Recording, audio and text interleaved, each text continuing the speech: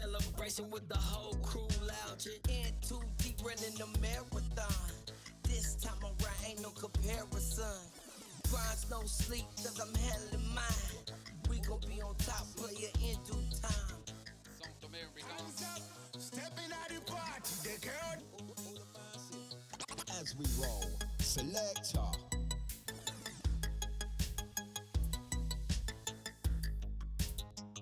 On another level, positive vibe levels, eating rupture and shrimp pimp. Nobody can do it better. Life to the fullest, reaching for the sky. Staying cool, calm, collective, and super fly.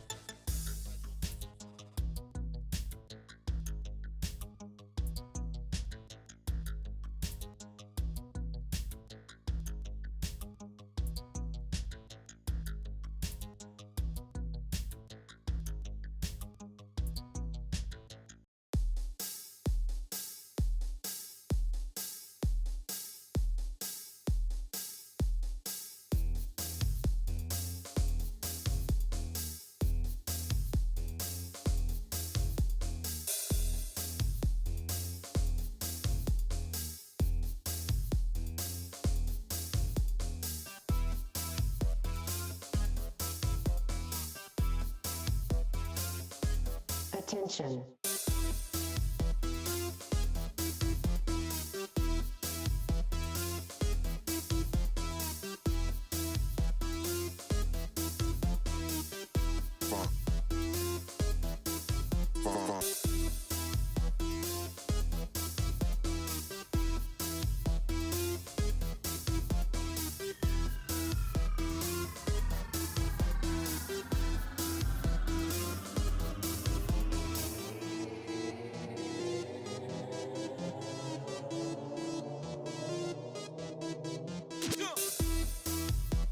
Jump.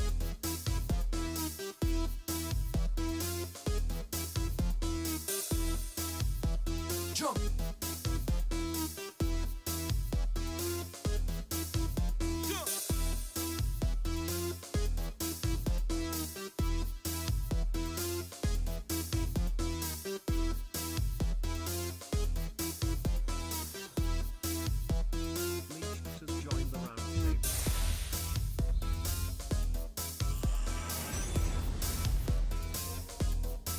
Jump, jump.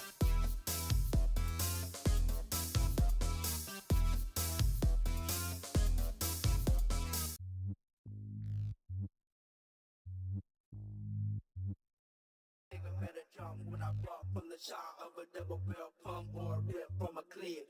Hanging in the motherfucking blood to get respect when it tags her advice that you niggas don't slip.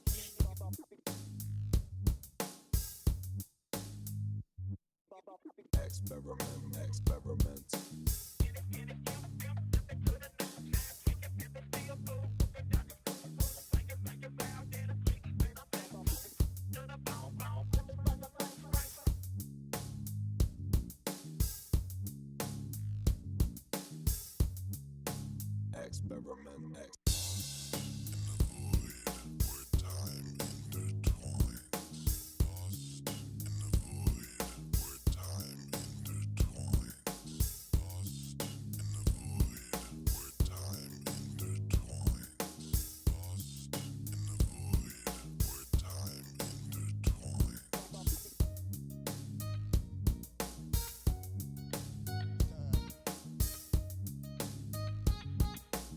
Experiment.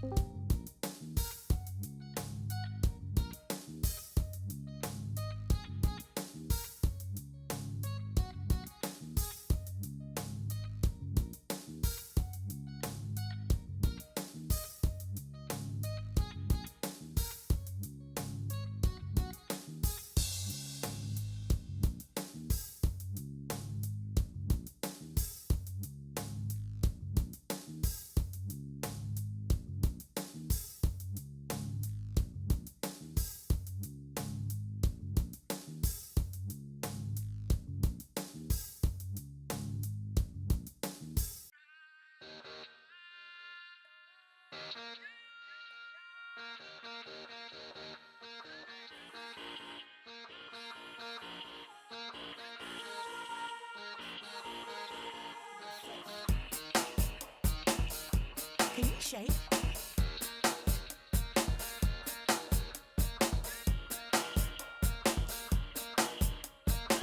Play your cards, gotta stay on guard. Can you shake? On a race with stars.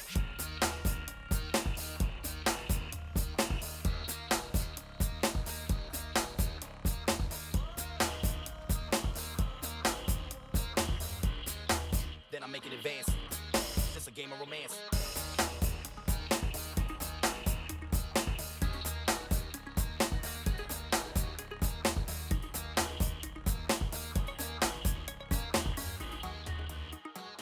Make some noise!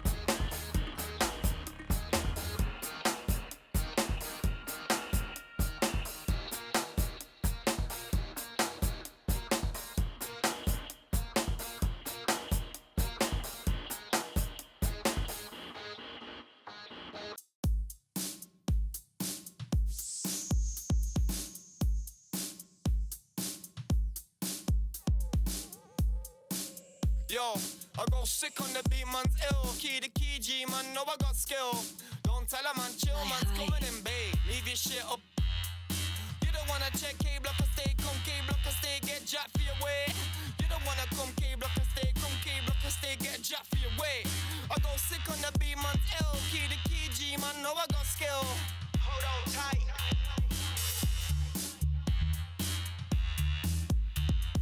I got money, money, money on my mind. I might need some glasses, all I see is dollar signs. Money, money, making money all the time. If you wanna get with me, then you better get in line.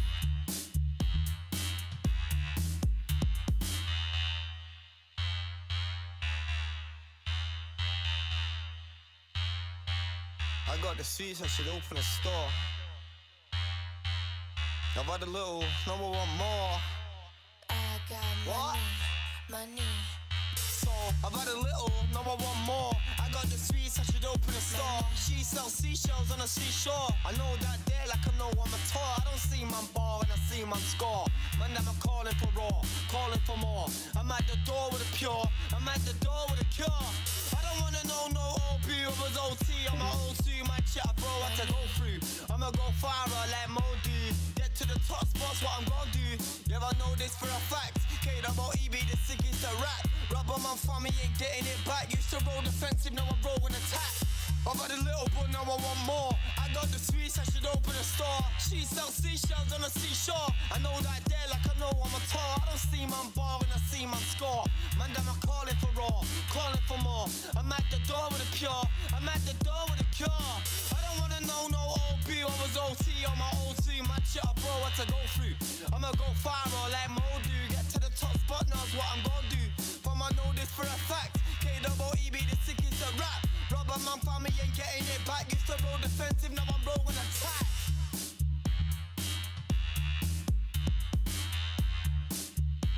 I am your controller, so get with this. Feel the pain and the pleasure when I crack my whip. No more quests, just load up your stamina. I'm not stopping even when you say you've had enough. Yo, I go sick on the beat, man's ill. Key to key, G, man, know I got skill. Don't tell a man, chill, man's coming in, babe. Leave your shit up. You don't wanna check K-block or stay, come K-block or stay, get jacked for your way. You don't wanna come K-block or stay, come K-block or stay, get jacked for your way. I go sick on the beat, man's ill. man know I got skill. Roll it. Don't wanna smoke, don't hold it. Run up the block, patrol it. I am your controller. So get with this. Feel the pain and the pleasure when I crack my whip. No more quest. Just load up. It's stamina. I'm not stopping even when you say you've had enough. Paris to Tokyo, private jets everywhere we go. London to Mexico, bottle service every time we hit the club.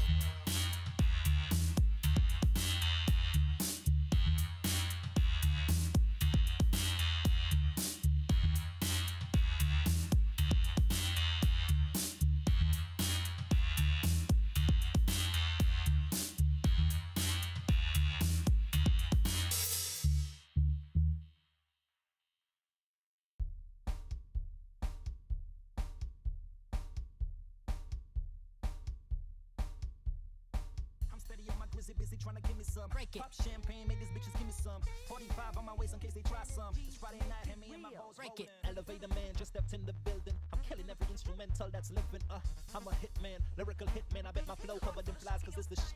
And if you was so wise, you would exit. Have your ass frozen like a fucking exhibit. All a nigga gotta do is rip it. Pull out the magnum, pussy niggas stick 'em. Talking about guns when them niggas never had none. Fake ass nigga hold him up for a ransom. Have his mama crying, talking about he's so handsome. Shoot up at his feet, had that motherfucker dancing. You little niggas talking about you packing heat. Walking around with an extra limp, happy feet. But I don't even speak, and all I do is listen. Listen to these motherfuckers hate on me. Vamos la galera. I've been on this road for a minute. I've been dropping gold for a minute. I'm probably way too cold to be a cynic, but you can get the moving home if you ain't with it. Diamond dollar bound shit, I ain't even talking about it. I like kicking down shit. What's the point of talking about it? I ain't sticking around shit. What's the point of sticking around? And I like moving around quick. I ain't got no time about it. So treat me how I wanna be treated. Don't need me, I don't need to be needed. I know it seems like I'm a little In the chaos of the noise, I found myself. I found my voice. Yeah. It's getting funky now. Alright, shout out to the bad man, the road man, what big one man. Shout out to the bad man, what big one man. All I need is 3 minutes. The road man, all I need is 3 minutes.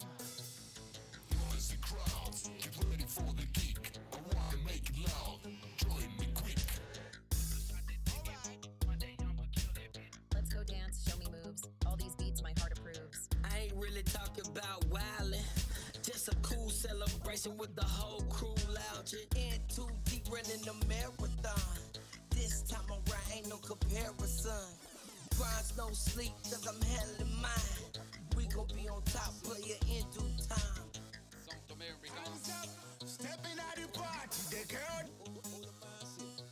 As we roll, selector.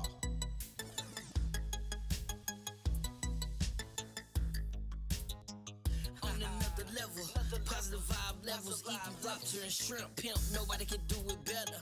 Life to the fullest, reaching for the sky, staying cool, calm, collective, and super fly.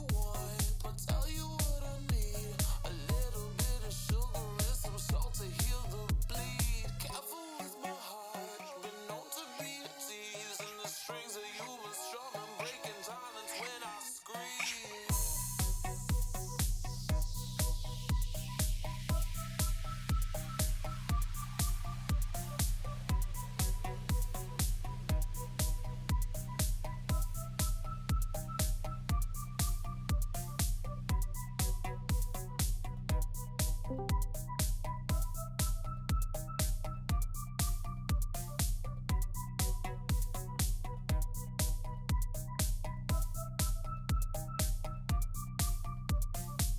because I'm not doing anything doesn't mean I'm bored.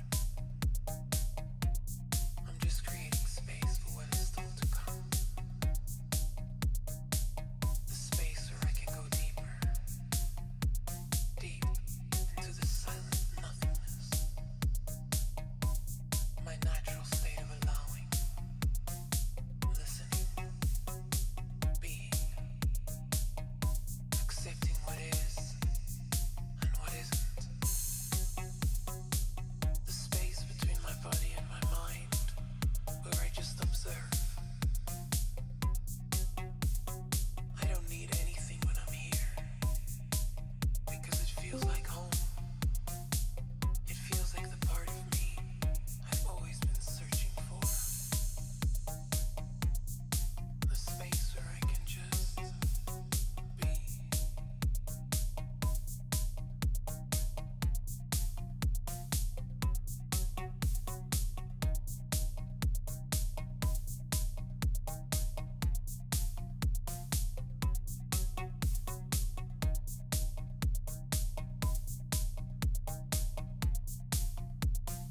It was a night I surely wouldn't forget as I trudged through the depths of the bayou, guided only by the light of the moon, hot on the trail of this thing. Why tryna fight it? If it's me inviting, This thing. Only by the light of the moon. Only by the light of the moon. This thing.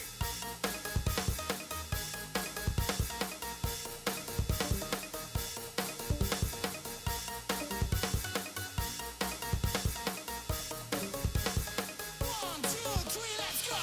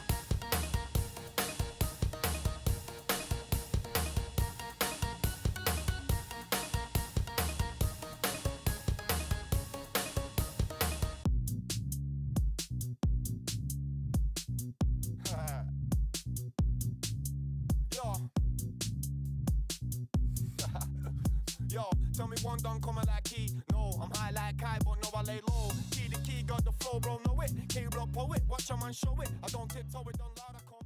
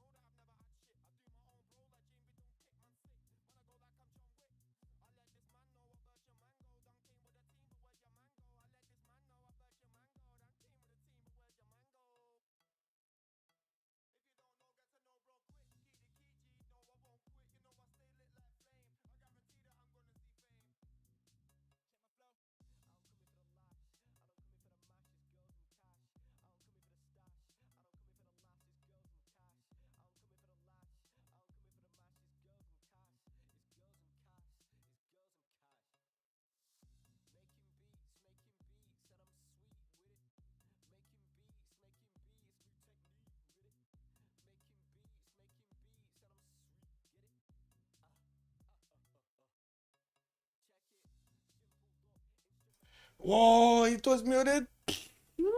Pro, yes, yes. I mean, you need to have some fun. Good evening, everybody, and welcome for some Civ6 content. We're gonna have tonight BBG coming up with their second version, expanded 2.0. We're gonna have 4 new leaders in the game, 3 new civilizations, and also 2 new wonders. And we do need to see what the bonuses are gonna look like. The players are getting into the lobby. We're gonna have a bit of a show game over here between BDC, Bisous, the Chaton, and on the other side we're gonna have Unlucky showing up today. From what I did see in the channels, they're getting ready. Let me see. We got on one channel Buriko, ETPI, Lablask, and Zebet playing for BDC. And on the other side, we're going to have Almog, Michael, Mr. Toes, and Skardary joining up. From what I understand, a big job was Pebbleton actually over here. The big man for this BBG expanded 2.0 was Pebbleton. So big cheers to the guy. We do need to see how the leaders do look like in the game. I do want to say hello to everybody, and hopefully my mic is actually working. Flash Neo, good evening, sir, and welcome. Echo Supreme, hello there, sir, and good evening. White Rabbit, also good Abend, my her, willkommen. There's Deckel Taipi, good evening, sir, and welcome. I did see Fortuna Belly, good middle of the night. Getting ready for the after hours, man. This guy is no sleep. This guy is no sleep, basically. Port Civ, also good evening, sir, and welcome. Thank you so much for the follow, Tutor 05 Durstgr. I'm not sure how to pronounce that, but it is what it is. Pranavashan, also good evening, sir, and welcome. I did see Mitch, hello there, and thank you so much for the follow. Welcome, sir. Priest of Love, also good evening, sir, and welcome. And I did see at the beginning of the stream, Shagaru did join us, so thank you so much, sir, for the follow. We will need to also switch slots over here with somebody. I think it's Burikot in the game and Shaka be streaming, so yeah, there we go. I clicked the correct button. Click. Anyway, now let's see the bonuses. I think I can actually take a look at them in the game directly. From what I understand, BBG does need to get updated also. Not only the BBG expanded, but the original BBG does need to get updated, so everything works fine. So we got Anna Kona with a golden flower bonus, and that's gonna be each dedication grants an additional policy slot of a different type at political philosophy. You do get plus 5% gold in happy cities, 10% in ecstatic cities, and a 15% in euphoric cities. You also do get let's see, Guatio bonus. Great person policies provide you the plus 3 food per turn in cities with the district corresponding to that great person type. I see. So basically, engineer, boom, you activate that, bam, you get plus 3 food. You get a writer. Oh my god, that's actually amazing on the writer slots. Masana. Let's see, or Makana. I don't know how to pronounce them. Is it Makana? I guess it's like missing the cedilla underneath the C. Yeah. A recon type unit to Taino replaces the warrior and retains its earned recon promotions on upgrade. Upon eliminating an enemy unit, earns the faith equal to the half combat strength of the defeated unit. Okay, sure. I'm sure. And wait a second, we got a Beatties coming in. This is actually going to be buildable somewhere. Isn't this, what was it, Caguana's improvement? Anyway, I guess it's an entertainment complex replacement unique to Taino. Wait, entertainment complex replacement? So basically it's a new complex. Okay, so, okay. Just like Brazil has. Buildings within the district provide +1 amenity, allows the city to start the Areito ceremony city project, which provides faith while doing. Does it provide more faith while doing? Well, I guess it is what it is. A great person points for writers, artists, and musicians upon completion. Okay, so this is a better Brazilian version of the entertainment complex, basically. Production +2 for each commercial hub or harbor adjacent. Oh my god, this is amazing, Civ! This is so good. Está suposto ser bienvenido. Man, oh man. Faithless Roosting, also good evening, sir. I need the BBG beta, not just the update for the new Civs. Yeah, but it requires pop. Wait, what do you mean it requires pop? It cuts into pop? What is that, like a sacrificial chamber or something? Like in Alien vs Predator, you plug 5 in and 5 aliens come out? Pomaya, good evening, sir.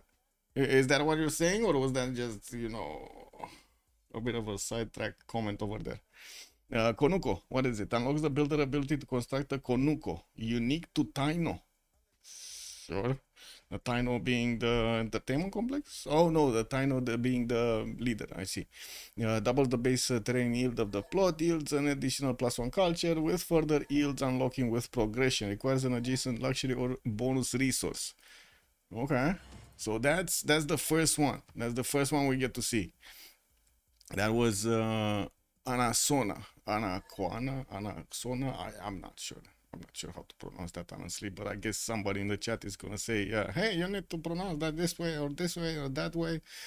Or I'm gonna throw banana. I'm gonna throw banana at you, okay? And eggs.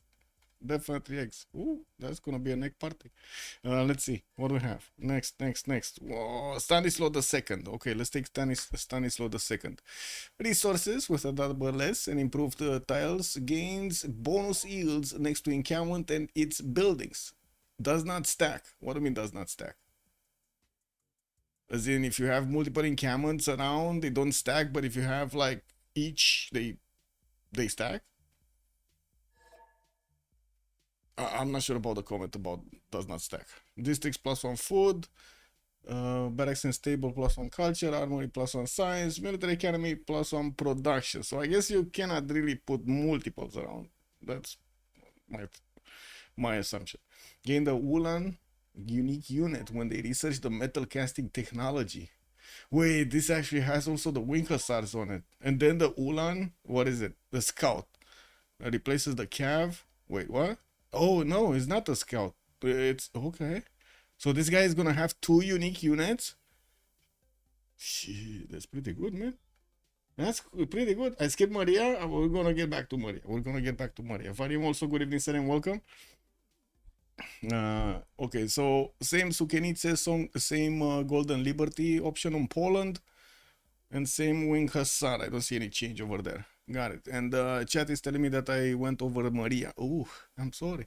Theresian reforms. Established governors provide +1 influence point per turn and +20% production towards districts and civilian units in their city.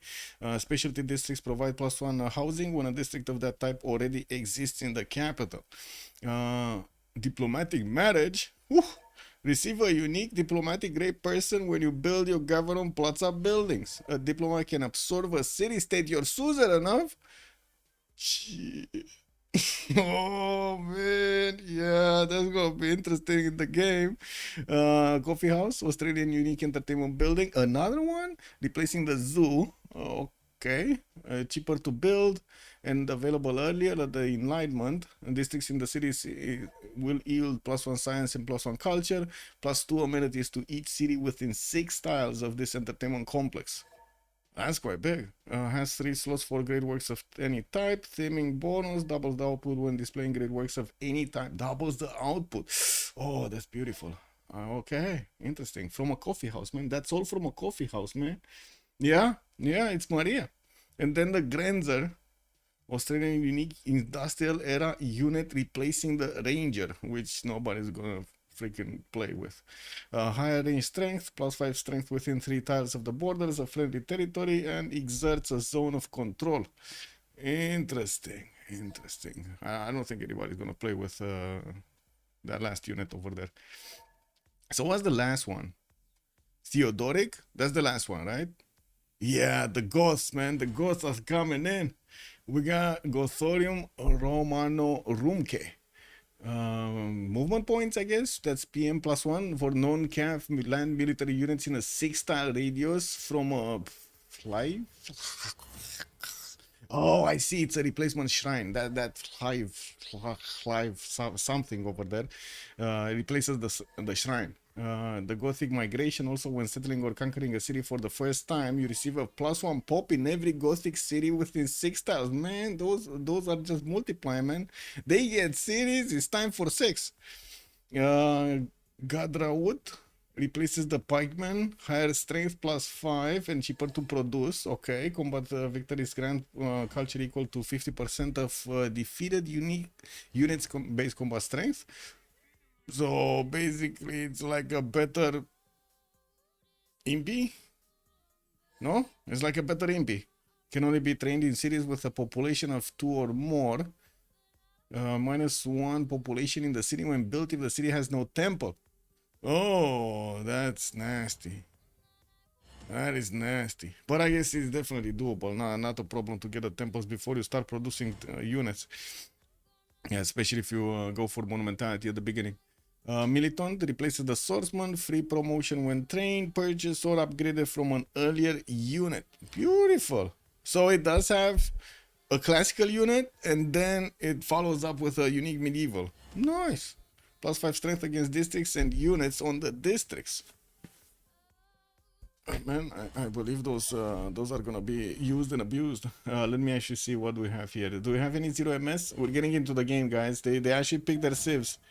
Zibed Anaxona, Michael Maria Theresa, Scaron Theodoric, Buricoton Maria Theresa, Mr. Toast Stanislaw. Oh, we got a lot of these doubles, man.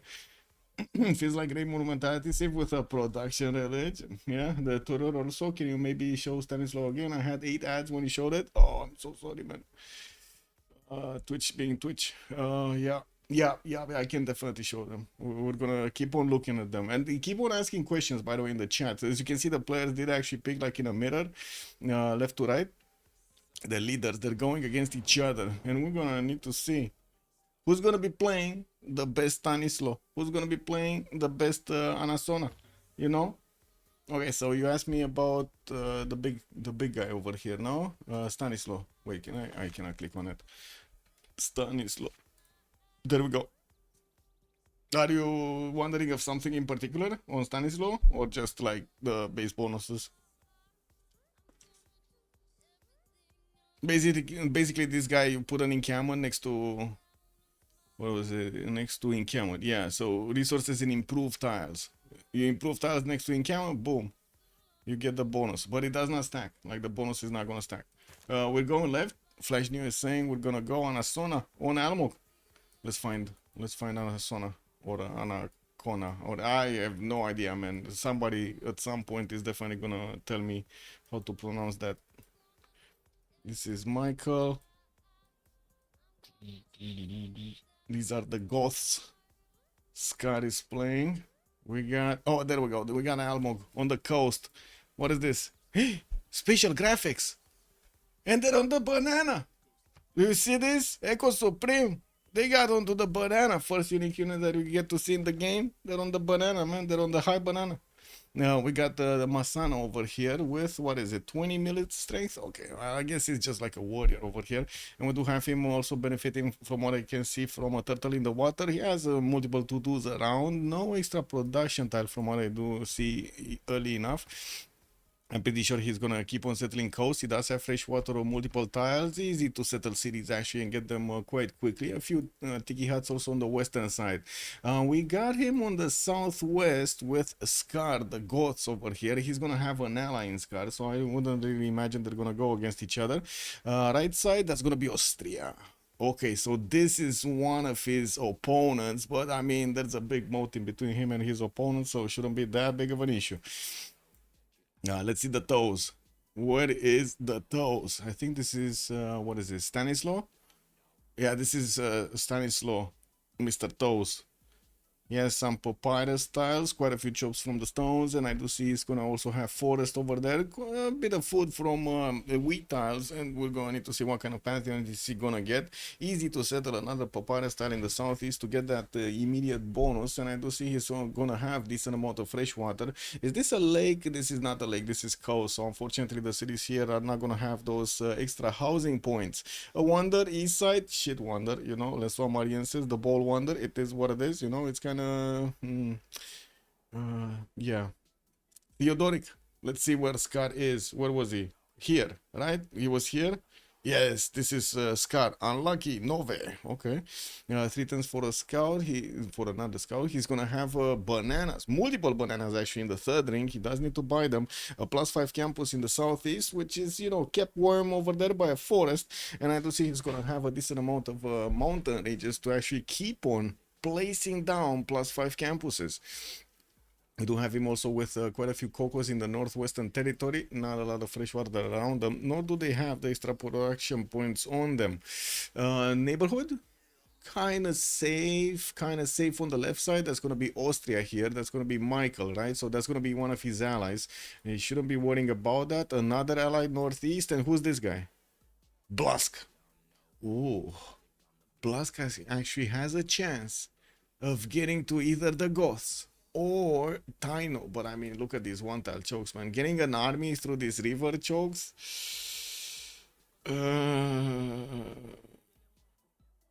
Yeah, that doesn't seem like it's happening anytime soon.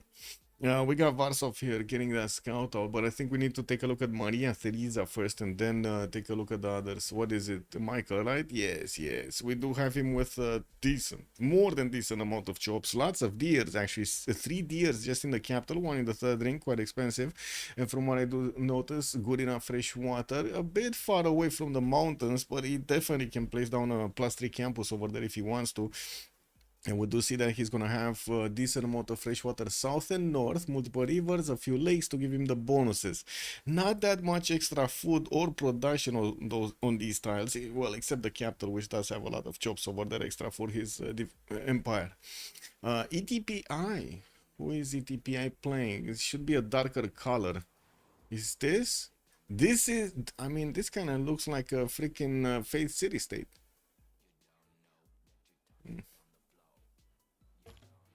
Yeah, it's very similar to a Face City State, man. Scout coming up in 210s. ETPI here will have Coco tiles for the extra gold, and I do see also some Ivory tiles there. South can easily settle on either the river or the lakes to get those extra cities going. I do see he's going to have a decent amount of space between him and with this Poland on the left side. That's going to be Mr. Toes on the left side, but they're very close. I mean, look at this. They can definitely throw some horses at each other and actually do damage. We do need to see how the Goths are gonna start up their game here, and from what I do notice, he's going for the normal scout production, good enough fresh water all around, and from what I do see, he's gonna have access to both of those resources. Actually, that's one thing. I guess they're gonna keep this map. I don't think they're gonna like keep on remapping, right? What is this? Taino has only 2 movement points. Oh no, the Taino. Wait, what is he playing and why does he booty code? This. Where is this? Where does he see a Taino? Oh, this. Yeah, it does have only 2 movement points. What, it should have 3? Let's see. Maybe it's a bit of a bug. Better we catch them in this one.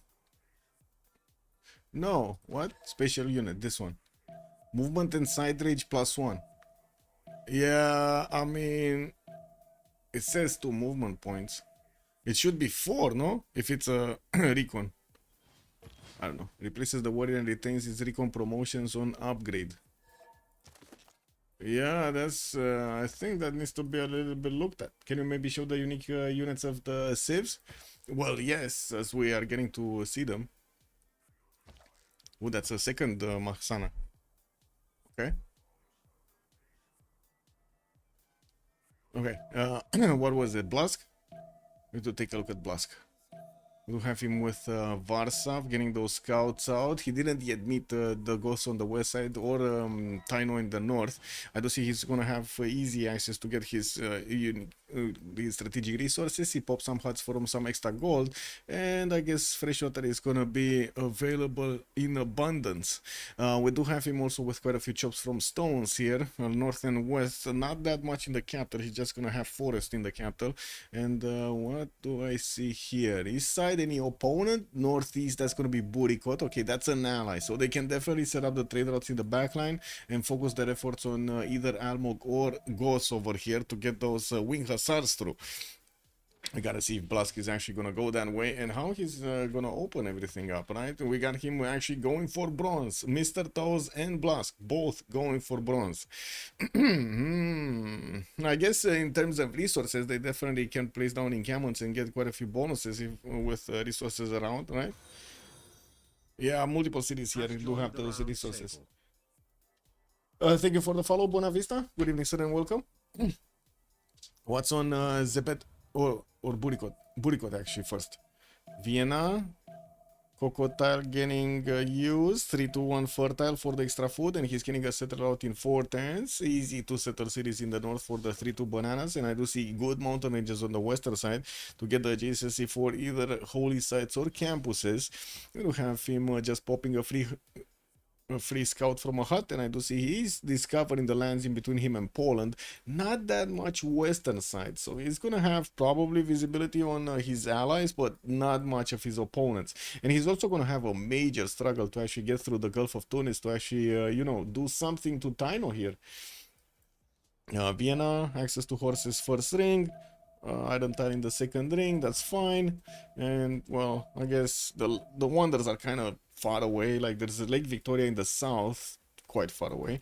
And that's about it when it comes to the wonders. Okay, next, Anasona from the side of BDC. Masana's coming around. There's still two movement. Halong Bay on the western side to get to a settle next to a wonder. I do see he's also gonna have multiple cities on this coast in the Minch trench here, or I should say the water. Okay, well, there's definitely a lot of fresh water for him to go for, and there's definitely quite a bit of coast for him to go for. I don't immediately see like extremely good cities. I just see like normal cities, like average cities, but they're not very, you know, they don't shine with anything. Anyway, Siroshagi, good evening, sir. Why do their faces look like they were drawn by a drunk me doing the coffin dance? The coffin dance, coffin dance. What are the new two wonders? Wazabaza, good evening, sir. That's also a good question. I didn't actually see in the images that I got if there were. Give me a second. Maybe I can actually see. Oh, these ones. Recibo Observatory. Mountain tiles provide an additional standard adjacency bonus to campus districts in all cities. Awards one randomly chosen tech. Receive a boost to a random technology for every space race project completed. Okay. And it gives you 2 scientist points and also 4 science per turn. Okay, that's one. And the next one? What is this? The Porcelain Tower. And this is at gunpowder, I guess. Yeah, this is a gunpowder. Grants 3 copies of the porcelain luxury resource, which provides you with +6 amenities each. Oh man, that's a lot of freaking amenities, man. Must be built on, and this you can give to others, right? It's a big thing for the team. Flat grassland, plains, or tundra.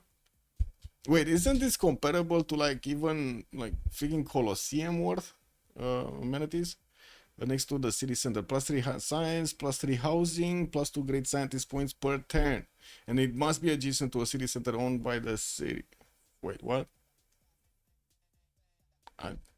Okay, sure. I guess it kind of makes sense.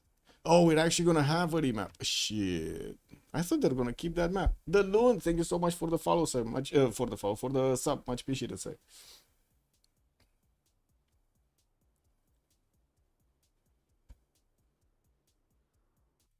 Yes, cat is feeling all alone, so she wants some petting. This is cat petting time, guys. Massage time. Yes.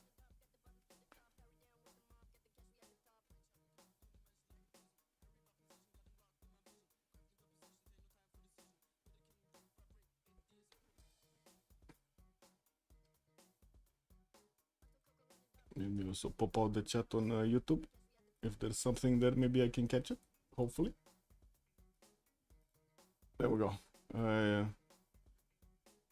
My cat looks so similar to yours. Amazing. Maybe it's the same family cat. I don't know, man. 2 megabyte player. Good evening, sir. Can you explain the abilities of new civilizations? We're gonna keep on talking about this. I think I already said it like 3 times on each civilization, but since we do have like a mirror matchup, there are gonna be like 2 civs of each kind in the game. We should be good on taking a look at their bonuses and also see them play out, like being used by their respective players.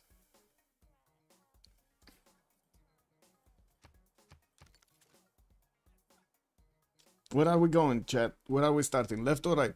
Almog or Zebed? It's basically the same type of civilization, just different thing. Different name. We go left? Okay, we go left. Almog. Wait, this is Michael. Sky, Tau, Poland, this, right? Almog, there we go. So again, on the coast, he's gonna have the fresh water from that one tile river. Looks like Eastern City, it does have a few bananas, but not 3-2s. On the left side, he does have a 3-2. And inner side, you do see in the third ring of his capital city, he can actually acquire a 3-2 banana. Access to horses, access to iron tile, interstring Thracian Sea over here for him to get to settle. He cannot actually attack Anshan with the boats he built from the capital. That's unfortunate. When I guess he could take it down with his unique units. We might actually get to see them in action. We do have him also relatively far away from his opponents. Northeast, that's going to be the Goths here. ETPI is going to be one of his opponents, and we're going to need to see how he's going to set up a defense, probably at this river entrance on the eastern side. Like I would imagine he's going to settle a city here and make up a defense over here somewhere. We do have also Mr. Toes with Ravenna. Oh no, this is Scar. What is the Toes? And why don't I easily see him on the map? Oh, this is the Toes? Yes, this is the Toes. Okay. Amber tile in the capital. He does have his extra point of culture coming out from that tile if he's going to get to acquire it. We do have him also with a 3-2 banana in the third ring that he could easily get to settle the wheat tile and benefit from the banana, or go closer to the Amber northeast. Quite a few cities on fresh water, but I do see in the north, unfortunately, it does seem like these lakes are not... wait, these are actually lakes. These are lakes. Okay, he's gonna have the fresh water. I thought these are actually water bodies, like coastal bodies, so he wouldn't have had fresh water. It's fine, guys. He actually has what it needs. Okay, that's fine. That's fine. Who is he? Who does he have on the eastern side? So that's gonna be Austria. That's gonna be an ally. North, that's gonna be an opponent. So we got Austria versus Poland, basically in the middle of the map. Yeah, Burikot is gonna be the opponent over here. Wait, what? What? Get Mumuled? Or Mumuled? This is like pun to Mumulax? First turn? Yeah. First turn. ETPA? What is it? Or Maria Theresa, actually. Yeah, there we go. Vienna. Wine coming up there, northwest. He does have also in the third ring, western side, another wine tile that he could settle close to. Northern side, he does have bananas. Oh, yes, much better spawn than the last we saw. A lot of floodplains in the south and quite a few marsh tiles are also going to give him the opportunity to go for some Etemenaki gameplay. I mean, I'm sorry, I'm bursting into laughter because I get to say this a lot of the times, but then when we actually want to see Etemenaki in the game, it's not happening. So, yeah. It's the possibility, don't bet on it, you know what I mean? Let's see TPI. What are the Goths? This. Okay, the Goths are here, north of Paino, north of Almog.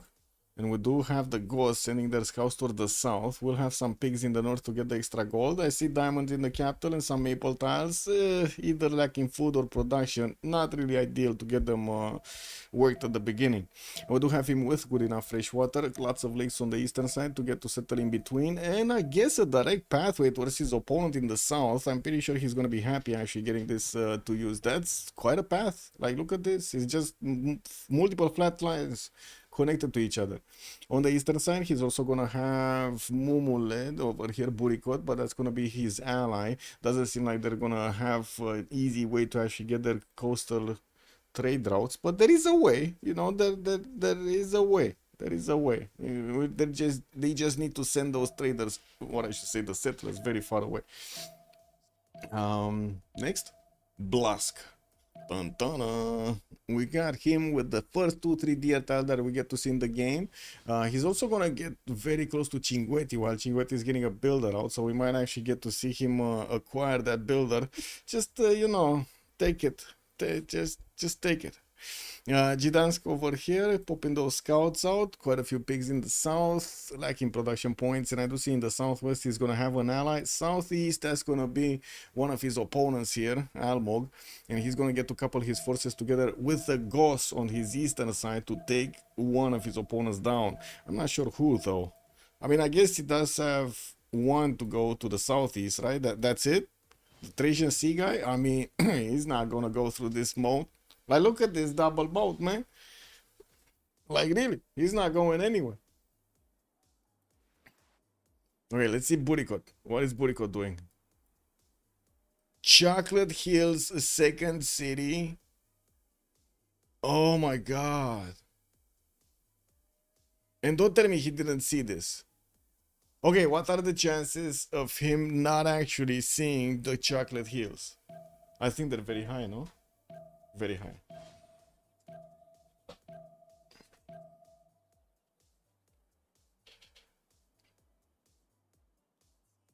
No? Nobody? Nobody wants to estimate the chances?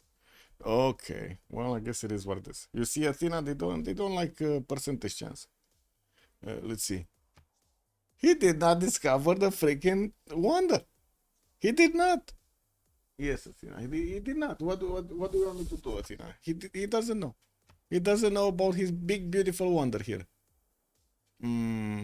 That's a bit unfortunate for him, no? 50-50? It was definitely the no 50. Okay, let's see Zebed also. Anasona. Yaguana. Etc. coming up in 2. He did get 3 of these. Wow. I mean, dude, he's not stopping for anything over here, Zebed, getting 3 of these. Lots of food, 2 50 fish tiles in the capital, 1 in the third ring, unfortunately. And from what I do notice, he's going to have some bananas in the south to settle next to. Well, tiles over there to give him the points. But not bad. Opponents? Quite a few lakes and rivers here in between him and the Goths, and that is going to be one of his opponents. That's going to be Scar to the northwest. Interesting. Well, I mean, I'm pretty sure he can get there. It's just a matter with what kind of units and if the Ghosts are actually going to be stronger. We'll see. We don't know exactly how quickly these, I would say, these civilizations actually get their bonuses or, you know, get their timings right. We're going to need to see how also the players are going to try to benefit from the bonuses they receive right now from these civilizations, and which one is actually going to get to use the bonuses better, faster, in a more optimized fashion. We got settlers coming out from Vienna. We're also 10-10. This is the 10. They do have... Wait, they don't have remap tokens available. Right? Both teams wanted to remap the first one. Am I wrong? Chat? Come on, chat. You gotta tell me. I think I need to also press a button to make coffee. Give me a second. What is this? First holy site coming down here for the Goths. So I would imagine both of the Goths are actually gonna go for the holy sites, right? What is this? 1, 2. Oh, I see. So this. Wait, this Goth is not going holy sites. This Goth is going pottery into something. I mean, he must have gotten the technology before pottery, and we just don't know which. Let me click button.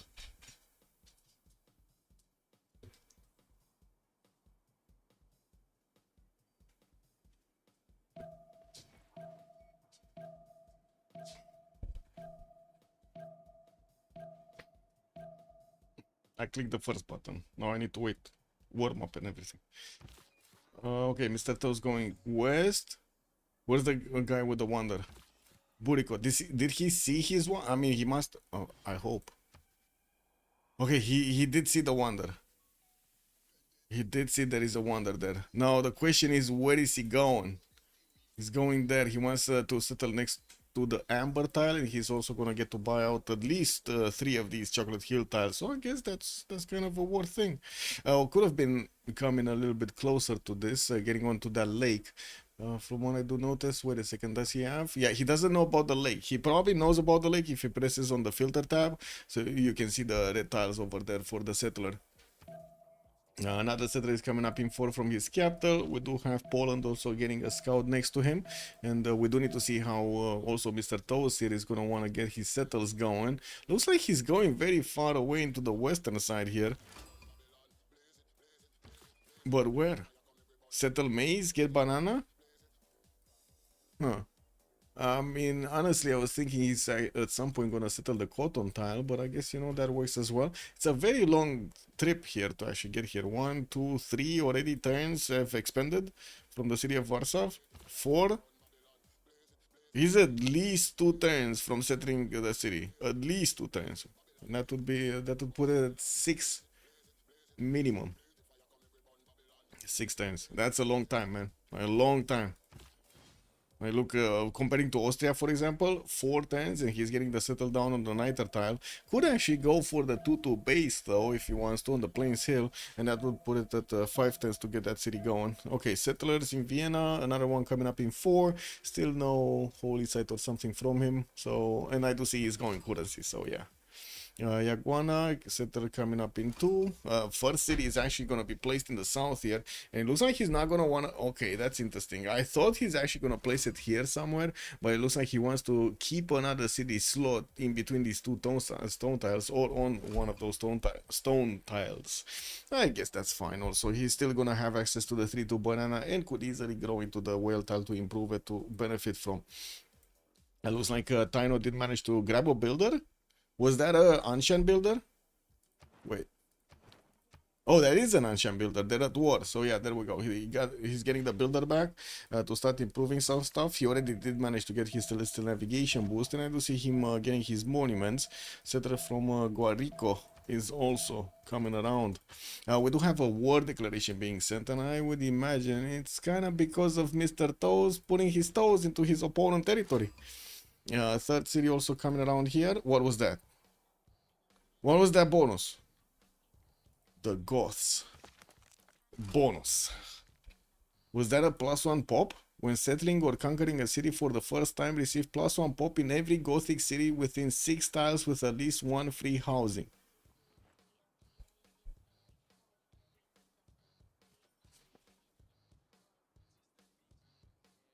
Am I the only one thinking these guys are gonna multiply like rabbits? You just keep placing cities. Like 15 pop city, boom. Yeah, I know. I know, right? Wait, let's insert Pero also. Good evening, sir. You have MOH versus MFD at the top. Oh, wait, what? Oh, I see. I have the team labels from the previous stream. I see what you're saying. Let me remove them. Yes, you're right. Sorry, happens. You can go feed the world too, and then he has Khmer temple and yes, exactly. Oh my god, can you imagine like the 30 pop cities over here on the gods? I mean, you know, they like to do a lot of bang bang, boom boom, you know, lots of stuff over there.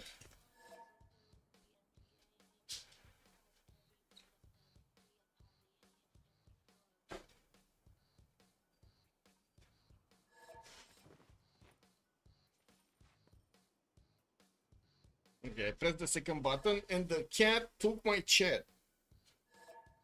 Get down from my chair. I think she's just like begging for attention, man. This is incredible. Get away from my chair. This is like chair tax, you know? Whenever I want to actually get back onto my chair, the cat places herself on the chair. What is this, relobby? Why relobby? No! Relobby, new map is likely the way. What is this? Oh, you're playing without BBG. Oh, so we might need a little bit of a correction over here. A new relobby, new map, and everything. Yeah. Might need to also get the links again. Yeah, tech issues. I mean, that's how it goes, right? That's how it goes. This is the first time they actually get to play. And from what I understand, they did the update on the mod like an hour ago or something. It was quite close.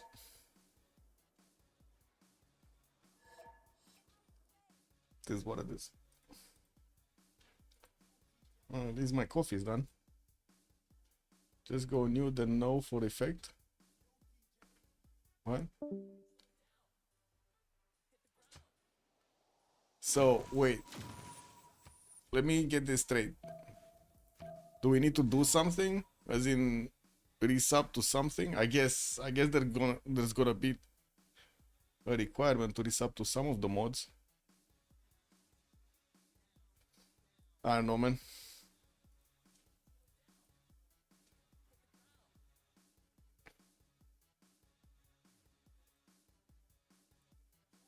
I guess we will see. What is it?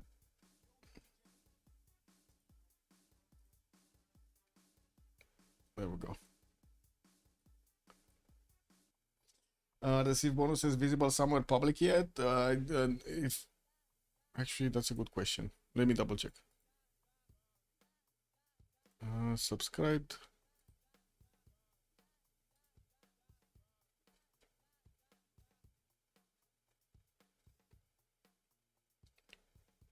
I don't see documentation, so I would say no.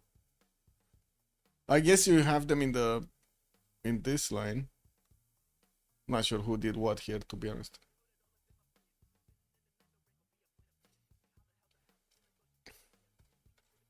I don't know. I would say no. No, the bonuses are not yet visible somewhere. Let me double check if the lobby's up. Nope. Might need to actually exit the game, no? So I can update the mode safely.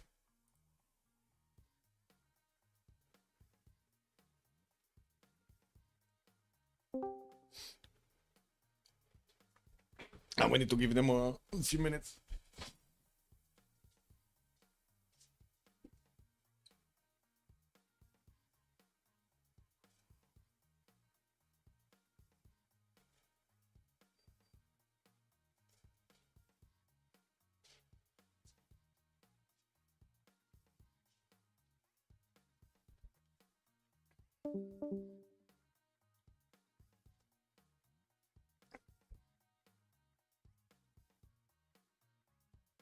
They're getting there, guys. They're getting there.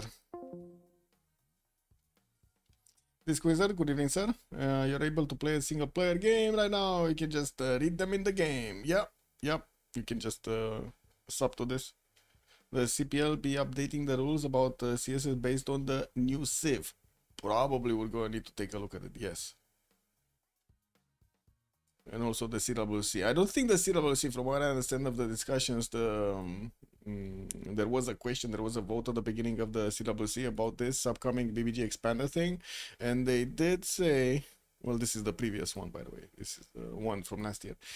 They did say we're not going to be playing the CWC on this version because, you know, 4 more leaders actually add quite a bit more complexity over there. And the players do need a bit of time to actually get through it. Okay, just need to wait for the confirmation for us to resub to the correct mode.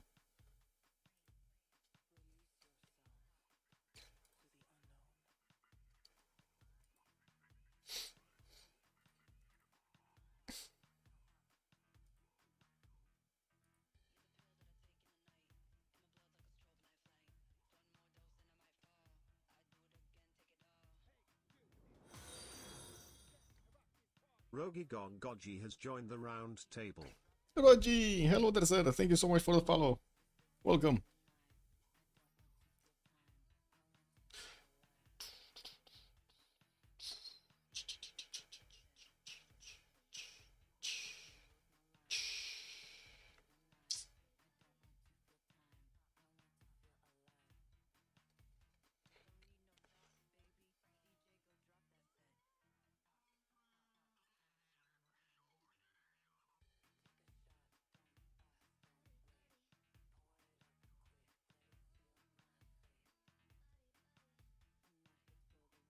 Still waiting. Still waiting. Marus, good evening, sir, and welcome. Do we get to see the notes for the new Civs or do we have to go in blind?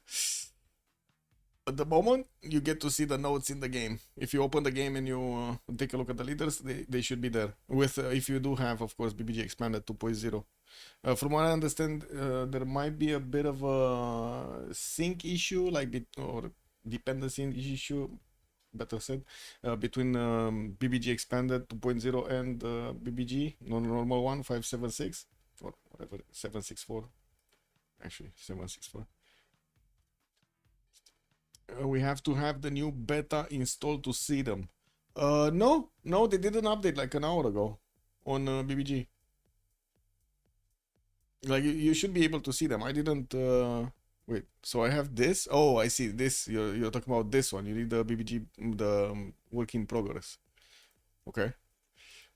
Yeah. Nasty. It should be like until tomorrow. We're probably gonna have it. Yeah, it's gonna be better. Let's see if they first. I guess first things first. We can unsub and resub. Okay, we can unsub and then resub. Okay, this is BBG work in progress. Okay, let's start it up.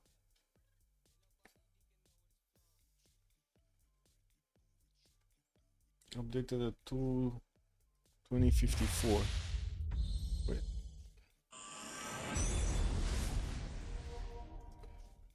Yeah, yeah. Last updated at 9:54. It was like 3 minutes ago. Okay.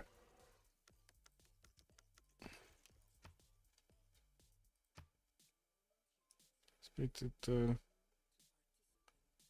Boom. Okay. Got both. Now let's see who's gonna be the host. Buriko? Yeah, I think so.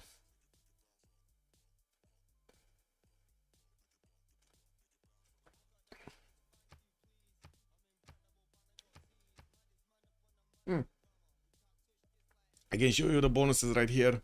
Let me let them on, put them on the screen. Wait, did I? Ah, there we go. That's the first one. First one out of 4.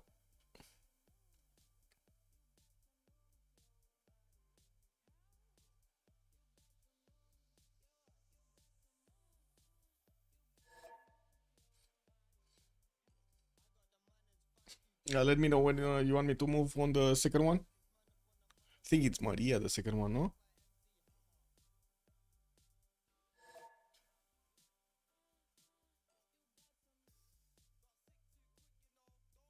Districts. But this seems like it's a bit of a mixed bag of like Brazilian bonuses, to be honest. And that freaking goth thing, actually, man, at automation, you gotta take a look at this, man. What was it? The goths. What are the goths? This one, right? Theodoric. Look at this guy. So you do get, okay, sure, you get like a point of movement for non-cav units, which is pretty good. But then you get the gothic migration. When basically people become rabbits. When settling or conquering a city for the first time, you receive +1 population in every gothic city within 6 tiles.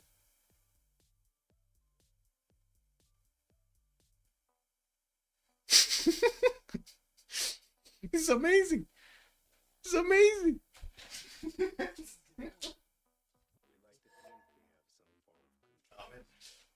Okay, I need to go to the bathroom. Let me put the other one and go to the bathroom. Give me a second. What was it? No, not this. Maria Teresa, right?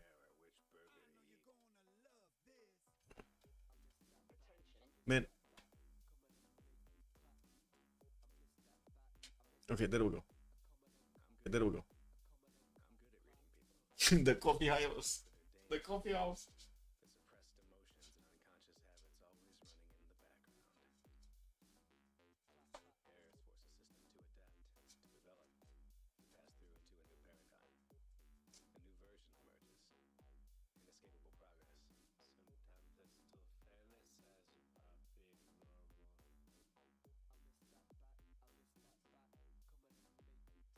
What the fuck does it matter, man? Autonomy is an illusion pulled over our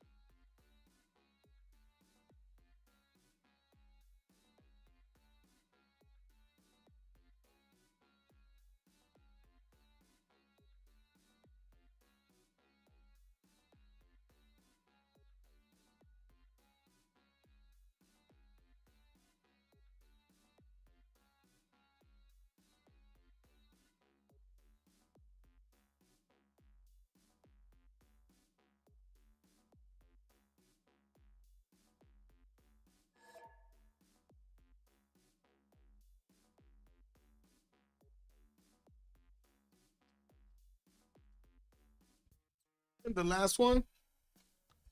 Which one is it? The New Poland? Forgot a name though. Shit. Stanislaw. There we go. Yeah, it doesn't need to have housing though. Fapistai, good evening, sir.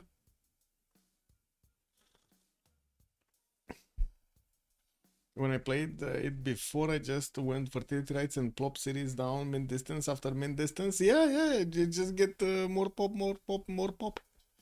You get poppin'.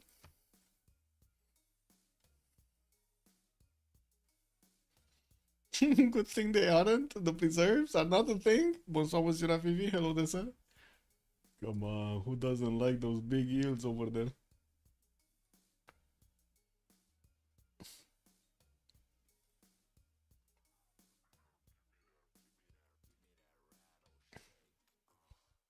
Yeah, imagine Higgs stunt on him. Higgs, Higgs und Dracones, you mean? So New Poland is like in Camon Preserve? Yeah, basically. Or I guess a better version of that thing, what do you call it? Wait, what was the... One second. What was it? There was something that was giving bonuses to these. Nubia, the Nubian pyramid, but this doesn't stack. Like it only gives the food, the culture, the science, and the production. What is still very good. Like that is amazing. Especially in this kind of meta when everybody wants to get those military academies. It's pretty good. New Poland is like Congo. What did they say is like Congo? I think it's more like a combination with Nubia's identity with the pyramid. You get the bonuses according to the districts that you have. In this one, you get the bonuses to the tiles according to the district you put next to. Basically. Wait, it bombs the tiles? Oh, yeah, but this is the encampment. This is like the Poland, yeah. Discendiro, good evening, sir. Theodoric? Yes, there we go.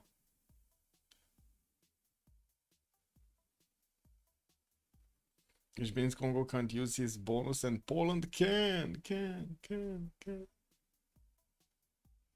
It's just missing one from the lobby, by the way. This is a very strong Civ, by the way, the Goths.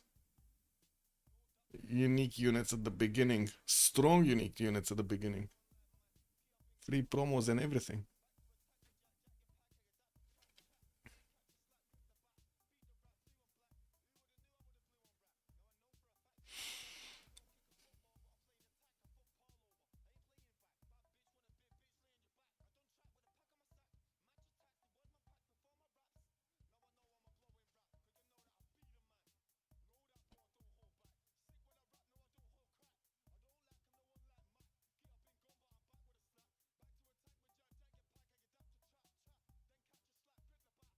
Theodoric looks like he misses one ability. Which one? Which one do you think he's missing?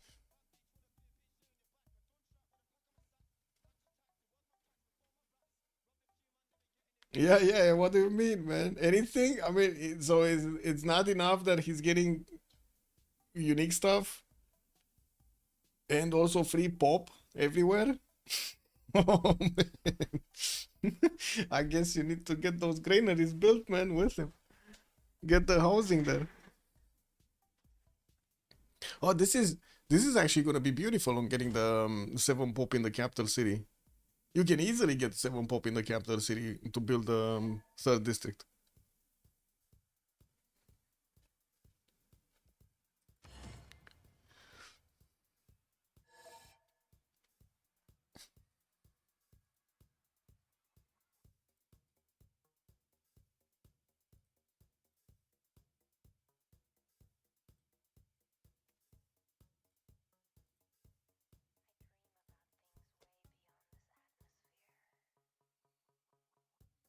Okay, seems like we still need one in the lobby.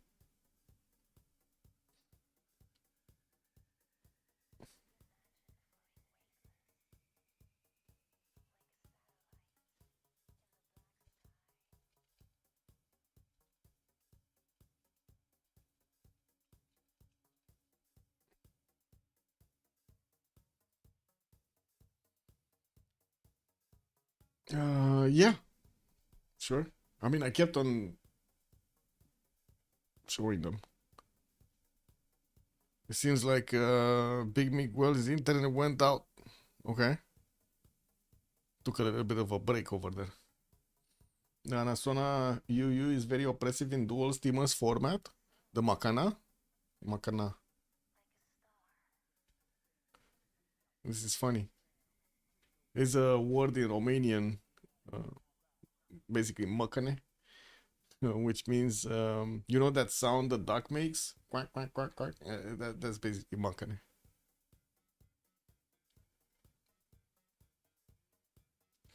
And usually it can be used as a, like, as an expression to saying, for saying somebody is just full of shit. He's like Macane. He's like full of shit. Hello, Mozraz. Good evening, sir, and welcome.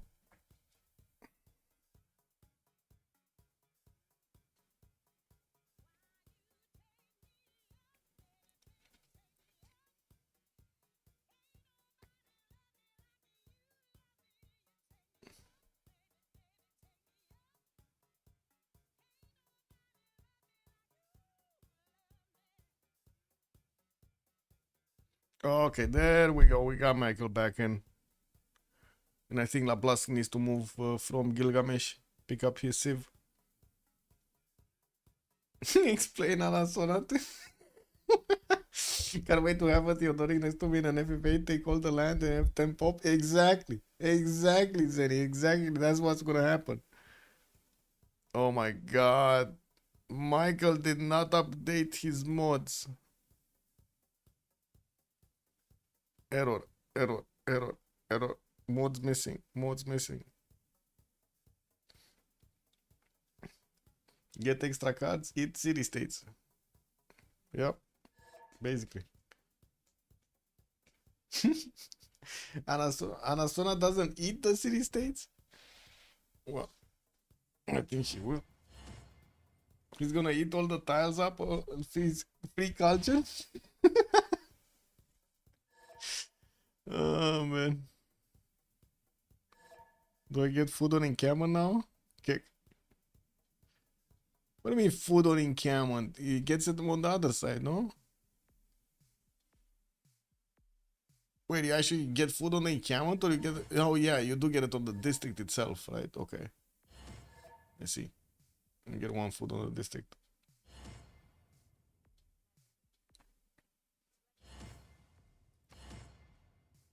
They didn't go... Wait, did they go holy sites quickly? I think I only saw one single nation building holy sites. Anyway, it looks like we're getting back into the game here.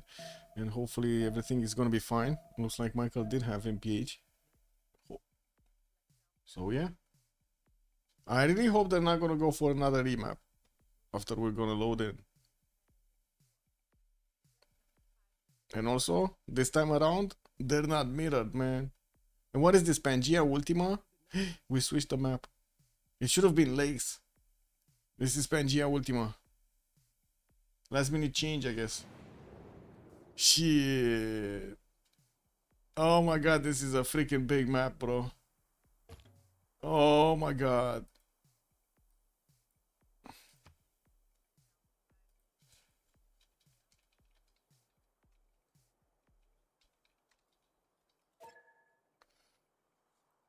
If they didn't know, they know now.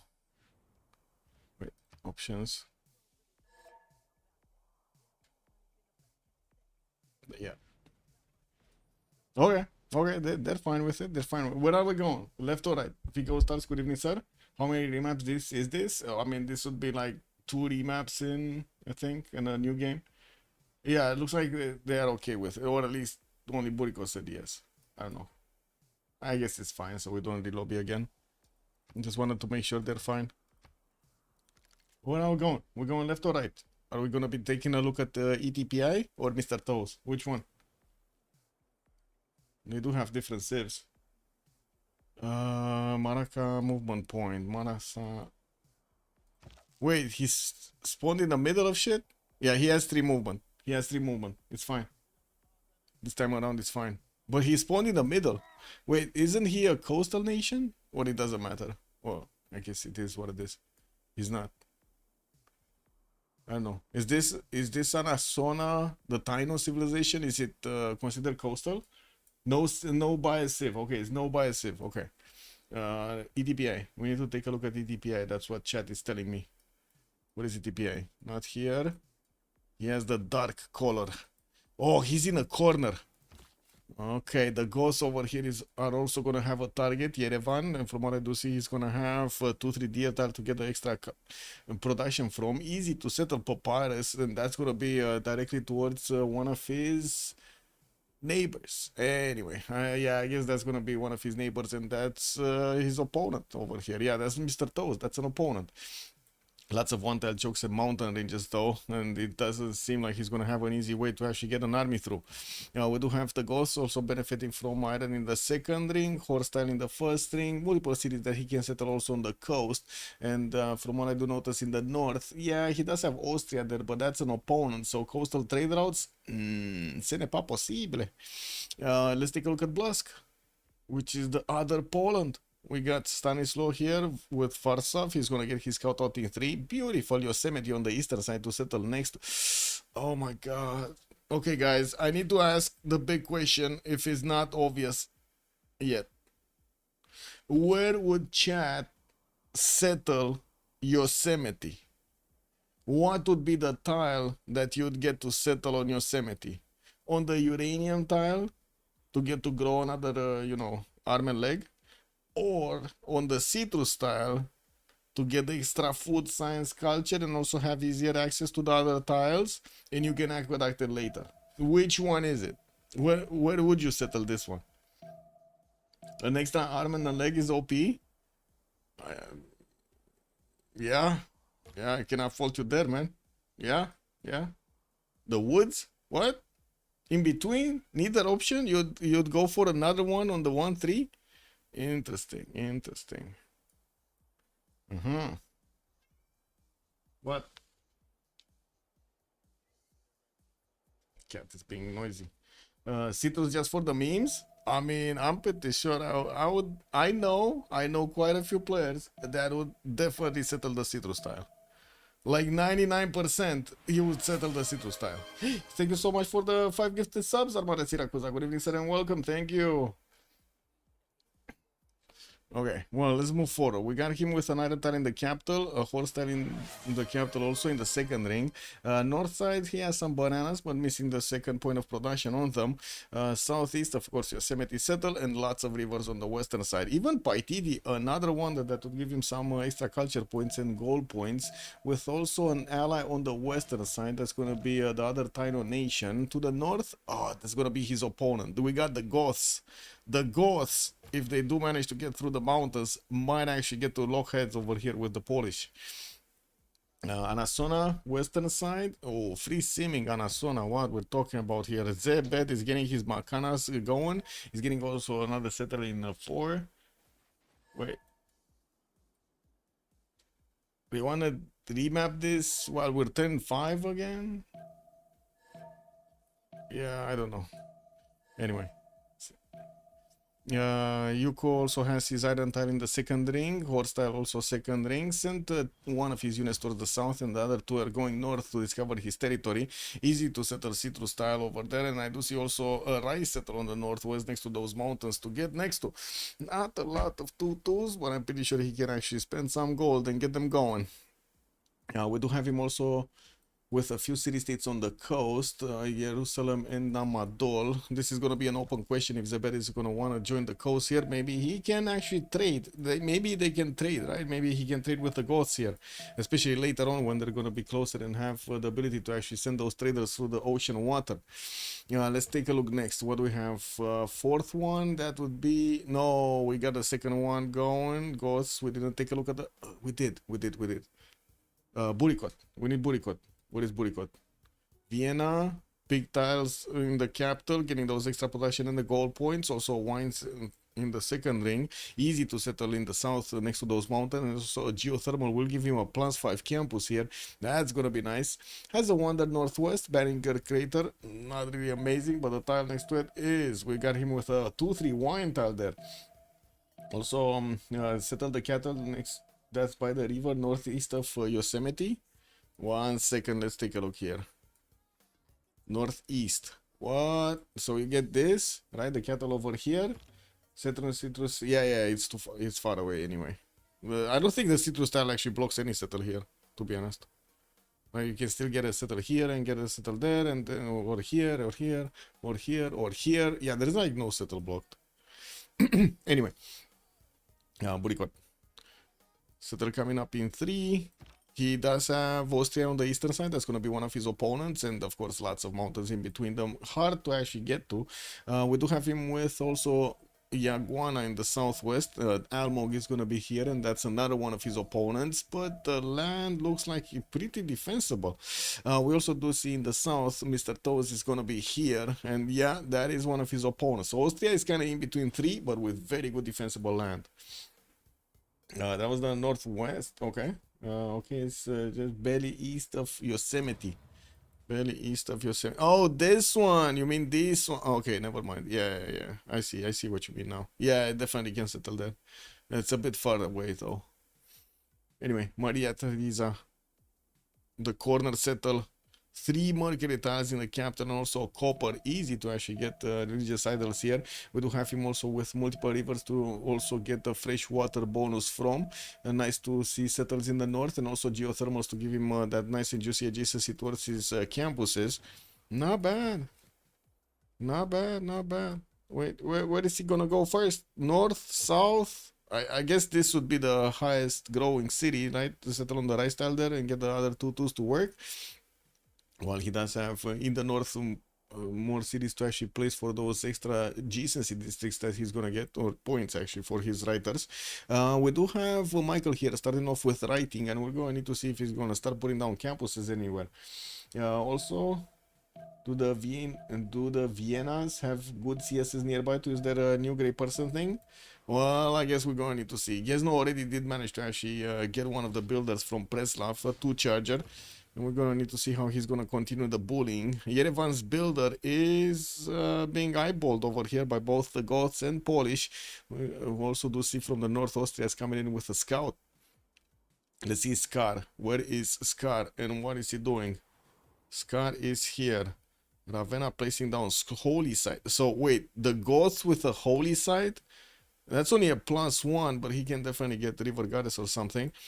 Wait, did he not see Crater Lake in the south? That's a beautiful settle. 3-2 bananas. Looks like he does want to go eastern side for the wine settle. Kind of lacking food there, but he does have the opportunity to actually get some farm triangles for the growth. And of course, these are the gods. I mean, who cares about food? They're gonna multiply anyway. Free recon unit popped from a hut. And we do have Ravenna getting another setter out in 5 turns. We still need him to actually build a holy site, and we're going to see if he's going to go quickly to actually make a project or not. Almog, also middle of the map. Big guy. Getting his amber tile use. He does have an extra culture point on it. I do see in the south he's also going to have settle on the 1-3, turning it into a 2-2. He did give himself space to actually place more cities on the east and southwest, and actually by the looks of it, this is probably the best settle, overall settle that we've seen, right? Another settle cattle tile, extra food, 2-2 base northwest, next to stones, lots of chops over there. This looks very good. Yeah. What is this? Varsav on the western side. So, okay, he's gonna grow another arm and a leg over here. He went for the uranium settle. Well, he doesn't know about the uranium, but he's gonna figure it out when, you know, another arm and a leg pops out. Access to horses from Yaguana. We do have also an iron tile here in the second ring from Yaguana, while he's getting his third city going soon. City states are not easy for him to take out. By the looks of it, Hong Kong in the south, in between the mountains, lots of geothermals to give him, like nice +5 there. And from what I do see, also Poland is actually for settling on the western side, getting his cattle down soon. That would be... Oh no, this is actually an ally. Okay, that's fine. That's fine. That's an ally. This is the Poland with no opponent. Right? This is his opponent on the western side. And we do have him actually getting a Taino, a Makana actually, next to the Polish scout. They're gonna get to reveal each other. We didn't have Poland actually spending gold to get this going. And Michael just dropped. Oh no. Oh no. Yeah, his internet probably crashed again. That's unfortunate. Let's see in the channels. Is he still in the channels? Still in the channels. They're in the 4v4 number 2. What is this? Oh, it's fine.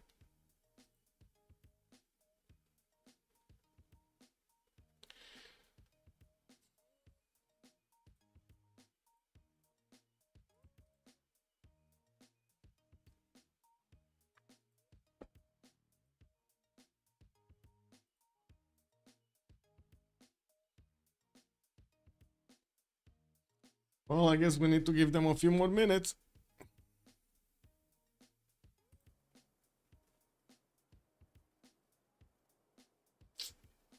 Rip.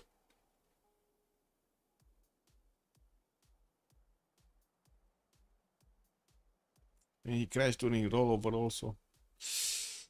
Ooh, that's gonna hurt. That's gonna hurt. Well, he didn't drop yet. Oh, now he dropped from the channel. So yeah, it's definitely internet thing. That's unfortunate. We might actually not get to see the full game if this keeps on happening. Oh well.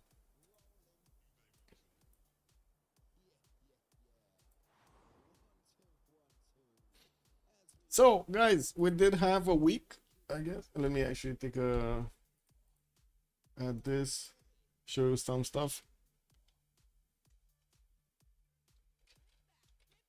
So the website has been, the new website that I did has been online for quite a bit of time. If you guys did see it, if you didn't see it, I guess this would be the first time that you get to see it. First of all, I have to I want to say a few things about why I made it and my main frustration with YouTube and all of the information channels that we get. First of all, there is a lot of crap going around. You know, like a lot of dead weight information that keeps on going around. So I wanted to figure out for myself a way of actually, you know, looking at the big picture, but at the same time also gather some intel about what's going on in the world. So basically, what I did get some like a list of channels that you get to that the website gets to cover. It also gets to do a little bit of analysis on the words and on the not yet on the content, but it can do on the content also later on.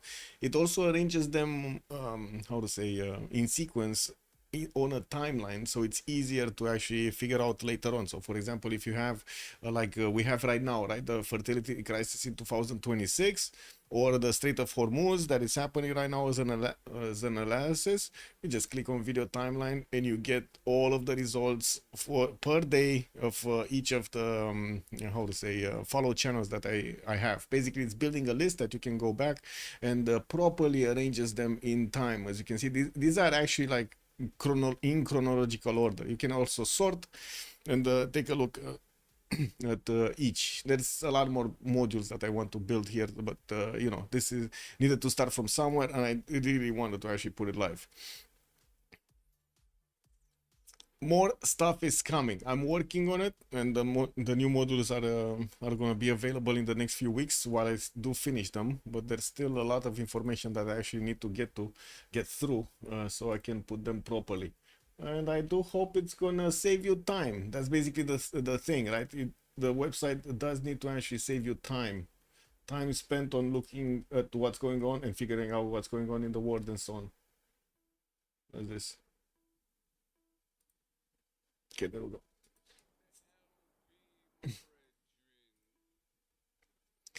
Can you please give a getty pack on these new leaders, man? This would be my 5th time or 6th time that I get to do that. He's rejoining. It shouldn't happen again. Well, I guess be right back.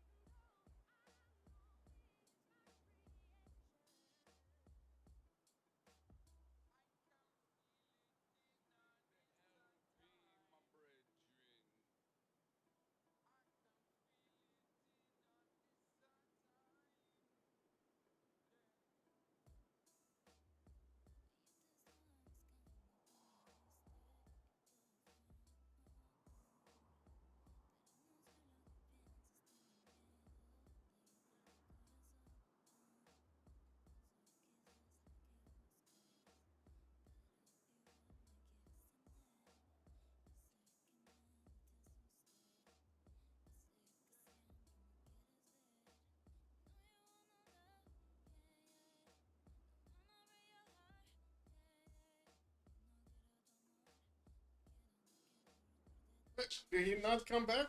Oh my god. He actually didn't come back. Yeah, you can take a look at the Discord. BBG Discord. What's this? Oh, it's fine.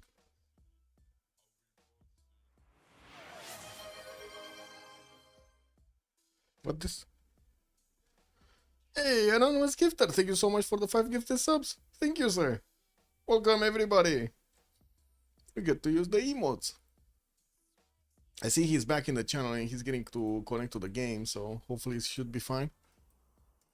Then we're not gonna have these things, hopefully, but you know, that's me dreaming, basically.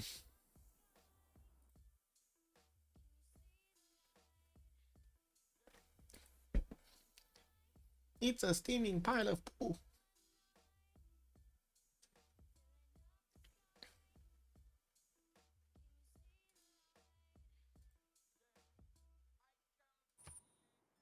And if he's fixing his 0 MS. Wait, do we have Poland actually opening up with holy sites? No. Oh, he's not getting, Poland is not getting his triple yields of faith, right, from the relics, so it's, yeah, I guess he doesn't go that way anyway. This time around he's opening up with currency. Both of them are opening up with currency, not in gammons. They're not going in gammons. It's Poland, Maori, and what to our other leaders, Luca View, good evening, sir, with Theodoric, the Goths, and wait, Anasona, you're saying it's Maori? It's a Taino civilization, and Maori. And then Austria, Maria Theresa.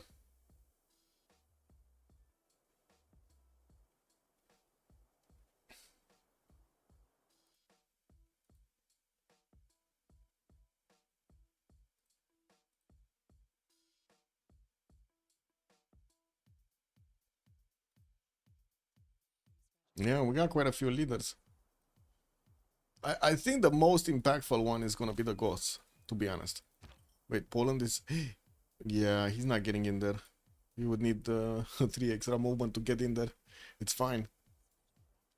An undiscovered Gothic settler is right there next to the wine tile. Also, the Goths are getting next to Taino. They are opponents. We do see Taino is also getting next to Jerusalem here.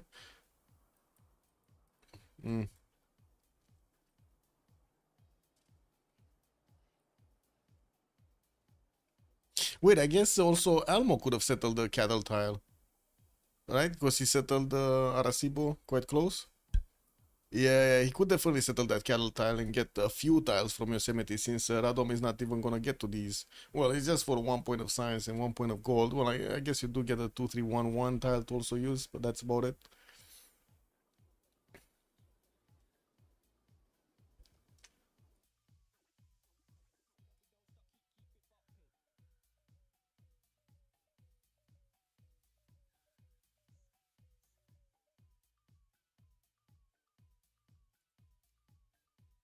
Okay, we got a team pluses and we should be starting. Hopefully we're gonna get to the next turn. And the next turn and the next turn. Okay, what's going on here? Salzburg getting another settler, still no holy site. From what I do notice, he's going for currency. Him and Burikot both are going for currency on Maria Theresa.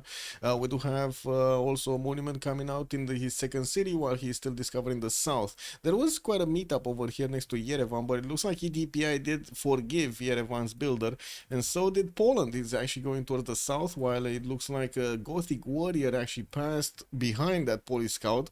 He might not get to see this guy. There is another settler coming up from Gniezno, with religious settlements also established as a pantheon here in the Polish city. We do need to see where this guy is gonna go. Like, is he gonna try his luck to go for the... I think the marble tile is probably the best one here, right? Get the marble extra culture, immediate amenity bonus, and then you get the amber tile also for the extra culture. Multiple iron tiles also in the capital. This is kind of crazy. 3 iron tiles in the capital for Poland, for Mr. Toes. Maelstrom also, just showing, can you review Australia's Civ ability rebalanced? What do you mean Civ ability rebalanced? Maria, right? We're talking about Maria. Establish governance, provide a +1 influence point per turn and 20% production towards districts and civilian units in their city. Especially the districts provide +1 housing when a district of that type already exists in the capital. What? I'm not sure I comprehended the second part of this. Anyway, that's a lot of influence points that he's gonna get. So this is like, you kind of need to go audience chamber with this guy. Anyway. Let's see. Austria meeting Austria. Michael meeting Buricot in the middle. We do have them probably at some point locking heads over here in between, but lots of mountains, one tile chokes to pass through. Not easy land to go against. As can be said, in between Poland and Tino in the middle, we do have Blask benefiting from the Yosemite tiles right now, also getting his monuments out and working on his third settler. Looks like that guy is kind of late.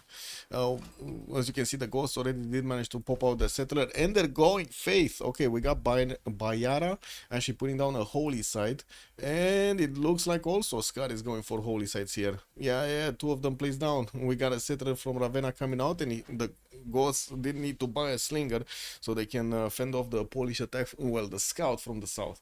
Also, your non-cap cities get +1 housing for each specialty district in the cap. Oh, it's just the cap. I see. Okay, Austria ability, please, can you check? You check the Civ leader. Austria. Receive a unique diplomat great person when you build your government plaza buildings. A diplomat can absorb a city-state you're suzerain of. So, what the fuck? You get to absorb 3 cities? 3 city-states during the game? Yeah. Unique building? Yeah, I can. What is the coffee house, right? Replacing the zoo. Cheaper to build. Available earlier. Latin alignment. Districts in this city yield +1 science, +1 culture, and 2 amenities to each city within 6 tiles of this entertainment complex. We'll also have 3 slots for great works of any type. This is amazing, by the way. Of any time. Yeah. Everything. And it also doubles the output when displaying great works of any time. This is like OP, man. This is like heavily OP. Oh, man. Okay. I don't think they balanced them. If I understand correctly, they didn't balance the civilizations. They just implemented them into BBG expanded, and probably there will be a little bit of time for the players to, in the normal games to actually go through them. And then we're gonna see which one they need to actually curtail its bonuses. Yeah, so Poland is going northeast, and I do see the third city is going to be safe. We do have also the Austrian scout getting next to Yerevan's builder. Maybe he's going to snatch it.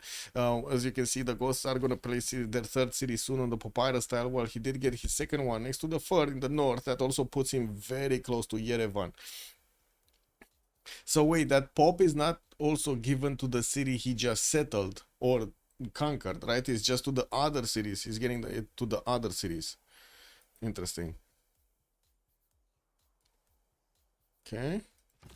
Oh man, it took so long to actually get the city on the western side. Who's that guy who was moving like so far away from his capital? I guess he settled at some point. Anyway, Poland, there's another builder from Preslava 2 Charger that can be acquired, but he doesn't have a unit next to it. Do we have more Pantheons? No Pantheon here. No Pantheon here. No Pantheon here. No Pantheon. This is just one single Pantheon in the game. It looks like also Zebed is going to need to push back the Goths from his city centers, while he is also going to get that city on the right style northwest of his capital. He does have the 4th one in production from an early stage. And hopefully again, yeah, they're going to want to relobby this. Go relobby this? Yeah, they're going to relobby this.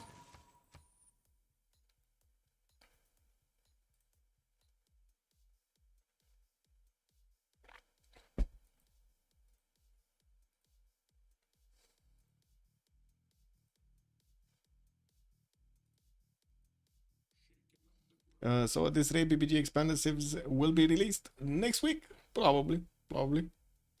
I don't know if it's the end of this show match. I honestly I don't know. It might be tomorrow. It might be at the end. I don't know. They might be find some bugs that might take time, but it's like soon. The timeline is very soon.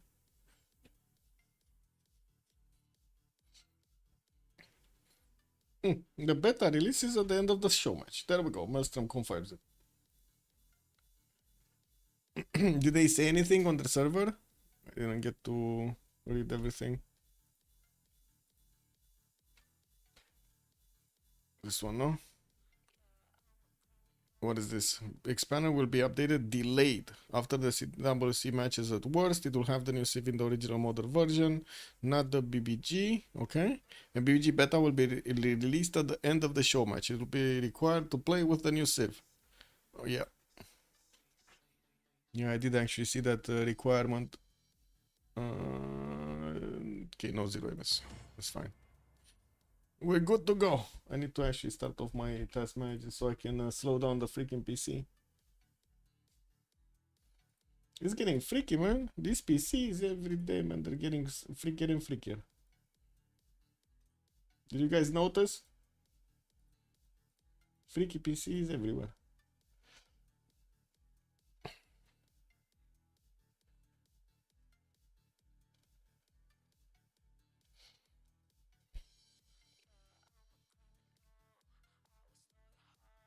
Oh wow.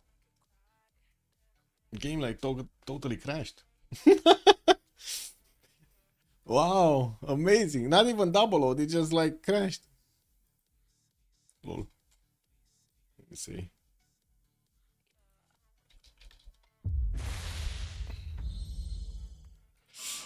Yeah, amazing.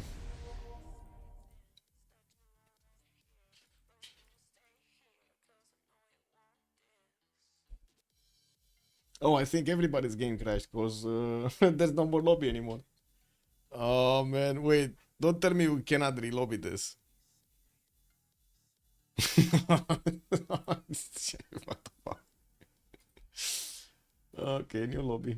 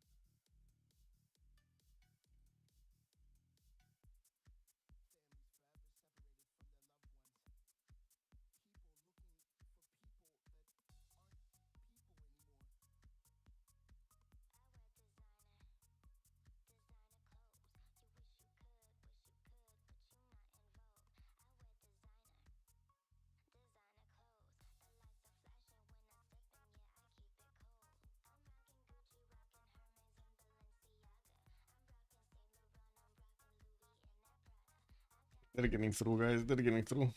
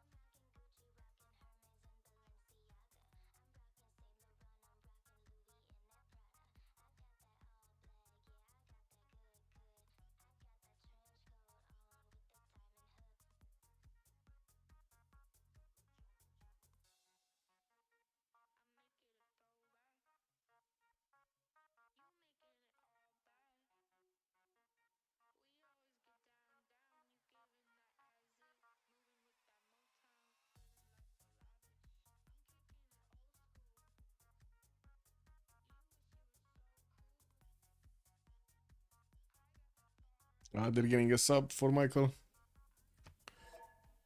Wait. Almog is joining, but I have 0 MS to him. Okay. Maybe that's gonna work better. I don't know.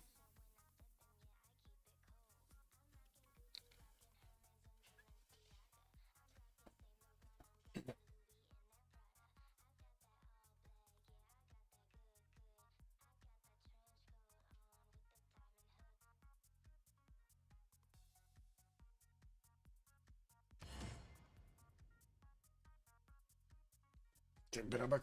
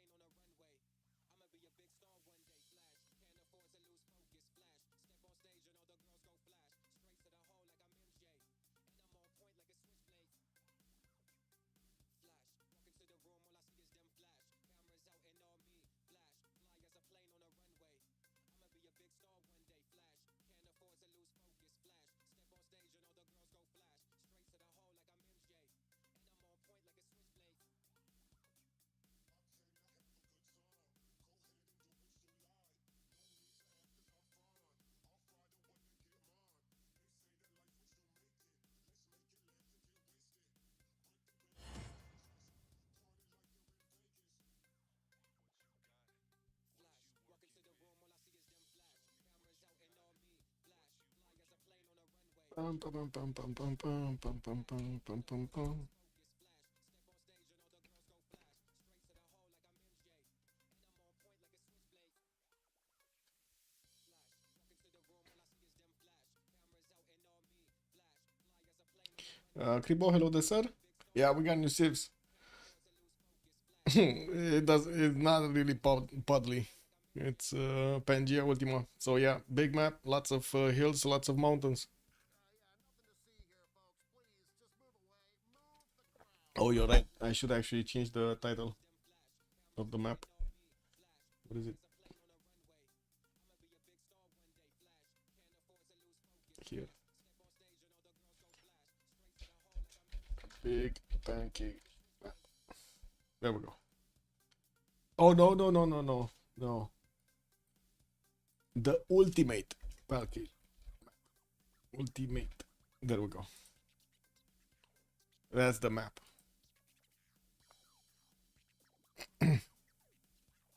Wait, Michael subbed out Michael?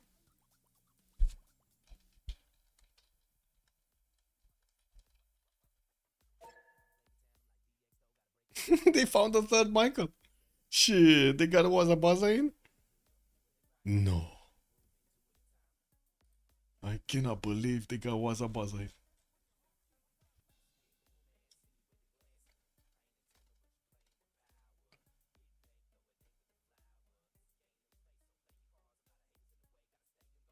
Now we need an all Michael show match next time. Yeah. Now it's Michael, you are right. Okay.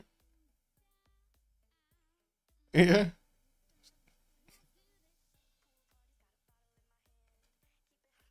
Man.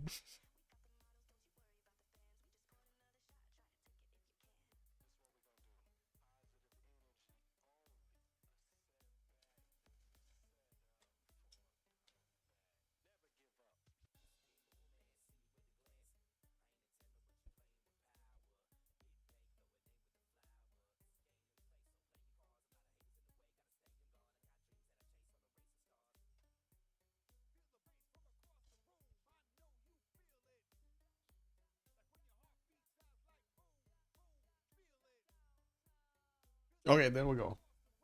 Now I need to be careful to switch this. Set the affinity properly so we don't double load.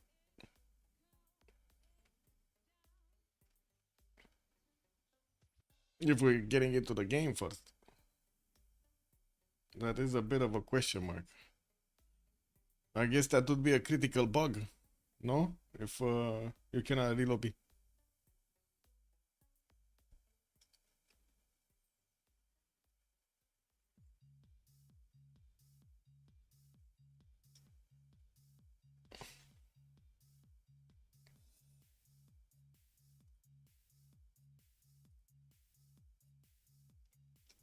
Okay. We actually can see the map. We got a big pancake. Marcus, good evening, sir, and welcome. What are the two new wonders? It was the porcelain tower and something else. The porcelain tower gives you amenities that actually stuck in my head. Lots of amenities, like 3 resources, like uniques, just like you get in the toys merchant.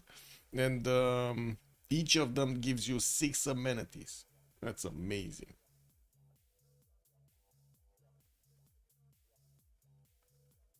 Don't remember the last one though, like the other one.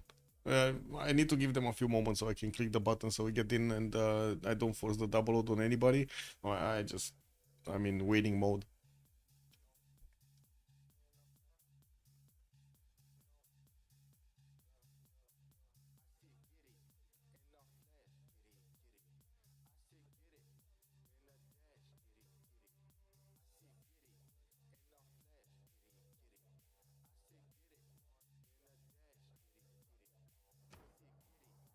Kind of looks like everybody did manage to get through. That amenity wonder has to be super late. It is. Let's see. What was it? The porcelain tower? Yeah, this one. Grants 3 copies of the porcelain luxury resource, which provides 6 amenities. 3 science, 3 housing, and it's at gunpowder. It's not that late. Gunpowder is not that late. Mid game. There was another one that was popping out. Give me a second. What was it? I think it was still on the. No. It was here somewhere, no? On the tech tree. No. Here? No? Where was the other one? I don't see it. And this kind of looks very late. Okay, let's take a look at the picture. I guess it's faster and safer. What was it? These ones? So this is the porcelain tower. Arecibo Observatory. It's a space race. Oh, that's why it's very late actually. It's on the Civ6 and it's a space race. Yeah. But you do get the mountain tiles to provide an additional standard adjacency bonus to campuses, districts in all cities. That is big. If you do have a big mountain range, this is amazing. Also awards a randomly chosen technology. That's pretty good. That is pretty good. I would expect it to be reduced to 4. Yeah, it might be a few too many amenities. So Poland is gonna go for that marble settle. I do wanna. There we go. I'll get my CPUs in order. I do have also Austria starting to fight the Goths here in the south, and it looks like they are fighting for Yerevan.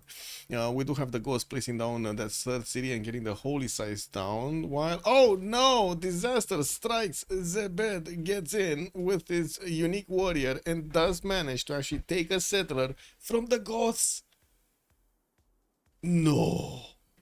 Scar. And he can actually bring back the settler. Nice, that's gonna be like his 5th city or something, because he's already building the 4th from Yoko. We do have Turab also getting that trader to connect to the capital, build the road pathway, and the next turn looks like he's gonna settle the rice tile as a new time to defend his cities here against the Goths, and we do need to see if he's gonna actually manage to get this back.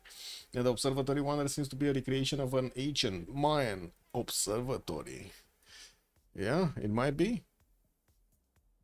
They might be dabbling in the forbidden science over there, in the forbidden methods. Burico to the north of Vienna. We do have a settler popping out in 6 turns here from the capital city with a trader from Innsbruck in 3 to connect to the capital. Looks like also Austria is going to get to settle their wine tile in the north soon, probably next turn. New cities coming out also from the other Austria. Looks like he's going 4th city really quickly from Salzburg. Still no Pantheon yet, actually, except Poland here. We don't have a Pantheon on anybody. This is kind of surprising. Also, Almog is going to send his city towards the west, towards Yosemite. Wait, whoa. That is disgusting. He put an encampment down on the tile of Yosemite, taking away the bonus of Yosemite and giving it to the... I mean, the warriors are not gonna have any kind of respect for Yosemite. No? There's no respect over here for freaking gold and science generation. Beautiful mountain range. extraordinary sightseeing. They're just gonna litter all over the place, man. Anyway, Poland is getting some defensive units, and from what I do see, his third city is moving south. There is a unit from Almog that is getting dangerously close. And remember, this guy has 3 movement speed. And it has the Alpine promotion. Oh my god, this is a much better Occitan. Yeah, this is crazy, bro. This is really crazy. Almog is coming closer. I would imagine he's gonna settle that cattle tile, and we do need to see if Lablaski is gonna start making units at any point. I don't think Almog is gonna go early on for an encampment, and by the looks of it, he's opening up with currency in 6 turns, while I do see on the other side, we do have Blask going for his archery. Kind of fast to actually try to get horses out. Okay, third city from Austria did get placed down. Poland is gonna get it also next turn. We do have the Goths getting into the borders of Mr. Toes, and it looks like he doesn't really have anything to actually get to pillage. We're gonna need to see where that fourth Polish settler wants to go, because it looks like he can only go south from here to actually get a city going quickly, or east, I guess. But you know, the Goths are kind of blocking the pathways there. Okay. More slingers from Austria to get to push back this scout from Austria. Check W. Also, it looks like we do have a bit of a meeting in Vienna here with a Polish warrior, Austrian warrior, and also a scout getting close by. Oh, finally, Pantheon. River Goddess is going to be the way for the Ghost that did lose a city. Now, the big question is, what is he going to do with this city? No? Like, Tyne over here. It's getting encircled. I mean, nobody's gonna touch the Makana. Like, really, look at the scouts trying to do damage to the Makana. They're like fighting basically a Terminator at that stage of the game. And there is, like, you can see that we do have the Ghost coming in with 2 scouts and a warrior. He's trying to encircle back his settler. Trying to, well, save the hostages, basically. This is a big hostage situation. Oh, okay. Well, next turn looks like Scar will have the opportunity to just shift enter and close that one. But I don't think he can close all the paths, right? Kind of depends where he's gonna move this. Anyway, we do have Labask finishing up his first 2 encampments, going for his, first of all, culture bomb. Did acquire more Yosemite tiles with it. I guess that's a better work, no? Getting his barracks in for the extra production, and of course extra experience for the units of the melee kind with the barracks. While I do see Tyno is about to actually settle the cattle tile, it's gonna be an open question if this Lablask scout is gonna wanna shift enter on the cattle tile to block Tyno from settling there. Isn't this a good thing? Like, he should really block that cattle settle, so it doesn't give him access to the extra science and culture. Slows him down significantly. Also, 4th and 5th settlers coming up from Almog, while the moment Poland is still trying to actually get his currency. Where is he going? Archery. He's still trying to get his archery. No, that's actually not Poland. That's Theodoric. Where is Poland? Poland? Hello? Blask? Blask is here, right? Astrology and early empire. Wow, he's not going horses, guys. Still no Pantheon here. We did see this. We got the Ghost starting to get his Clive. I don't know how to pronounce this, by the way. Clive. Let's see. Translate. Detect. Clive. A breeze. That's what it tells me. It's from Welsh and it means a breeze. Let me actually hear it. Cleo. What the fuck do you pronounce Cleo from that? Whatever. Cleo. The Cleo. That's how it is. Okay, Olbiatas get his holy site next turn. We do have granaries coming in the capital, so he can keep having housing whenever he places down cities. He does get extra pop. I don't see a 4th city yet, and we're going to need to see how much faith he's going to start making before the switch of the era, so we can see how strong of a monumentality he has. We do have also the 2nd Poland, Mr. Toast, starting to place down encampments, and I do see he's getting that 4th settler popping out from Gesno. Now the question is, where is he going to go with it? He does have a scout that could easily help him. Yeah, there we go. Escort towards the south here, probably on that cheap tile to get the 3-1 base and get the bonus going. Yeah, we do have also Zebed entering a bit of a problematic encounter over here. Wait, did he? No, he didn't attack. Okay, the ghosts attacked into him. Now the question is he gonna stay here and let the ghosts just have their way with the Machina? Is this gonna be like one of those Predator movies in which like the Machina is basically like the, you know, Schwarzenegger, and all of the others are like the, you know, aliens and Terminators, and they're trying to figure out how to take out Schwarzenegger? I mean, you know what I mean? I think Schwarzenegger is gonna win here. Nobody except the world thinks wealth pronunciation makes sense. Oh, okay.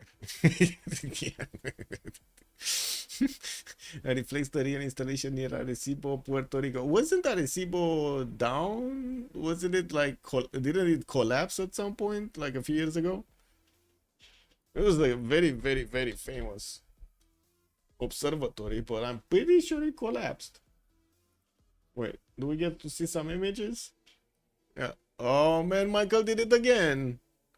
Oh my god, look at this. Yeah, Arecibo. This is the new Arecibo, guys. It collapsed 57 years running, and it collapsed. Hey, man, it was too much pressure from the aliens, you know. You know, it is what it is. That's what happens when you deal with too many aliens.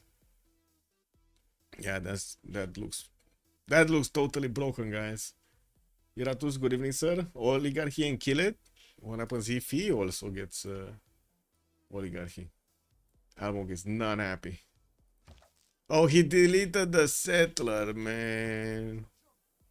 He deleted the settler. Well, I guess that's still a, you know, half a win there. Could have been nicer if he would have had the opportunity to actually get the settler back, but I guess it is what it is. A 4 city is moving east, and I do see he did manage to get a builder moving. That's a 3 charge that I don't know what he's doing to the southeast. Oh, he brought it back from Mexico, probably. I do see his Machina is still fighting off the Mexico City units. Still no Pantheon. Lian getting chosen as a first governor. We do have a second Pantheon here. Got a vote and plunder for Blask, for the Polish Blask.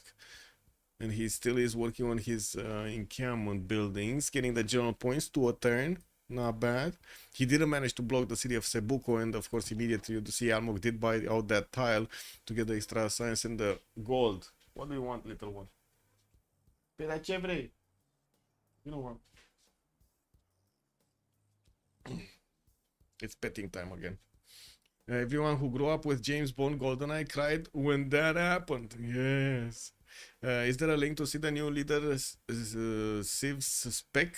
Not yet, Adicione. Good evening, sir. With, from what I understand, at the end of this show match, if we're ever gonna end it, we're gonna have BBG make up a BBG beta version, and you're gonna see the leaders there. You're gonna see the bonuses there.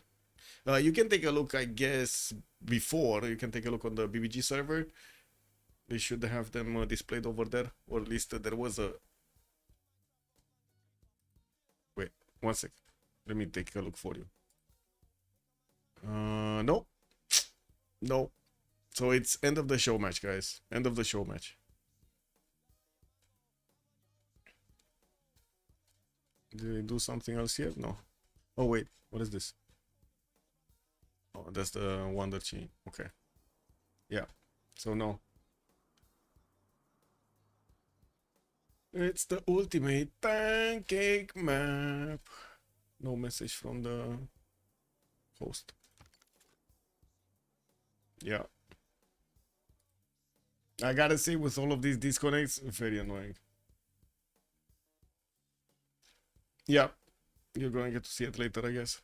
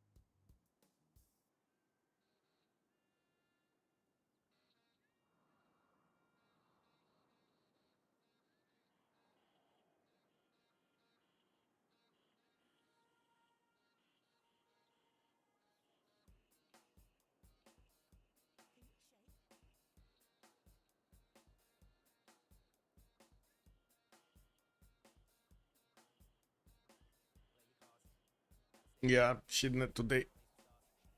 Unfortunate. I guess the cat is happy because she's getting the tax now, you know? Like, this is belly rub tax time.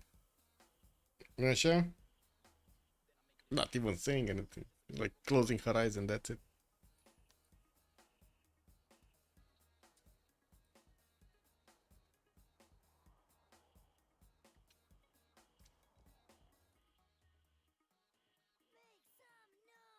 Man, that is an unfortunate show match. Or this is an unfortunate show match.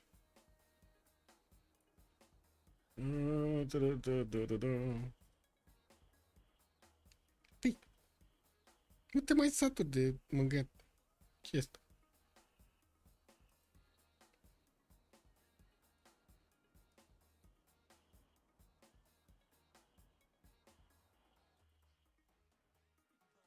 Still no message.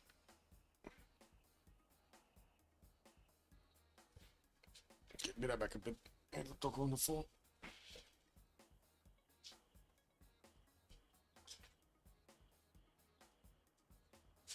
Ce? Nu faci față.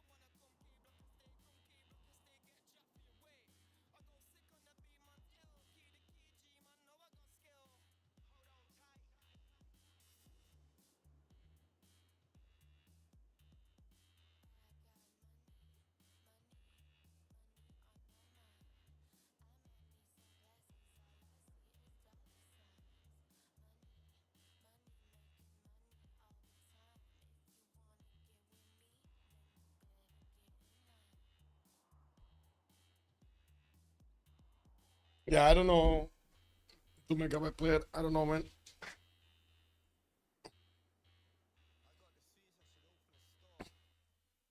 I'm just waiting like the rest.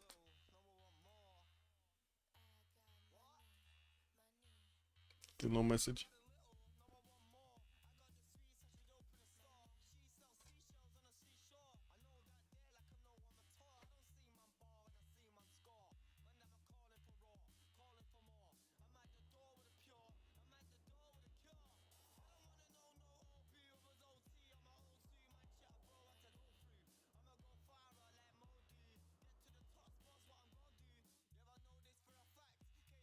Seeing the channel though? Oh, X please coming in. Okay. Let's see. So they are getting a sub. Da-da-da-dum-dum.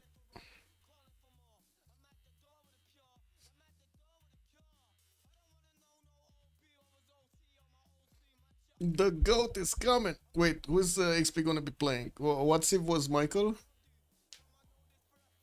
Oh, here. XP connected. He was Maria Teresa. Oh man, this is not like XP's how to say specialty, no? He likes to do a lot of boom boom, and Maria is not really boom boom. Oh well, I guess it is what it is.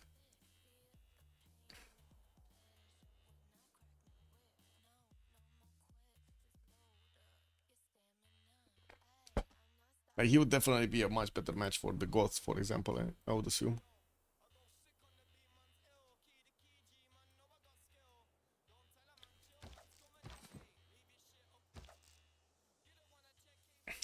Why do I have the impression that the Goths are gonna meet their end at the bat of the Taino or of the Makana. Liang establishing also in Turabo in 2. In 4, I mean. More barracks. No, actually, that's new barracks coming through. Encampment in Plock. Still no encampment from Tyne or from Almog. What is Almog? He's getting currency next turn. Okay, so we get to see next turn what kind of technology is he gonna go for. Poland is definitely gonna settle his south properly. And by the looks of it, Austria still did not pick up a Pantheon. And the other Austria, the same thing. He did manage to get his fourth city out, and it looks like he's trying to get it to the east. Okay. Interesting. Unfortunate that he cannot actually settle the Ivory Tile and have like 2 2s around him. He would need to spend gold if he wants to settle there. I guess it's definitely possible. Not sure if he wants to do it.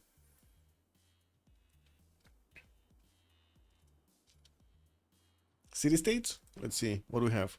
Jerusalem, Kandy, and Yerevan for the religious city-states. Hong Kong, Auckland, Mexico City, and Cardiff will be providing some industry bonuses.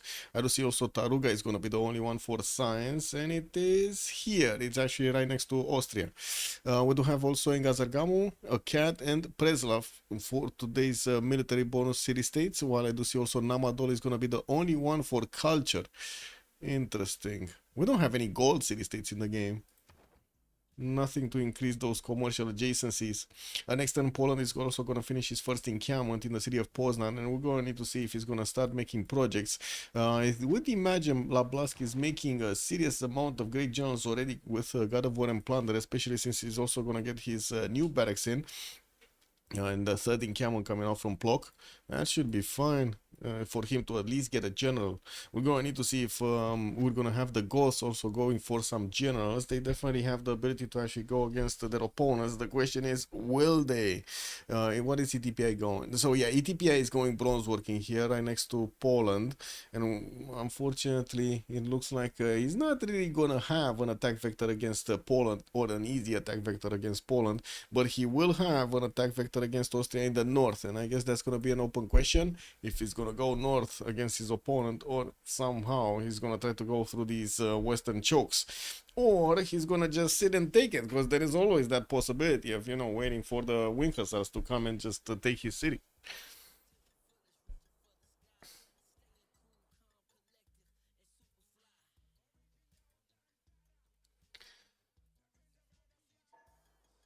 Okay, we got a plus. And we're going. Still 10-23, and I feel a reload is incoming. Okay, we gotta see what Elmog is gonna pull off with his Makana here in between the cities of Poland. Doesn't seem like he's gonna get to pillage anything, and I do see Poland did manage to put a warrior on his encampment, or the tile that the encampment is getting built. We do have also commercials starting to pop out from Zebed. And I do see in the northeast the ghosts are still working on getting his oh, I forgot how the pronunciation is on this one. Hlaiva, I think, or something. Going. That's the replacement shrine that the ghosts are gonna benefit from. We do need to see his fourth city being placed down also next to the Crater Lake. Unfortunately, he lost the previous one, and that puts him one city lower than his opponent here. We do have, actually, ETPI did not go for the fourth city. Not at all, actually. He just stayed on 3 and got a few builders, got to improve some of his stuff, got the holy sites plus the shrine replacements, and that's about it. Yeah, he did manage to get his horse and the cattle tile improved. Now I'm pretty sure he's gonna go for that, either the mercury or the iron, and I do have to say, he just finished bronze, no? I think he just finished bronze. And also, what is this don't pillage? What do you mean don't pillage? What? He has a trader open, exposed, and ETPI cannot pillage it. I mean, he's just gonna shift enter. Mr. Toes is just gonna shift enter. Oh, that's why I don't pillage. That's why I don't pillage, I see. Because he would have shift entered last second of the turn anyway, and there would have been no way for ETPI to pillage that trader, basically. Yeah, so he's just gonna move on the encampment and try to sit there, block the build from Getsno, from the capital city of Mr. Toes. We do have the slingers popping out, and as you can see, they can definitely start to shower the warrior with rocks. You're gonna need to see if that warrior is gonna survive for long. And that seems like he's just gonna sit there for another turn. Fifth city also coming up from Getsno, while Poland did not place down any holy site. No faith. So I would imagine it's gonna be Pen Brush and Voice Golden Age for him. What do we have here? Lablaski is still working on getting his barracks up. He's still on 2 great general points at 10. Wait, is God of War and Plunder not working, or did they change this shit also to work only with barracks or the first one? God of War and Plunder, right? +1 for barracks. Yeah, you do get it for the barracks or the stable, so that's why. It's gonna activate when he's gonna finish his barracks. That's quite a slowdown, actually. Now we do have Lablask also getting his 4th city east side, 5th one coming up from Arecibo. The one told me Camon gives culture bomb. I mean Poland. Hello. Wow. Wow. Okay. I mean it's Poland, no? He's playing Poland and he's surprised about Poland's ability. That is great.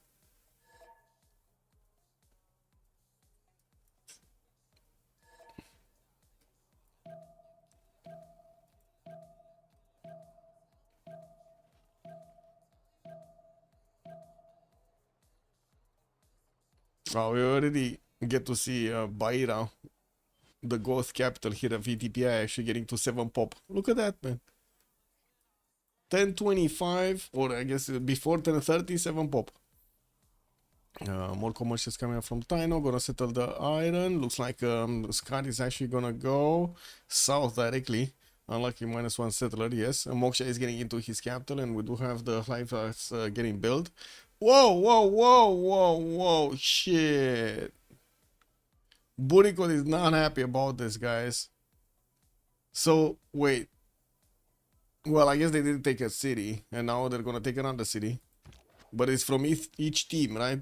We got a team, we got Unlucky, missing 1 settler, and then we're gonna have BDC missing 1 city from Austria. I don't think there's a way to actually stop this from happening, no?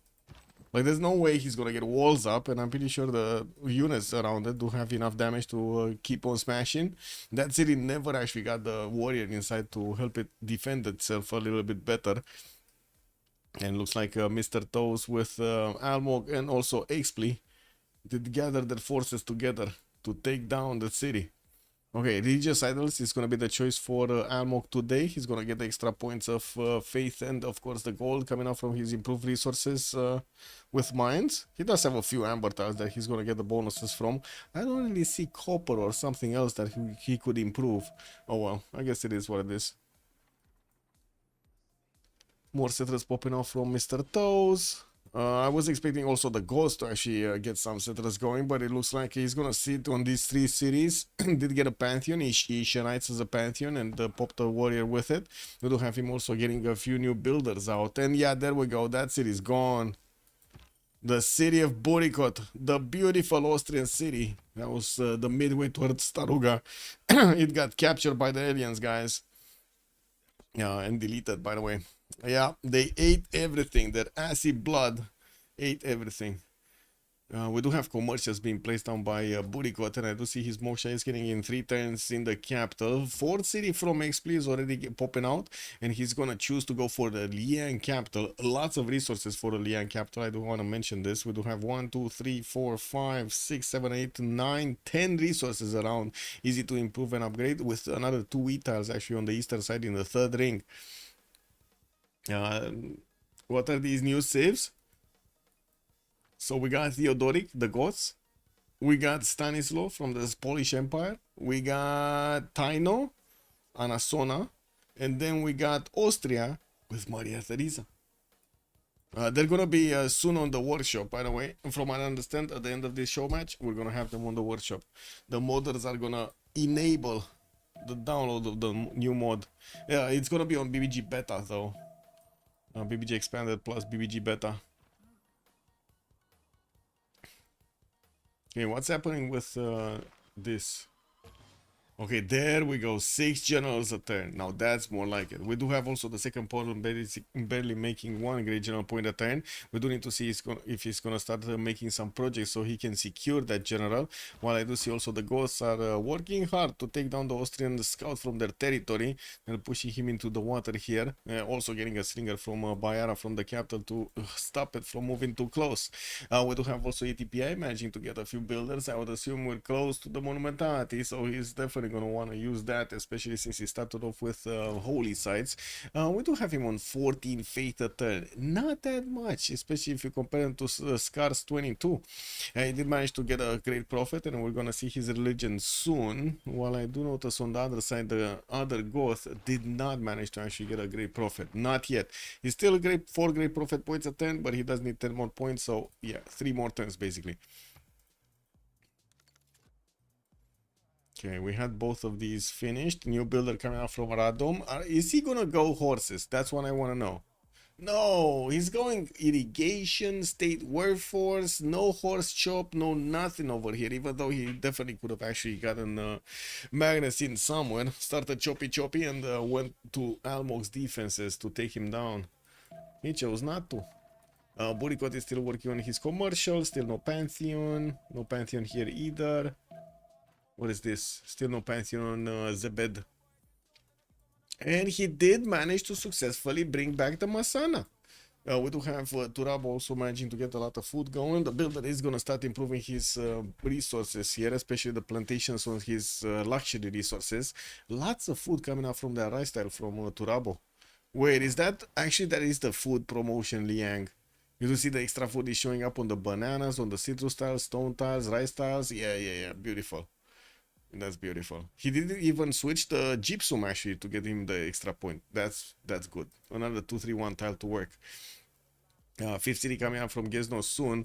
And I do see Poland did get disturbed by the Gothic warrior a little bit, slowed down on his build-up of encampments. He did manage to get the first barracks in Bosnan, but I do have to say he did not actually choose to go for a general project here.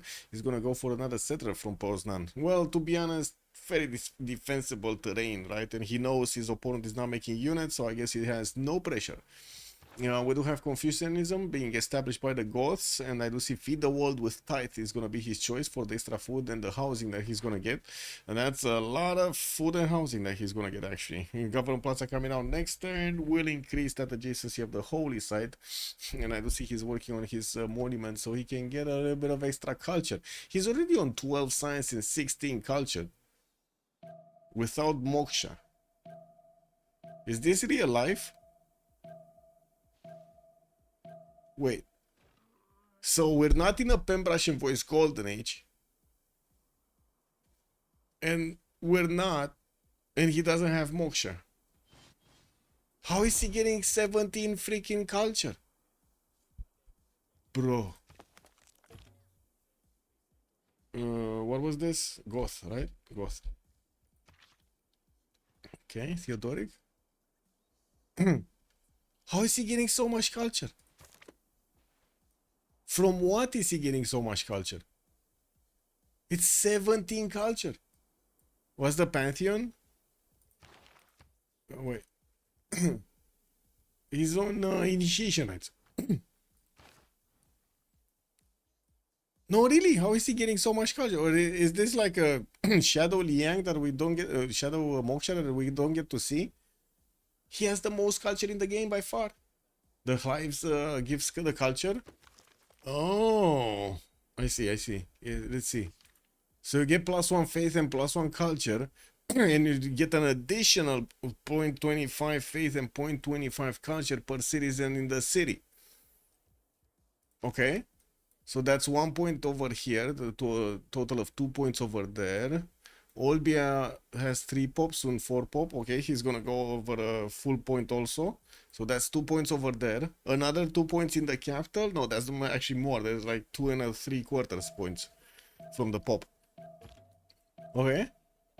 Nice. Almost 7 pop, 7 culture just from that. Okay. Pantheon here was religious idols. More pantheons. Yes. Liver Goddess on Scar. We do have him also getting a new wave of settlers coming out. He's 4th and 5th.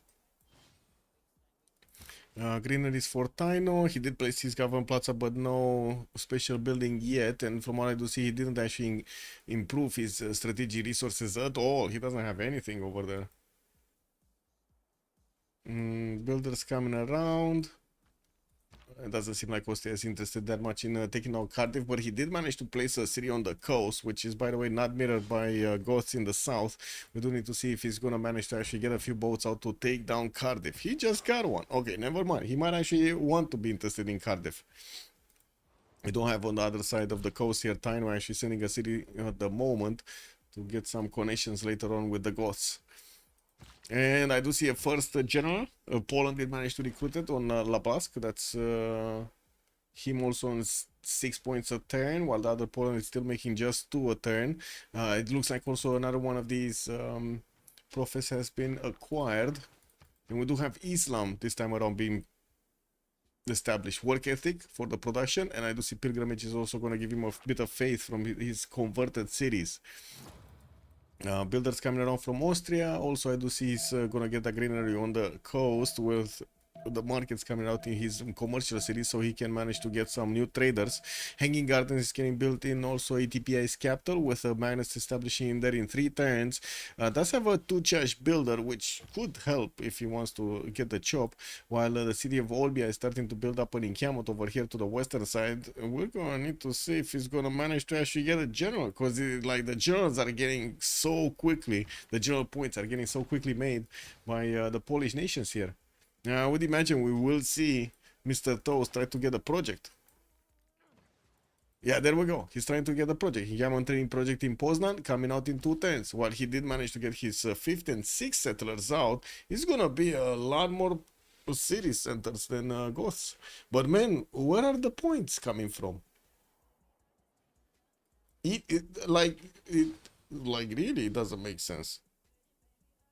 That is so much science and culture. 16 science and 24 culture at the beginning of the game. No Moksha, no Pen Russian voice. Like, this guy is going to be like 40 plus science just from this. And he's still on 3 cities. Imagine if this guy went 6 cities early on. Oh my god. I guess we're going to need to see how that develops. Okay, campus coming up from Recopolis, actually, from the Ghost. That's only going to be a +2 next to the mountains. He does have another one of these holy sites from Gothiskanza in the south. That's going to be a nice +4, giving him the splendid bonus. 4th city and 5th cities are already moving. Looks like he's going to send one to the north of his city centers and one to the western side here to get the benefits of some of those resources. Blask did actually choose a Pantheon. He did go for open sky from what I can see, and getting the extra culture point from his improved pastures. Has quite a few of them actually, and that's a lot of bonus actually. Look at this beautiful 4-3 horse style.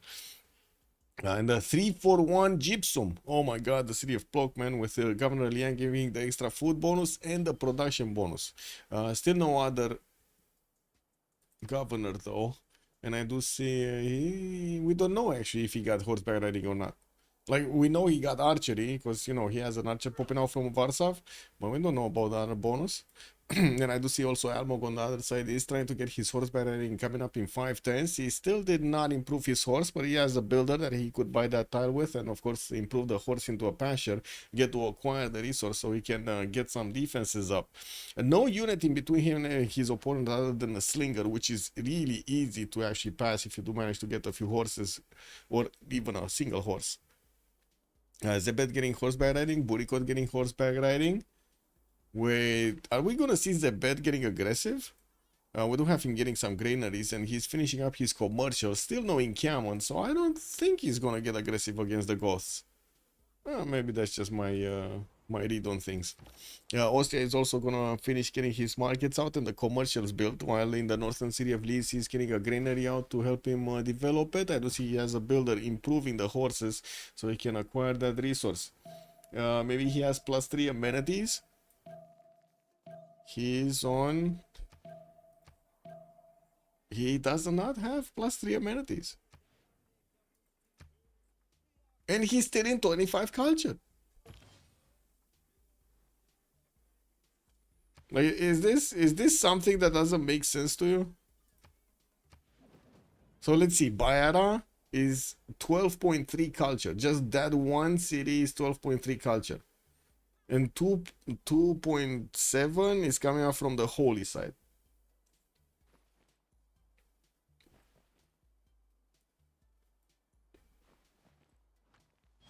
Like, this is like he's getting a full point of culture bonus for each of his population, which is not usually how it happens, right? It's like 0 point something, 0 0.20, 0 0.25 on the culture per pop.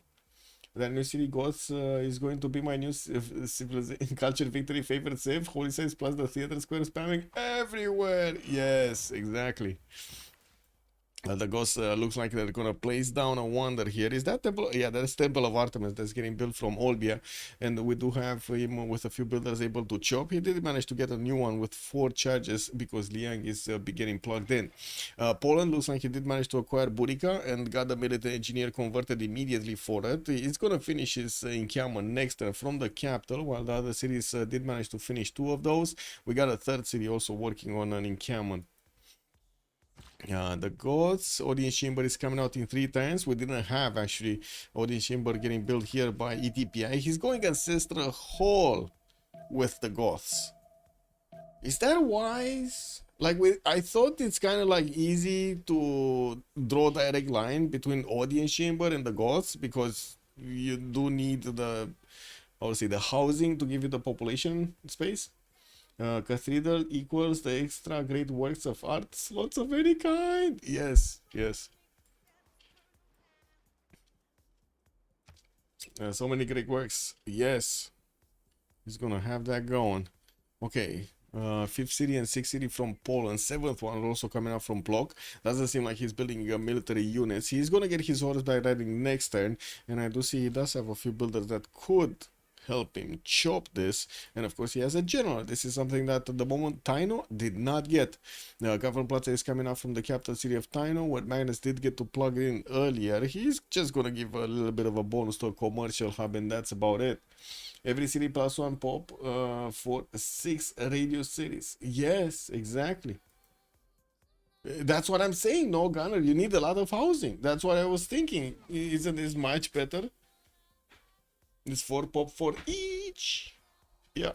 Well, no. It's 1 pop for each. It's not 4 pop for each. What do you mean? That's insane if it would be 4 pop for each. What? Oh my god. Like you place another city, you double pop it. What do you mean? I think that's a bit too much.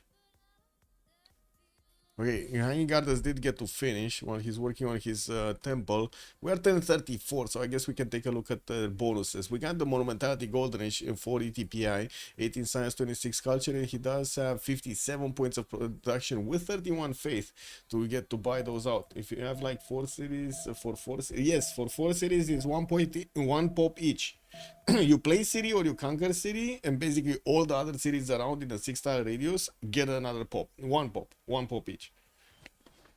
And that's still 4 pop in total, but it's 1 pop each. And it's also only if you have the extra housing to house it, right? It's not. Okay, maybe it was I would say a phrasing kind of issue over there. Anyway, campus coming out from Baira, no extra settler. This is very surprising on ETBI. I was expecting him to go already for more cities, because it kind of looks like that's the way, right? That's the way that the ghosts actually keep carrying. They get their bonuses from. Stanislaw, 20 Science, 23 Culture on Blue Poland. We do have him getting his new settlers out. Also another encampment from Gdansk from the north. I do see he did recruit earlier a general. His opponent does not have a general, while in the meantime he's getting also a healthy amount of culture points from his, I'll say, pastures. Like, how is this possible? How is he making less culture? Like, look at this shit, man. We got La Blas here. He already has 3 encampments, I would say campus, and a government plaza. That's 5 districts. That should be 10 culture, according to the Pembrasian Voice Golden Age bonus. Okay, he doesn't have Moksha, but that's 10 culture that's coming out just from his Pembrash. And he's making less culture than the guy that doesn't even have the extra culture coming out from this. Nor does he have, like, he doesn't have Pembrasian Voice Golden Age, and he doesn't have Open Sky. That's a shit ton of culture on both the goths. Anyway, Zebed here, 15 Science, 27 Culture on Penbrush and Voice Golden Age. I went Moksha in the capital. Still no upgrade in the Government Plaza. He wants to build an Ancestral Hall. He did get his unique improvement here, the Beatty, which just got immediate for adjacency of production. That's the replacement entertainment complex, right? Okay. And I do see he's going to finish his markets for those extra trade routes to connect to the city center. Burikot, 11 science, 23 culture. He's the guy that lost a settle earlier. The circle of shame is still with him on the left side. He's trying to build up a campus, and I do see he got his government plaza. Still no upgrade building in it. We do have him just on 3 cities, trying to get a campus from the city of Lienz from the north, which is also getting the bonus of Pingala soon, getting established there in 3 turns. A Pantheon, God of Craftsman, he's getting a bit of production here on his strategic resources. Got 2 of these horses improved, and also a bit of faith with it to go. XP, 14 science, 22 culture on Maria. He does have 4 cities going for audience chamber in his capital, Government Plaza, and I do see he doesn't have actually the 5th and the 6th settlers coming around. It looks like he's gonna take down Cardiff though. Looks like Austria does have 2 of these galleys gathering around, and also there's a scout to help it put it under siege. Okay, Greenery is coming up on the coast here for Linz to get those extra housing points, and of course more traders are going to get to connect to his capital. Pembrush Voice Golden Age, 52 points of production. Not that big, not that big, but he's, you know, he's keeping up with his opponent there. Scar, 18 science, 27 culture on Theodoric. We do have him, the one losing a settler earlier. He's trying to get the Temple of Artemis in his capital city, and he might actually get this. No, he's not. No, he's not. Excuse me. He's not getting it. Temple of Artemis will be finished here for TPI next turn. While, yeah, there was, you know, that possibility here. It's not happening. It's not happening. We do have more of these Hlaivas getting built in the south, and I do see he did pick up River Goddess as a Pantheon, getting a decent amount of faith per turn. 62 faith per turn. He's actually almost doubled in ATPI's count, but of course, more cities, more everything. I still, like, it's hard for me to comprehend how ETPI actually is just on 3 cities. And then we got the guy that actually lost a city with 2 cities over the other guy that didn't lose a settler. You know, it's very, we will see. We will see if actually Hanging Gardens build and Artemis are actually gonna save him out from that position. Okay, sure, he doesn't have that much, you know, to work with here. There's not a lot of land, and he did manage to get 3 cities. Oh my god. Okay, I like this. So he placed down Magnus in the city of Bayara. He got the chops, right, with the builders, and he got 1, 2, 3 settlers out, 4th one coming, and 5th one coming. I mean, this bro is gonna be on like 8, 9 cities immediately. Now the question is, does he have the science? Does he have the housing? Because already he's 9 pop in his capital. If he's gonna start putting down settlers, all of these cities are gonna acquire more population. He's gonna need the, I would say, the housing for it. Olbia is probably gonna have it from Temple of Artemis, the capital city. I don't know. I honestly don't know about the capital city. He did get feed the wall, so I guess he's getting a little bit more from that. Let's take a look at Almog. 14 science, 22 culture. Anasona getting some more campuses out. What is this? Oh, that's a +6. +6 in between the 2 mountains and 2 geothermals here. Sebuko is still going to work on his markets, and he is creating the trader pathway here towards the capital city or towards his main city, so he can reinforce it a little bit faster. Still no classical unit to put in the choke points, while neither is his opponent actually going for a classical unit. We got another Ancestral Hall play here from Poland, from Blablask, which is also getting quite a few new settlers out. 1, 2, 3 new settlers are already out of his cities, alongside his 4 already settled cities. Mr. Toes, 15 science, 28 culture. He's on 6 cities. He did manage to recruit Burica, and now he has also Hannibal Barca in the city of Gzno. He's working on his stables, getting his audience chamber in Poznan, and from what I do see, also working on a few more barracks with encampments in the south of the city. Also did place down an entertainment complex, kind of out in the wild over here for the city of Lublin. Okay, 9 pop Bayara, 7 pop Olbia, 6 pop Victoria Cum. And more chops are being done.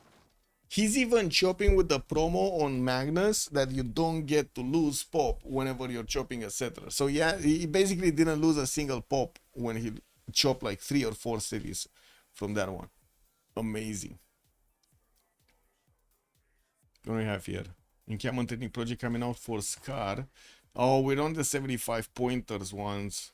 Okay, so that means all of them did get picked up. Burica by Poland, Trungtrak by the other Poland, Hannibal Barca by Mr. Toes, and Sansu also by La Blask. Okay, so one of them did get Burica for the military engineer, the other one just got Book, basically in the city of Warsaw, which he did not place, because Sansu is still here. Okay, well, I guess it is what it is. He has another one here on the northwest, just fooling around. There are also horses coming up from Zebed moving north, and I do see he's getting new Beatties out. Oh man, look at these Beatties, man. He's just getting +4 production everywhere.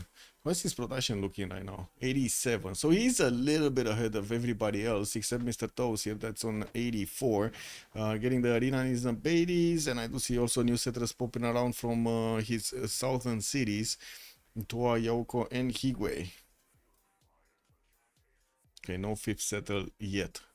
Paul Lablask is also moving his units towards the western side. That is fine. That's going to be towards his ally here, Zebed.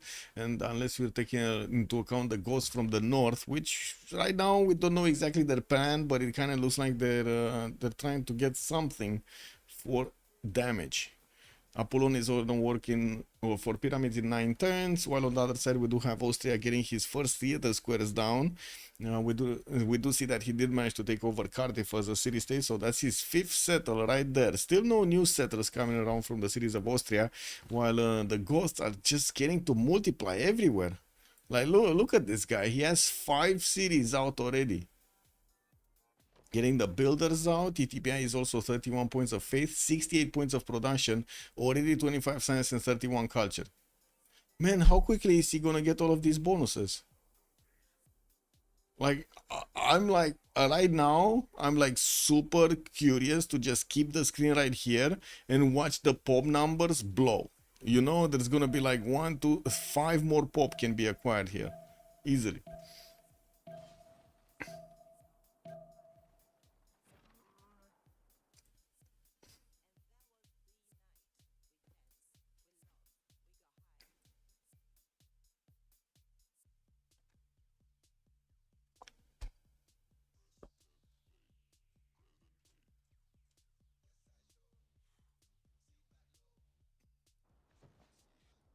Where are these cities going? So this one is going the 1-1. This one is probably going... Oh, he's going actually further to the maze.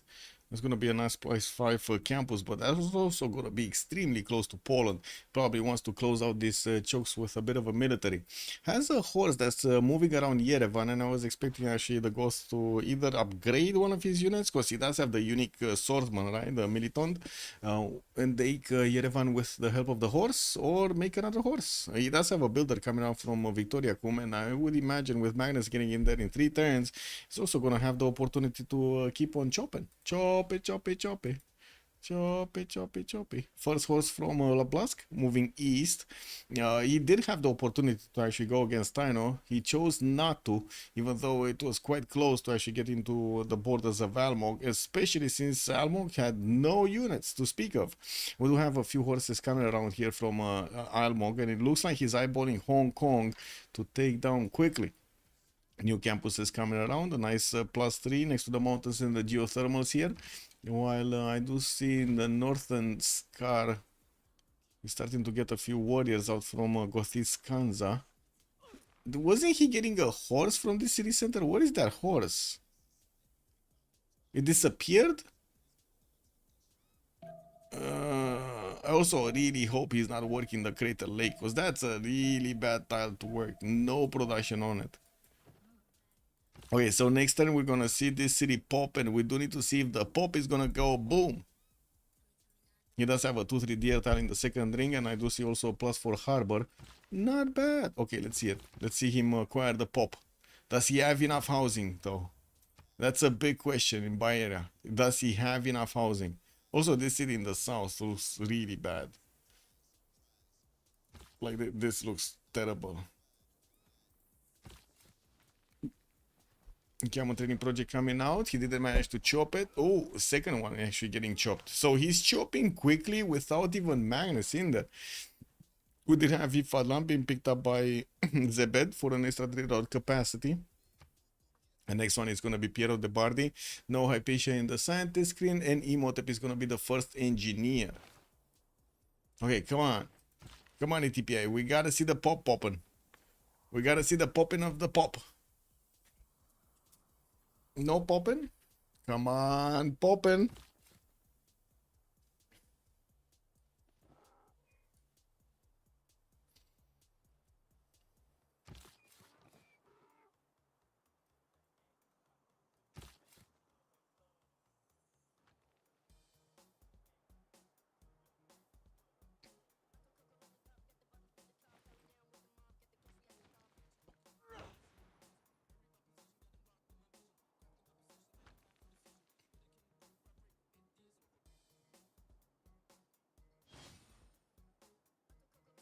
Okay, quite a few new builders being bought over here. Good thing he does have monumental. This is amazing. Why is he last second settling the settler? Why is he taking so long? He's not even settling. Oh man, he might be missing some. Oh wait, no, he wants the maximum effect, right? So he wants to settle the cities in sequence so he can get. So this one is gonna give pop to this one. This one is gonna give pop to both. Right? This one is a bit too far away though. 2, 4, 6. Yeah, this is seven times, 7 tiles. Okay, first militant upgraded. We gotta see the militant. It's not bad. No? Not bad graphics. Not bad. Okay. Oh yeah, there we go. There we go. So he did settle first Narbo. Gave Baira 1 pop, took him to 11. Ologicus got settled, gave Narbo a pop, and then Baira a pop. And boom, 12 pop and 2 pop. Very nice. Then we're gonna have, we got Nove giving pop to Variacum and Olbia. That's just insane, man. That is so much population. Look, he just jumped out to 31 and 39. And next to him we do have Poland here with 23 and 46. Looks like, of course, he did manage to get a general, and a few horses are coming around while the ghosts are trying to see what's happening next to his opponent's capital. We do have him with quite a few iron tiles that still need to be upgraded, promoted. A few horses also from Poznan. It kind of seems like he wants to take down Preslav on the western side, which it is actually in between him and his ally here. While we do have Almog also going for Hong Kong in the south. Looks like Laplace did manage to place down his newly settled cities, while we do have him getting quite an army of builders from his cities. This is probably feudalism timing for him, so he's gonna get to chop and improve the majority of his territory. Which looks like also Scar did successfully recover from his demise at the beginning, losing a settler. He did manage to get 35 sciences of his own and 36 culture, getting to finish pyramids, and I do see he has a problem. There is a horse next to Apulom. He just popped out a militon from Gothinska, and that horse is just gonna get to pillage, not gonna manage to actually take the city. If it would have been 12 defense, he would have been managing to take. He would have managed to take over the city center. A few new temples coming around for the ghost to get those extra faith points going. Scar is already on 115 faith, way bigger than ETPI's faith acquirement. New campus is coming out from ETPI. That's just a +2 over here. And oh my god, look at the pop, bro. Like this is insane. Did you see that pop popping? Olbia 11 pop, Baira already 13 pop. Ologicus just got settled earlier. Now it's 2 pop. And we got another one. This city is gonna go 12 pop. We got another one being placed down next turn. Chopping out his things, getting the barracks going, and from what I do see, also working on some amphitheaters here from Victoria Cum. It's only a +2 theater square, but still that's big. 34 science, 45 culture. Looks like also his scout is getting taken down from Gesno, and we got a curious one. Yeah, we got a curious one.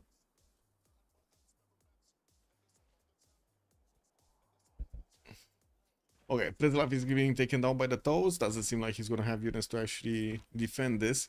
He might get the opportunity to also snatch that builder. You see this builder?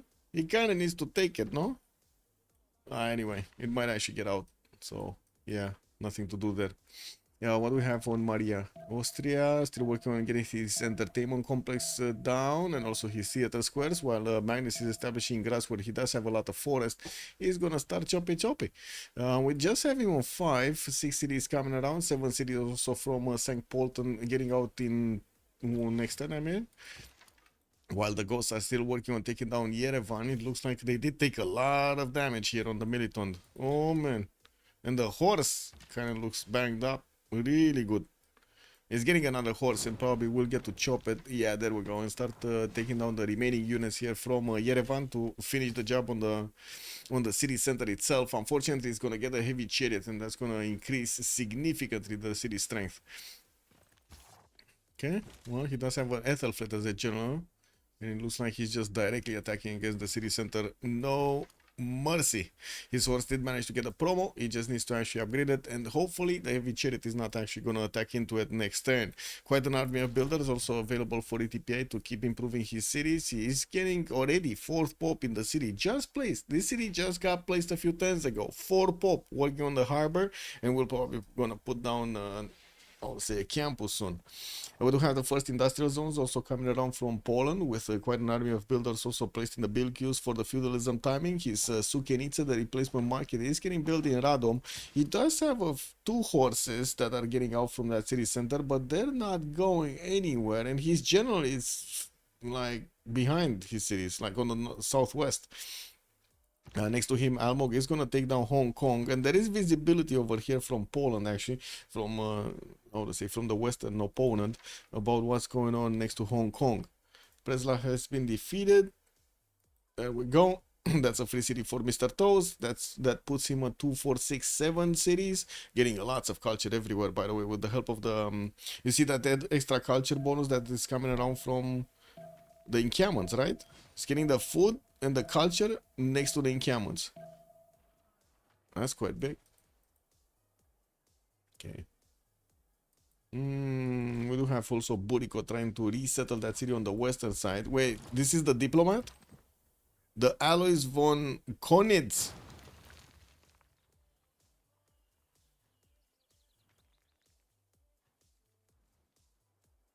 Did you see what just happened?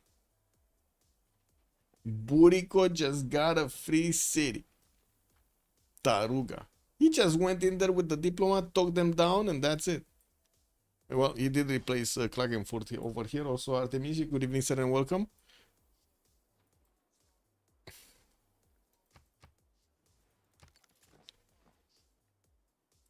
Okay, a few more cities from Zeber, and I do see he did manage to actually successfully get Colosseum.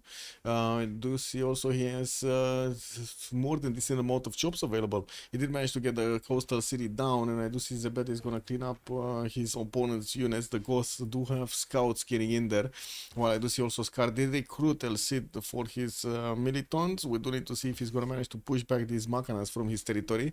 Getting also his setup going for industrial zones. His aqueducts are starting to show up in his city centers. And a few more of these militons are coming through. We don't really have him with an opponent that at the moment has units deployed towards him. So he's still safe. He's still safe for a little while longer. Hong Kong is about to be taken down. Almog is closing in with all of his military units. Mr. Toes did not actually choose to go at the moment for the military. And we do have Mr. Toes on 26 science and 57 culture at the moment, while ETPI does have more science and similar culture. We do have the gods about to take over Yerevan next turn, while I do see the city is not placed under siege. It should not heal enough to withstand the next attack. New temples also coming around from ETPI. Slowly he's getting the faith generation boost going. He's in a monumentality, but not nearly enough faith pattern as Scar does have on the other side. A few more commercials are also coming around, so you can get the goal per turn going. Looks like on both teams we do have good enough goal per turn. Control, I guess. Scar does have -8, but it should be fine. And there we go. Another city, another pop. Man, this city of Volbia is already 13 pop. You don't even need freaking farms for this population. Oh my god, man. This Civ is amazing. The Goths, man. The Goths. What do we have here? Poland still getting builders out. Quite a few jobs available for him. He did get also the first industrial zones down, but without any kind of support for the aqueducts. First theater squares from Turabo. What is this? This? Yeah, it is a nice +3 over there in between the commercial and his Beatty. Okay. Not that much population here from him. But anyway, another 3 cities are moving. 4 cities are moving. Okay, so he's gonna be 9 cities really quickly here. When did get settled, this one is gonna get to settle next turn, this one next turn, and this one in 3 turns probably. Yeah. Yeah, we do have also Albon managing to get another wave of settlers out, and he's still working on taking out Hong Kong in the south.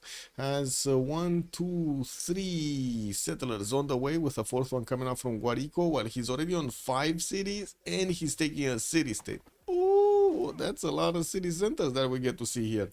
We're going to need to see also if ETPA is going to significantly jump in his stats because of his bonuses. He's 42 science and 56 culture, and that is before he's going to plug in Moksha in the city of Baira, nor does he have actually Pingala anywhere in his city centers.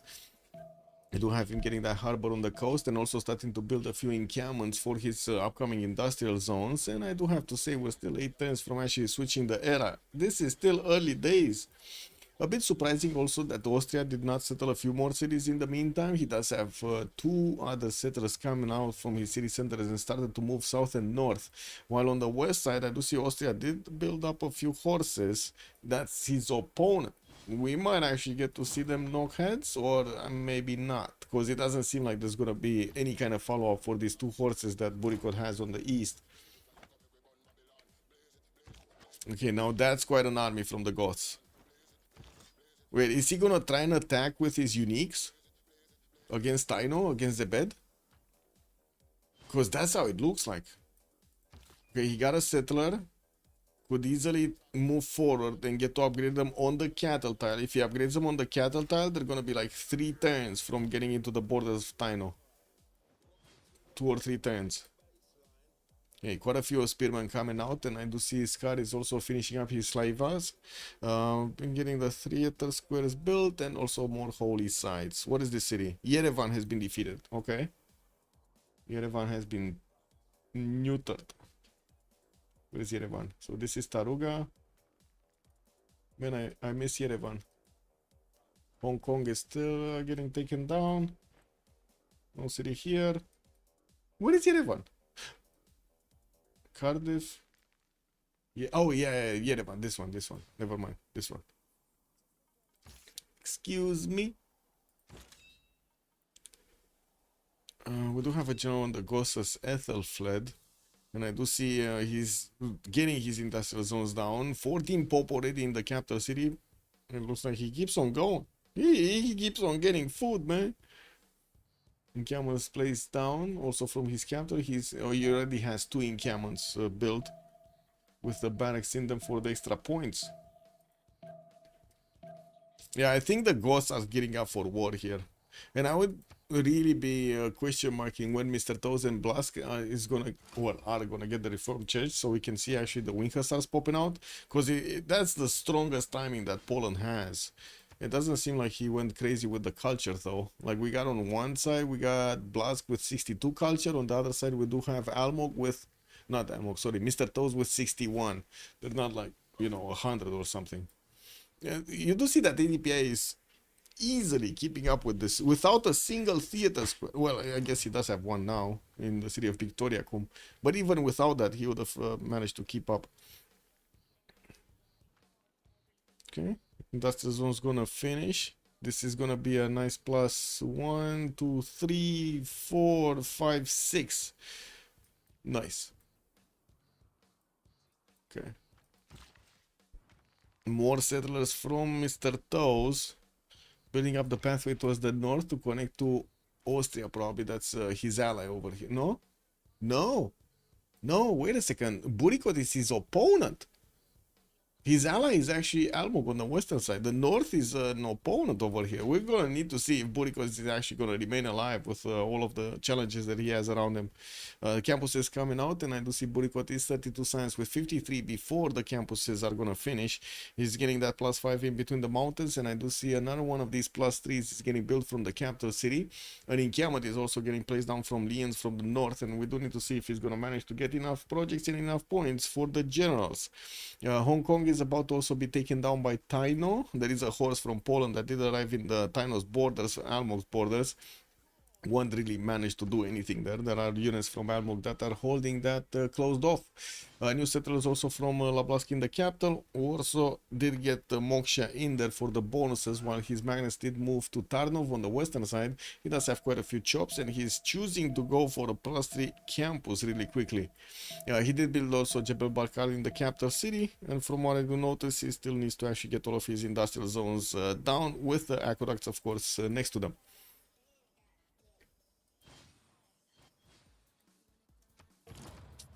What do you think, guys? What is going to happen with Civ7? Big question. Is the community going to like what Civ7 is offering? That's the big question.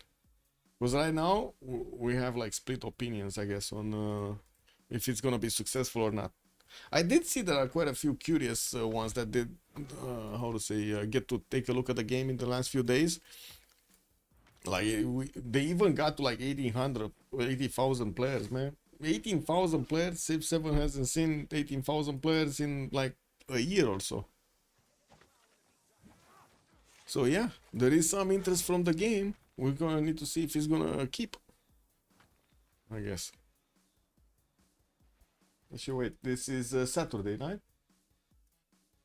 Saturday. Yeah, there we go. Is he gonna hit 20,000? No idea.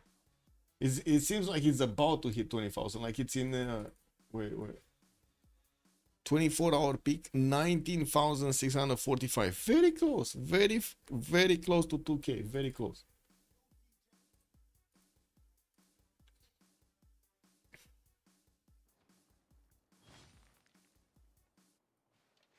După cortări în tiras.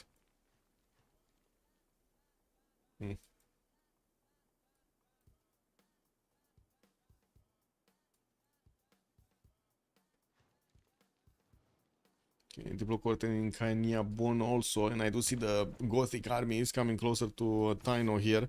Zebed is in a bit of trouble, and he's not preparing. He's not getting units for this. We do have also Scar bringing a settler with this military, and I would imagine the cattle settler is gonna be down. Or is it gonna be closer? I don't know. Because to be honest, I don't know how much he wants to expose of his military. He only saw, like, his opponent, Zebed only saw like one single militon and a spearman. He doesn't see the upcoming ones getting through. And I do have to say, these are not really quick units. They do have an extra move on point, but still, they don't have the +5 of the horse or something, or +4 of the horse. Theater's quest from Apollon, more culture, a few more of commercials coming up from the northeast. He's getting his libraries up for the science. While I do see also Boricot did manage to get to improve his cities. Is still low in the science for the moment. 42 science and 70 culture. Still needs to actually build up his campus count. Intelligence also coming out importance from him. Austria, Explit did manage to get also a religion, Sikhism, with the help of Stonehenge. Zen meditation and defender of the faith is going to be the way for him to go. We're 4 turns away from switching the era, and from what I do see, we do have ETPI successfully securing the Golden Age. Plask is 1 point over, so he's also secured it. Zebed secured the Golden Age. Burikot is missing 3 points, but I think he has enough time to actually get this going. Like, it's 4 turns, and I don't think he has. Oh, he does have a +3 campus, so that's splendid. Went and gone. In Camel Training Project coming out from Leans. I mean, he's on 1 point out of 300. He's not gonna get a general. He's not gonna get a general. Anyway, Expli 2 points off on the eastern side as well. We do need to see if he's going to manage to successfully get it. Got Grey Bath, and of course Stonehenge's wonders here. And from what I do see, he's also working on a +4 campus from the capital city. We do have him also with quite a bit of culture here. Open sky. Yeah, quite a bit of culture. Wait. Oh, that, yeah, that was open sky thing. Never mind. Mr. Almog, 50 out of 57. Scar, 64 out of 67. Wait a second. I mean, this guy is gonna get to upgrade, right? Scar is gonna get to upgrade. His next tier unit, maybe? Before the next era, like the pikeman. He should be getting there. He's getting, right now, his sailing boost going. Anyway, I mean, I guess even a galley can be used on his attack against Taino if he wants to. Anyway, Almog, 45 science, 52 culture on Amasana. In the middle of the map, he did manage to settle quite a few cities. Already took down Hong Kong. That would put him on 2, 4, 6, 8, 9. And another one settle is coming out from Yaguana. Yeah, that's it. So 10 cities. He's going to be 10 cities really quickly while he's building up his stat points. You can see the library coming out. Aqueducts are also coming in for the extra adjacency towards those industrial zones. Now, I do see Blask is already starting to get pre-builds for the wing hussars, though. Uh-oh. I mean, Blask is getting Reformed Church in 3 turns and Military Engineering next turn. And he started pre-building a lot here. Now, that's a lot.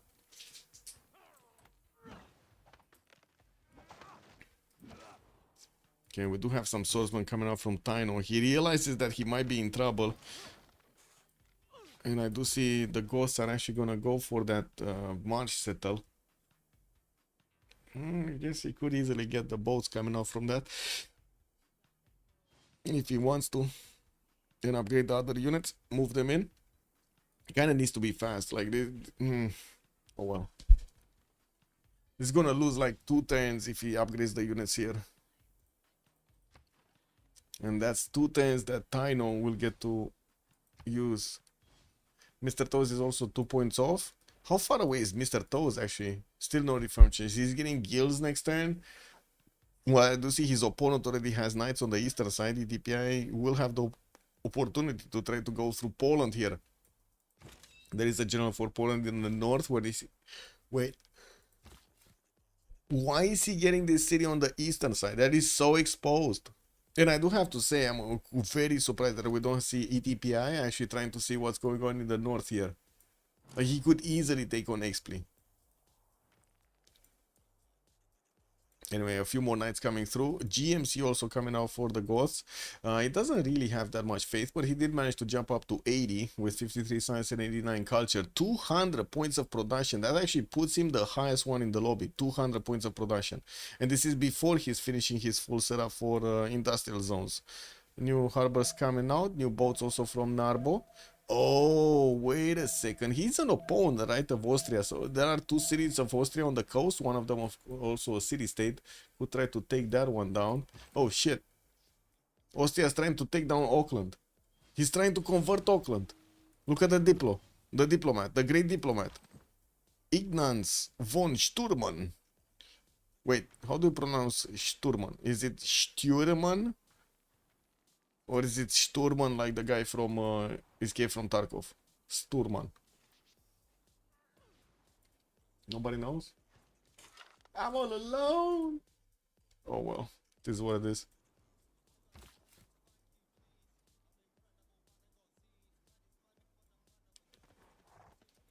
Okay, what's with the pre-builds?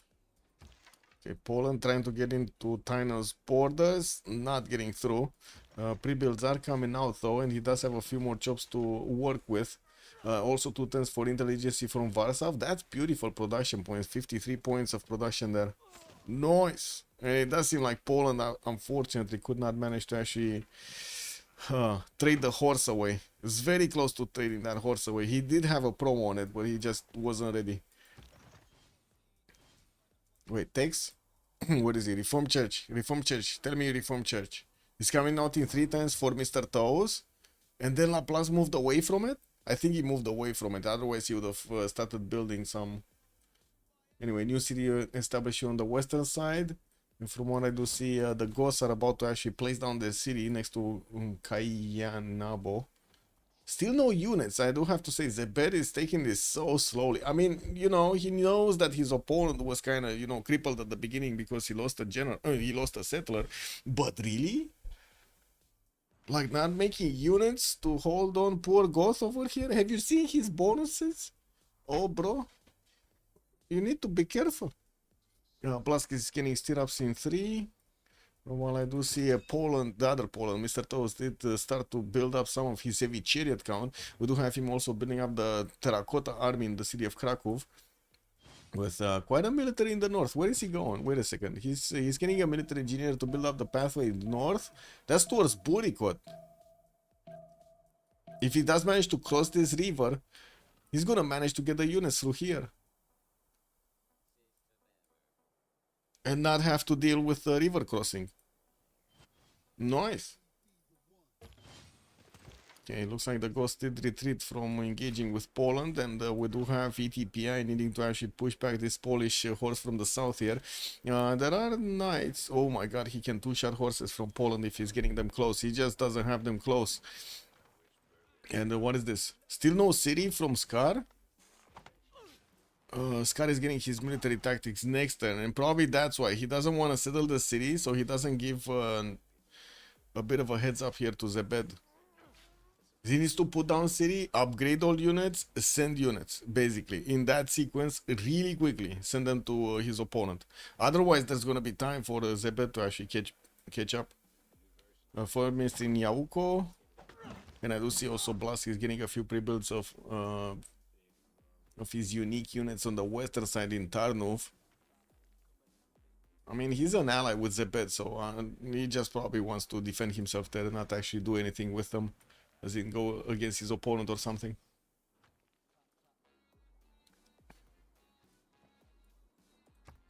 Did we jump? No, it's just one turn. This is the last turn. So Scar secured his Golden Age, Expli secured it, Almog secured it, and Mr. Toast is missing 1 point. Shit. Is he gonna get the 1 pointer, guys? Mr. Toast is missing 1 point. Wait, did he get a... He didn't get... Oh, he did. He did get a swordsman out. He did get a horse out. So already he has those 2 resources. Yeah, I don't know what he's gonna do here. Because I don't see an easy way for him to get a point.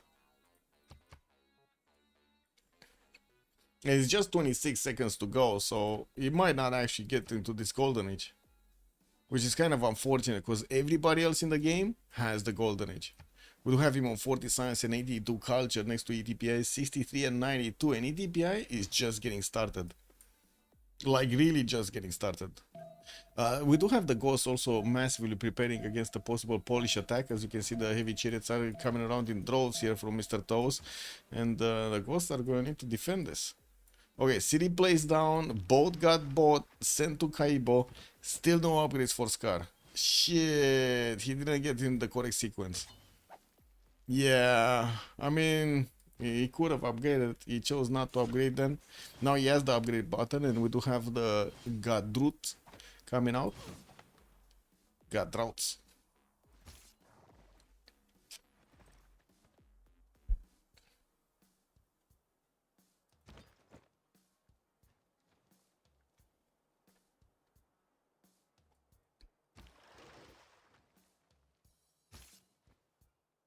They don't seem to do that much damage against the swordsman. Of course, they're going against melee units, so they do have a penalty of +10 against them. Magnus establishing Klagenfurt. We do have Hypatia also being sent by Austria to Taruga, where he's finishing up a campus for a free library. And I do see now he did significantly jump in his science acquirement. He is on 66 science with 52 culture, getting more encampment training projects in the northern cities. But still, he's down to what, 6 cities right now? Yeah, 6 cities, while Poland in the south has 2, 4, 6, 8. And doesn't really need to worry about Ghost that much. He's actually going to go 9 cities here. It looks like he's preparing a military in the city of Wrocław, so he can attack into ETPI. That's going to be a good open question here if ETPI is actually going to see this happening. We do have him building up a lot of spearmen for the possible defense. So I guess, you know, there's that. Okay, these guys do have 4 movement, by the way. They're extremely quick. So that's like 2 turns away from actually getting to Kaibo. This is going to be 1 turn. And then he can get next to Kayabon. If he manages to get like 2 units around that city center, it should be fine. Because I don't see Taino getting stronger units. Oh, wait a second. I don't see him now, but I do see him. You know, I switched the text and I take a look at him getting his military tactics next turn. He's gonna get men at arms possibilities to upgrade here. That is gonna probably take down the Gadruts. That's how you call them, right? The Gadruts. I don't know if the extracts I added at the end is good or not. GMC also coming out from Scar. He does have a massive amount of faith per turn that he could utilize, and we do need to take a look at this. Well, we're gonna have a pause of 2 minutes.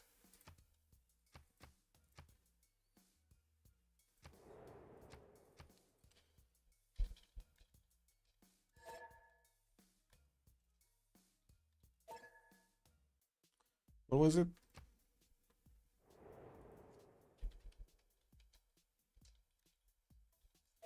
Okay, be right back. 2 minutes.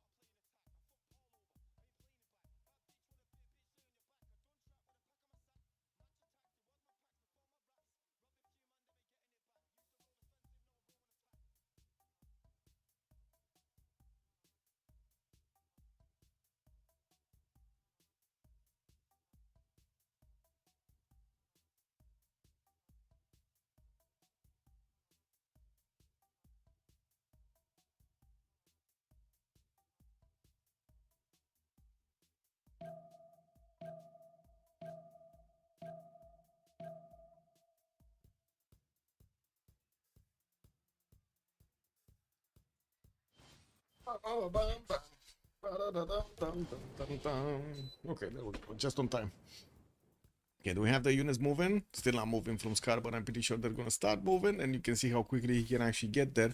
We do have, let's see, TPI, Pembrasian Voice Coordinates, second one, 59 science and 128 culture.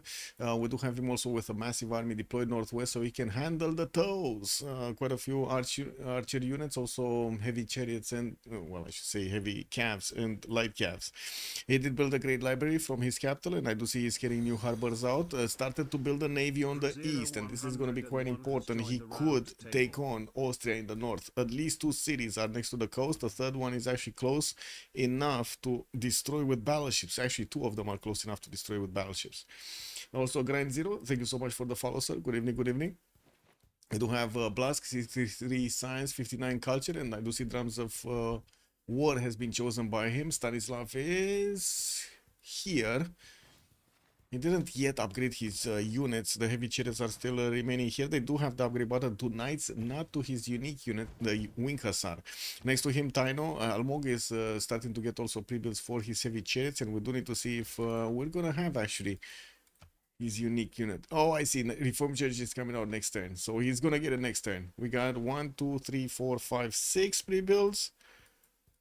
7, 8, 9, 10. But these 3 pre-builds in Tarnov, with the 4th one coming out next turn, I think they're just for defensive purposes here. Wants to keep the Goths away. And that's going to be a good question, if the Goths are going to stay out or not. They do have promos here, and they're starting to actually plug them in. Zebed, 138 science, 79 culture on Anasona. We do have him also starting to build up a few more mana times so he can hold on his opponent, Gadruts. The Gadruts are strong enough to actually withstand the attacks of the mana times by the looks of it, and we do need to see if they're going to manage to actually push them back or hold them actually. A bit more economy is also coming up from Zebed. We do have him with the stronger economy in the game, 118 points a turn. Zeb also Burikot, 100 science and 56 culture. Looks like he did recover nicely, freeing with a golden age this time around. I guess it is what it is. Getting the setup going for his industrial zones in between Vienna and Neustadt, while he's also plugging in Reina in the south. Interesting position for Reina, while he's already getting attacked by the toes. I don't know, man. I don't know. I'm a bit surprised that we don't see actually a military here in Tribulansky to actually go against Burikot. We do have it deployed east, and it looks like he's more concerned about the ghosts than he is about Austria in the north. We do have XP also. The other Austria choosing to go for a Pembrashe voice golden age, building up his campus scout and also getting his aqueducts down for the extra GCC towards these industrial zones. Okay, looks like it's raining again outside, so excuse the extra sounds. Moksha getting into in Friedrich. Also, that city is non-coastal, but it's non-freshwater. He did manage to aqueduct it to get the extra housing bonus. Scar, 80 points of science, 147 points of culture. Theodori here did manage to actually get an army going against his opponent Taino, and we do have quite a few of these Gadruts that are starting to move towards the city of Zebed. We do have also a catapult with this military able to actually get in there, and we do need to see if he's going to manage to actually get shipbuilding. Not yet. He's going for construction and diplomatic service. And I do have to mention already, we've got 3 of these bad boys coming through. I do see Zebed does have a builder ready to chop another man at times, so he should be fine. It's not that big of an advantage that these Gadruts have over the men at arms, to be honest. I mean, it is, if they're gonna manage to encircle them with 3 units, they're gonna take it down. But yeah, it's not happening yet. You also do have the Ghost with the ability to actually upgrade crossbows. I'm quite a bit surprised he didn't. Blask did upgrade his wing hussars on the eastern side. No, just on the western side. Do have him initially defending against Scar. Wants to tell Scar that he has no place to go here in his territory. Albong, shipbuilding coming out, 84 science and 81 culture on Anasona. In the middle of the lands, getting his universities up, and I do see also campuses with Pembrashe and voice giving him the extra culture. A few of these theater squares are coming around, and he's going to manage to get those extra culture points from those. While it doesn't seem like he's going to have a big skirmish with Paul on the western side, he does need to be careful, and especially have good tech units so he can slow him down until he gets stronger ones. I do have to say, Blast doesn't seem like he's flexing against Almog right now. He could definitely flex against him, but he's not. So yeah. Okay, what's happening here? Is this actually moving anywhere, or is this not moving anywhere? I don't see the ghosts winning this. And what is Mr. Toast doing? 84 science, 111 culture. Stanislaw the second here. Did manage to get the first wing hussars up in Swindika, the city that he did place towards Gos, in between the Gos and Austria. While we did have him with a horse deployed towards the north, looks like Austria did close up the choke right on time. And he's also getting spied on. He did get also his own spy and finished Terracotta Army. That's a level 1 that he has, Katrinza, in the city of Poznan. He's going to need to send it to his opponent, just like the Ghost would need to send his away. Catapults are coming around also for ETPI. Looks like he is preparing for some kind of skirmish here, and he wants to be on the offense. You don't build catapults to defend yourself. Let's be real about this, right? So he's gonna want to go on the offense. We also do have ETPI getting that fleet on the east, right, on the coast, and that's gonna be an open question how quickly he can actually get these bad boys into caravels, because we don't have Austria with a fleet. Like 2 boats, this is not a fleet. Well, neither is 4 boats here in the Narbo, but you know what I mean. You know what I mean. He's getting it going. No kernel possibility yet from Ologicus. Well, I guess, wait, he could get, right? He could get the longer one, the bigger one. Panama Canal? Yeah, the bigger one. Looks like also Mr. Toes is doing enough damage against the Knights of Goth. We do need to see how quickly the Ghosts are going to manage to get to that higher technology. With only 71 science and him going top 3, that will take a while. And it doesn't seem like at the moment Mr. Toes is interested in actually pushing anywhere. He's just getting defensive units. Threatening Oracle in the capital. Also did manage to close up his chokes nicely here. Doesn't seem like there's gonna be any strong units pushing through. And what is this? Is this Scar just watching? Oh my god, we got the units of Blask also coming through. And it seems like they're catching all of these Gothic units. Okay, well, that was enough damage in the meantime. Almost enough damage to take him down. What's that then?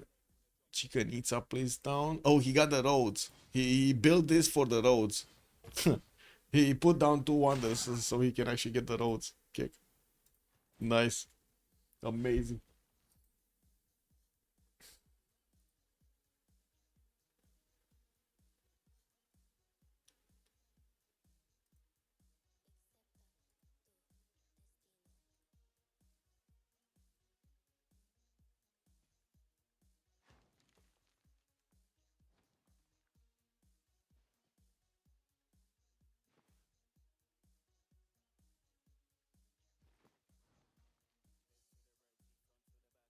Okay, looks like crossbows coming out from Turabo, industrial zones in Yaukoi, while Taino did recruit Isidore of Miletus. He's gonna have the opportunity to actually one-shot Oracle there. That would be faster than Poland is building it on the other side. We also do have courses coming around from Lablask. He didn't upgrade all of his units here, and the courses will give him the opportunity to actually do more damage against Taino. Not that much, and I do see Taino does have extra intel because he did manage to plug in the spy, while the intelligence is still gonna finish on Blask next turn. One more Wing Hussar on Tarnov, and I do see there is a general over here for Poland. He did lose his first Wing Hussar against the Gadruts. Wait, was that was a Wing Hussar? That was a Wing Hussar, no? Man, oh man. I mean, here I see Wing Hussar, but I guess that's in the forest. That's why he's not taking that much damage. And the Gadruts are almost impossible to attack into with the Wing Hussars and a general. Oh, this is not a good general. The Wing Hussars don't get the bonus from Trung Track. Never mind. That's just a general in image. That's nothing. Basically. Okay, still no attack in the north, but we do have the catapult with movement, and I do see, of course, he's gonna have the ability to attack into these 2 men at arms. So I need to see if he's gonna start bangy bangy. Shooty shooty bang bang, shooty shooty bang. Kinda needs to get in there, to be honest. Like, he needs to get around this man at arm. No, he didn't click. Scar, click! Click, my boy! There we go, he clicked, finally. Okay, that's it. That's the most important thing. I guess he could have attacked in the north of the city, but it is what it is. Wait, is this crossbow? Yeah, the encampment actually popped out in the encampment. That is the correct unit to actually attack the Gadruts. Okay, any movement here? No. Timur did get deployed in Swindika, so Poland does get an extra +5 on his Wing Hussar. While I don't see any units deployed in the north, nor is he actually building new ones. He's trying to get Oracle next turn, and that's gonna be the open question here. If Isidore of Miletus is gonna be used on Oracle? Doesn't seem so. Wait, where is Isidore? Where is Oracle actually? Oh, I see. Isidore is here. He's not getting to Oracle. So yeah, that's not gonna be built here. He's not getting to Oracle. I thought he already moved it, but he's not. Okay. A few more crossbows also coming down from Zebet, and it does seem like in the Congress we did have double the merchant points, Monarchy gaining a wildcard policy slot, and Theodoric did gain the 2 diplo points. We also did have Auckland being picked up by Austria here, and it looks like the other Austria is getting back. That was the second city, by the way, that Austria did get here. Buricot got a second city state. Universities coming through, encampment projects also from Linz. This kind of seems like a useless effort, but then I do see he did manage to get enough points. Interesting. Okay, well, the other Poland does have the ability to actually pick up this general, John Dark, for the army, and it looks like he passed it. He passed it along. Let's see who's gonna get the general. They're passing it. Pesha Basa got recruited by Austria. Oh yeah, there we go. Gustavus Adolf was recruited by Blask. Oh, he's the one actually. Oh. He's the one that has the opportunity and has the units. He's going against Almog here. against the city of Hong Kong, while we do have multiple spearmen killing out from Almog cities. Almog is over 100 science. He should have the ability to actually get these upgrades quickly, and we do have enough coal per turn. Yeah, I guess. I mean, it's definitely not as much as BDC is making, but it looks like enough. Okay, what do we have? Gadroots are getting onto the tiles of the bed. They're kind of in a weird position here. Unfortunately, you cannot even. I mean, I guess. Wait, that's not a quarry. That's a mine. Interesting. I thought it's a stone quarry, but it's not.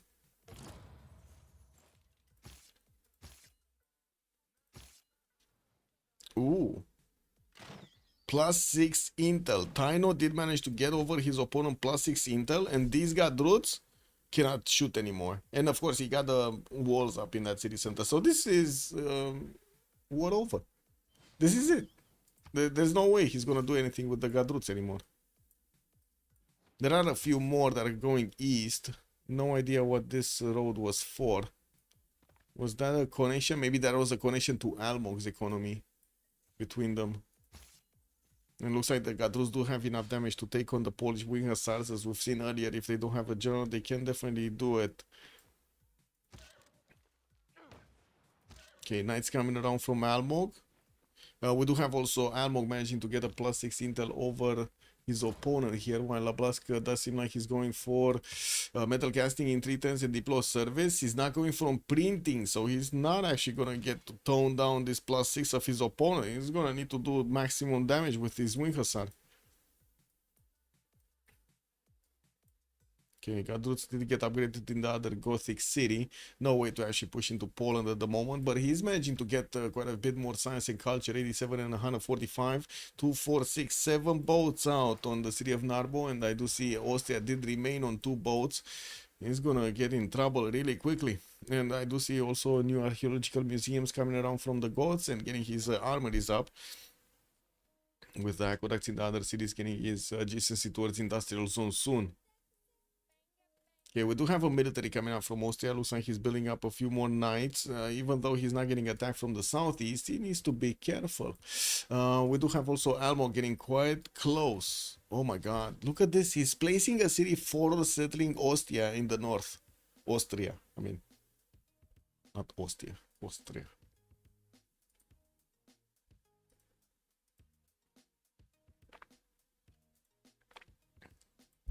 It's kind of a chill down game over here. What is chat doing? What do you think? Okay, looks like the Gadroots are being taken down slowly but surely.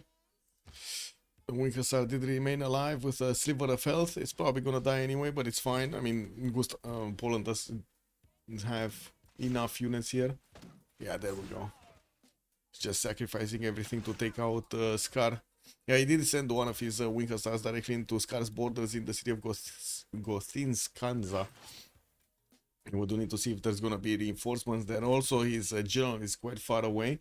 We do have units also from Zebed that are starting to move. And by the looks of it, with the help of the crossbows, he can definitely punch through the Gothic defense. We don't have that many units coming up from Scar. I would have imagined he's actually going to follow this attack back up. But he's not. And we're going... Oh, we do have Austria actually seeing what's going on in the Gothic city on the coast. He now started to build his own boat so he can get there. Cartography coming out in 2 turns for ETPI, while XP is just 3 turns away from getting his own cartography. Unfortunately, the gig is up. So yeah, or is it the gig or the jig? But anyway, ETPI is going to get to upgrade his units soon. We do have also Poland managing to get those upgrades next to Swindika. We do need to see if he's going to manage to actually get some damage done over his opponent, connecting his newly settled city with his military engineer to get the pathways, and of course his spies are getting deployed into his opponent's cities also. We do see finally a spy from the Goths also appearing in Lublin, but it's only a level 0, doesn't have the level 2 promo.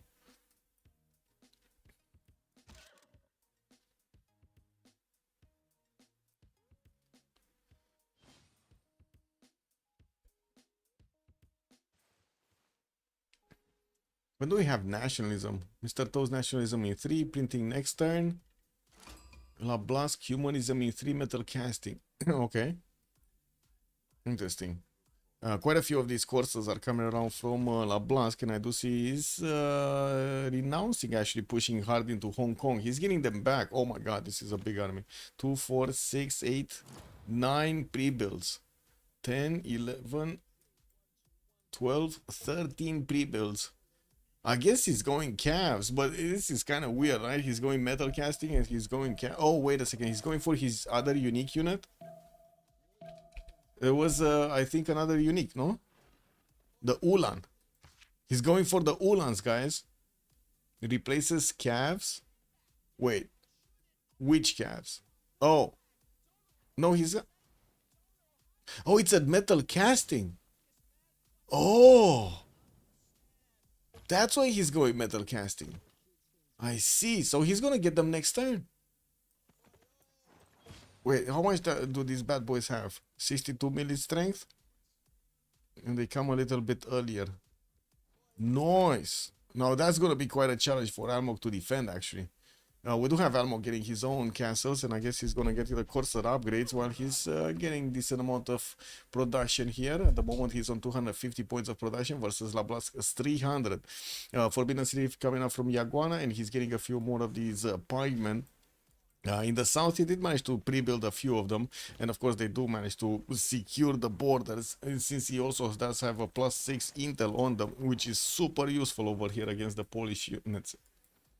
Ghost did manage to get a privateer out. This bad boy, unfortunately, will do a lot of damage to Taino's capital, city, I mean the city center, and we do need to see if there's going to be some form of counter-attack here. Is the bird getting stirrups? No, not really. Well, except the crossbows that can attack into the privateer from the coast. Doesn't seem like he can attack into it with anything else. He got a galley though. I guess the galley can attack. Oh wait, that privateer should be dead. There should be enough damage between the walls, the crossbows, and the boat and the galley. There should be enough damage.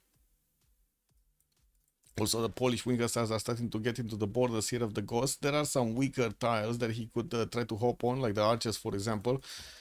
He does need new movement to do that, though. And I don't see the general deployed here. Looks like he's going with the general somewhere else. Where is he? East?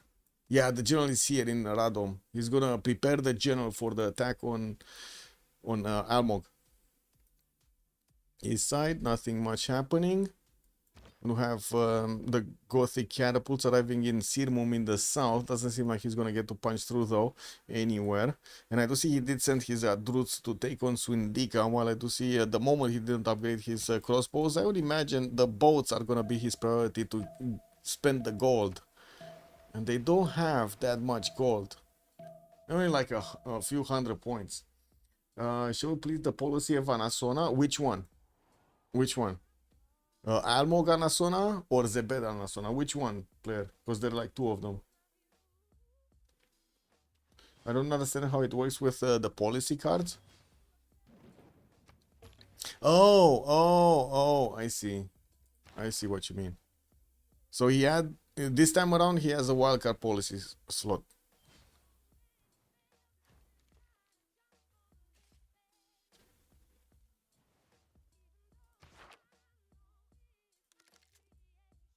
And he's trying to get another one with that Forbidden City.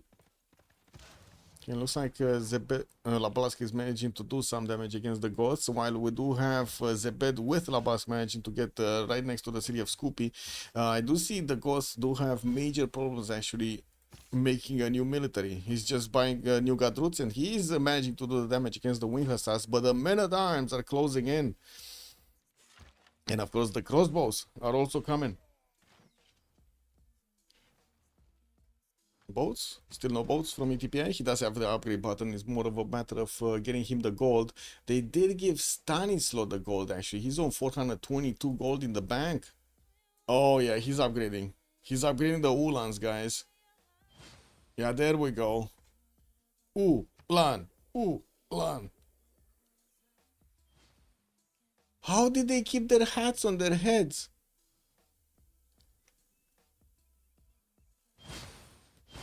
No, really, how did they keep their hats on their heads? That's a big freaking hat. Anyway. I guess wind is not a problem. Yeah. And let's see the damage. Ulan, 72 damage against the knights. Okay, that's pretty good actually, especially against the knights that do have extra intel. Almog is barely getting gunpowder in 210, so thinking about him getting like ballistics soon, that's not really gonna happen. We do have Burikot also getting ballistics in 410s. And by the looks of it, he does have a general next to Klagenfurt, and will have the opportunity to go against Almog. Interesting. So they are pushing basically Scar here, which looks like he's well, he got bullied from the beginning. Are they allowed to CC in the show match? Yeah, probably. Yeah, just super glue the hat to the wig, then super glue the wig to the head. I guess that works, Figo Stars. Yeah, that's how they did it. Do you see how big this hat is? And I'm sorry, the cat is pressing buttons. She's pressing on the left arrow with her butt. Miss Cat, you have a very big butt. Very big butt.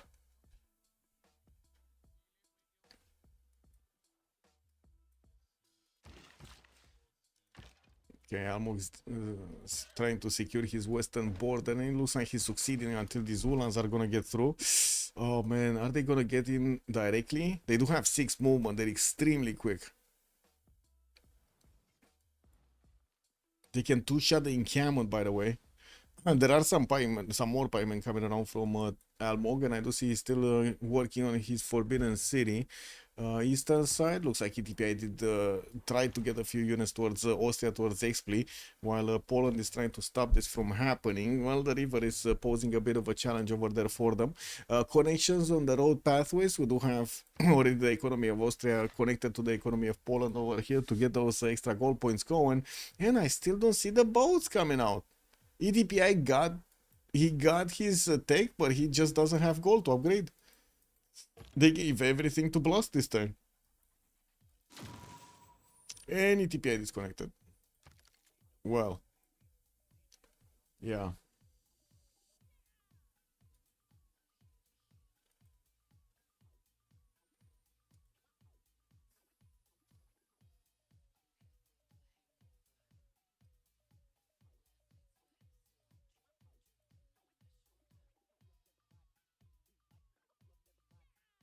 I think EDPI is a serial disconnector, no? He has like quite a few issues with the internet.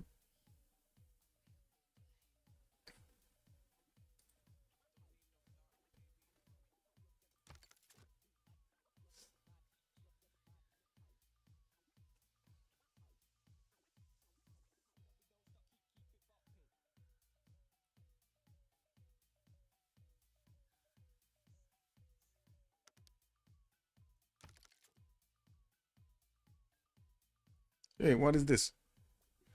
The Konuko. This is the unique improvement. Konuko. Oh, this looks cool. Wait, is that a house in there with like a lot of like fire things, torches around? What are these little torches? Oh, there's a road getting through, and then there's the big circle. Interesting. And what is that? Is that a stone in the middle of the house or something? Well, I'm assuming that's a house. I don't know if that's a house, but it kind of looks like it's something livable.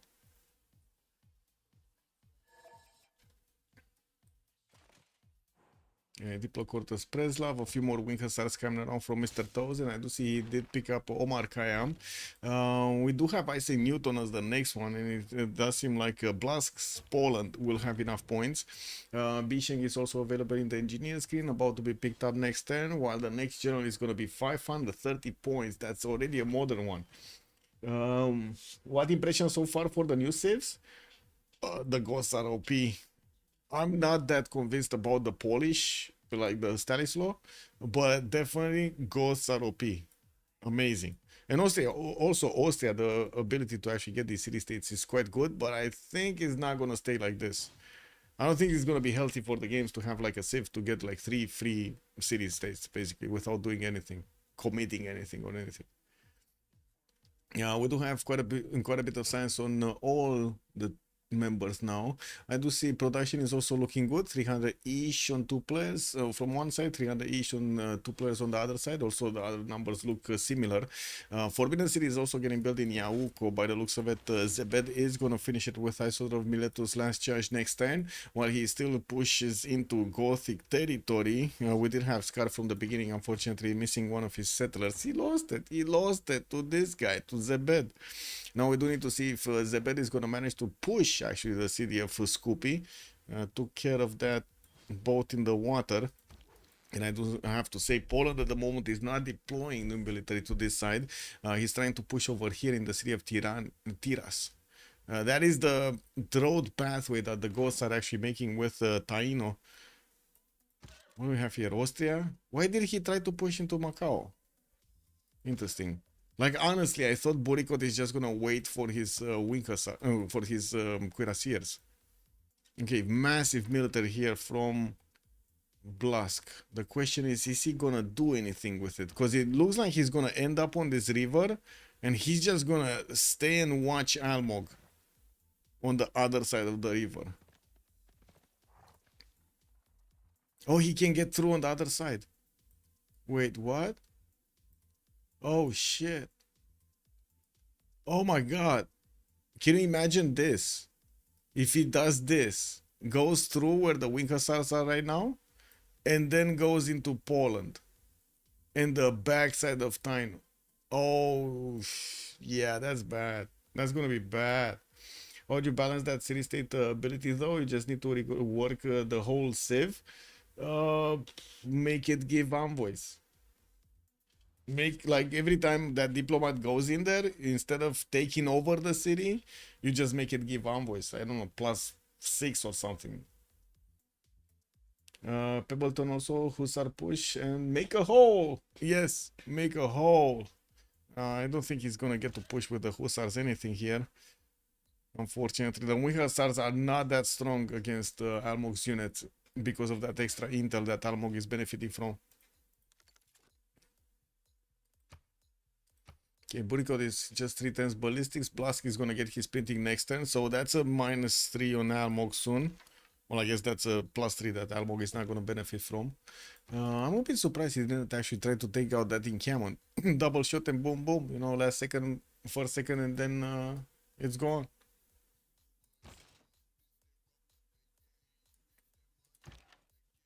Okay, this guy is already shot. It looks like we do have the first units of Taino getting into the borders of the Goths next time. There are a few horses also in the north that are trying to get through so they can get some pillages. And he might actually get some pillages because I don't see many units from the Goths. He's making some, but he's not reinforcing this, you know, seriously. We don't really have also Zebed committing to this fully. I do have to say he's just getting his universities up and did build a few units on the northeast, but then he stopped building altogether the units. Boats? Still no boats. Incredible. ETPI has the tech, he just doesn't have the boats. As in the gold, I mean, not the boats, the gold. And Zebed is the only one making gold on their side. Well, making enough gold on their side. Okay, it doesn't seem like the ghosts are gonna manage to wiggle their way inside of the city of Austria, and we do already have Austria with quite a few caravels upgraded. He might actually get to push this back, as in he might go against the ghosts and take out those coastal cities like Narbo, for example. That's a big city, and look at that. Look at all of those traders. I bet you these traders are getting ready to connect to Otao. He has a galley on the water that he's gonna breach the fog of war. He's gonna see that city center. Okay. Zebed still trying to get his Gadrut. I guess that's fine. Gadrut cores are quite good at the moment. But again, a bit of a problem with the number of units. TPI did desync, unfortunately.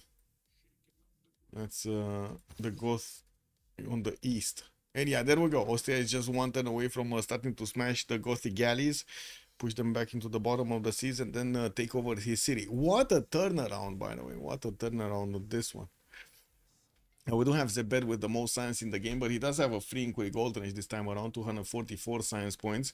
And we do need to see if he's going to manage to secure a tech that he would get some benefits from. Looks like Austria is getting to push Macau. And by the looks of it, 3 of those knights are managing to do a bit of damage. There is a courser in there that's holding up the defense. And it does seem like Almog did send one of his pikemen to take on the knights. That's much better damage against the knights. And where is this moving? This is what I want to know. Is he going around or is he going through?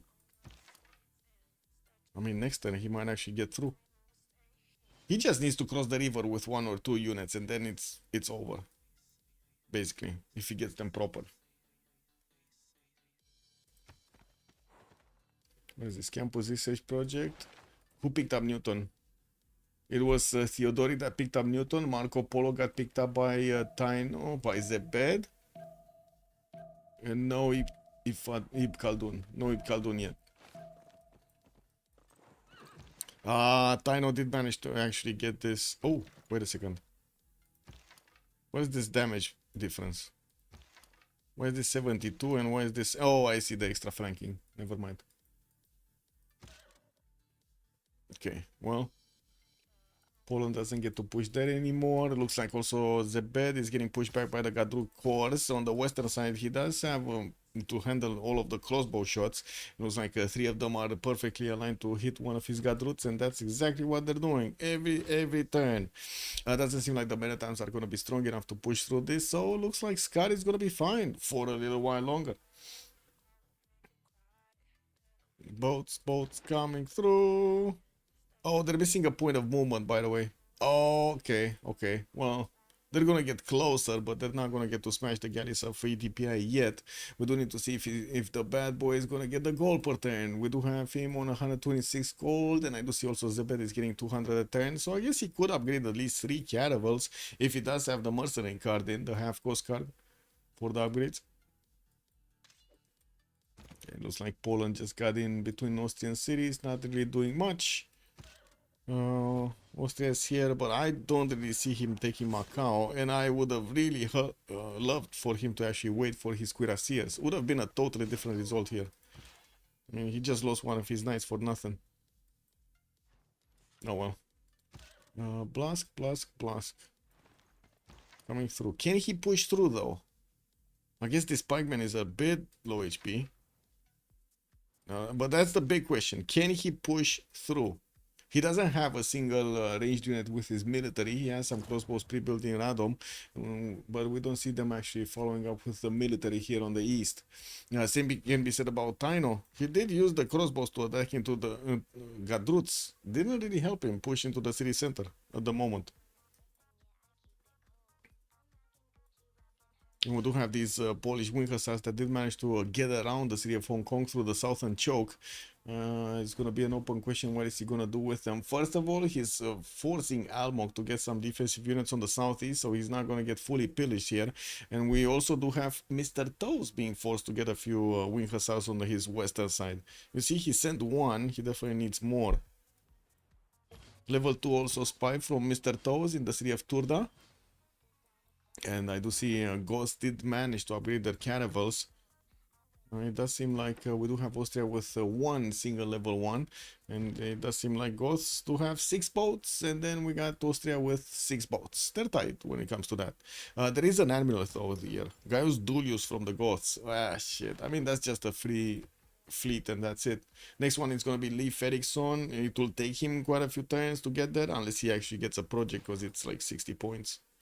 What is this? Campus Research Project, Campus in Narbo. Ologicus is getting a theater square. Not working on the projects. Okay, these guys either need to get back or go bust. James of St. George is in the city of Macau. He's gonna get those free walls in there. The 150 strength walls are definitely gonna hold even the bombards for a little while longer. While Almog is getting his higher technology. Well, he's going cartography, top 3 for industrialization. Well, it does seem like Lablas did not want to choose to go through that middle pikeman. Man, that's a insanely big military. 2, 4, 6, 8, 10, 12, 13. 13 of these bad boys did get upgraded.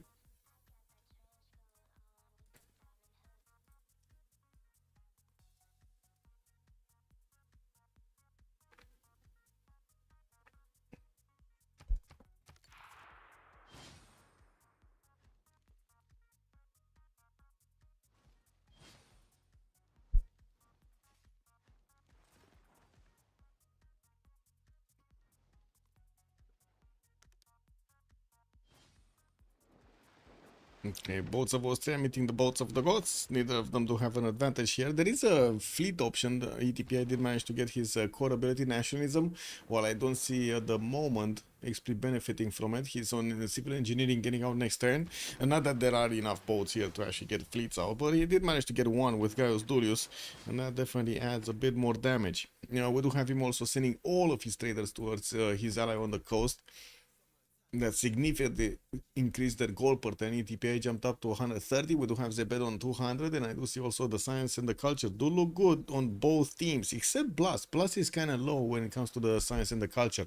Just 117 and 78 with negative economy. But he's also the one that's gonna push Almog here, and the question is where is he gonna get to do his final push? Almog did get pike and shot technology, and as you can see, he's gonna start upgrading these bad boys. These are extremely strong against the Ulans.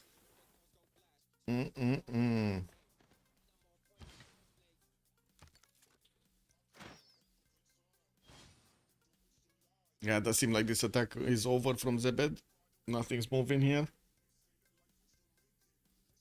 A few more of these campuses coming around. No boats in the water. He's not actually going to help out against Austria. While I do see Austria is starting to get a few privateers in the water. We will need to see what will happen with the skirmish in between him and his opponent. It is EDPI on the advantage because he does have his coast next to, so he can actually heal up his boats. While of course Austria does not. He's sitting in the middle of the ocean. There are a few units also from the Goths on the land that are trying to get to the Austrian borders. Not really strong enough units, and as you can see, Poland did deploy a few of his own to hold this back. Well, crossbow and cords are definitely going to have something to say about that. Ooh, now that was a close one. The Gadrut almost died.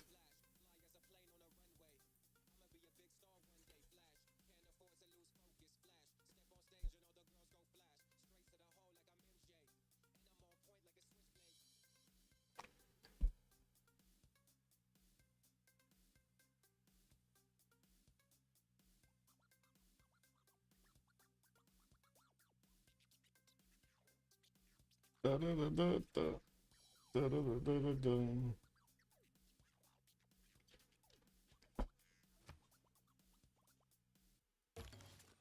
Okay, it doesn't seem like Poland is pushing into the north that much. We do have the units of Zebed managing to get into the borders of Goths in between, and I do see immediately the Goths are sending some knights to hold them back. I do see also crossbows are getting deployed there to shoot them down, and it looks like they will shoot them down. There might be... No, he just bought another knight. It should be fine. It should be fine. No engagement on the boats, and I do see the Goths are gonna send some of these courses on the coast. Maybe they are gonna manage to actually get around the military of Poland.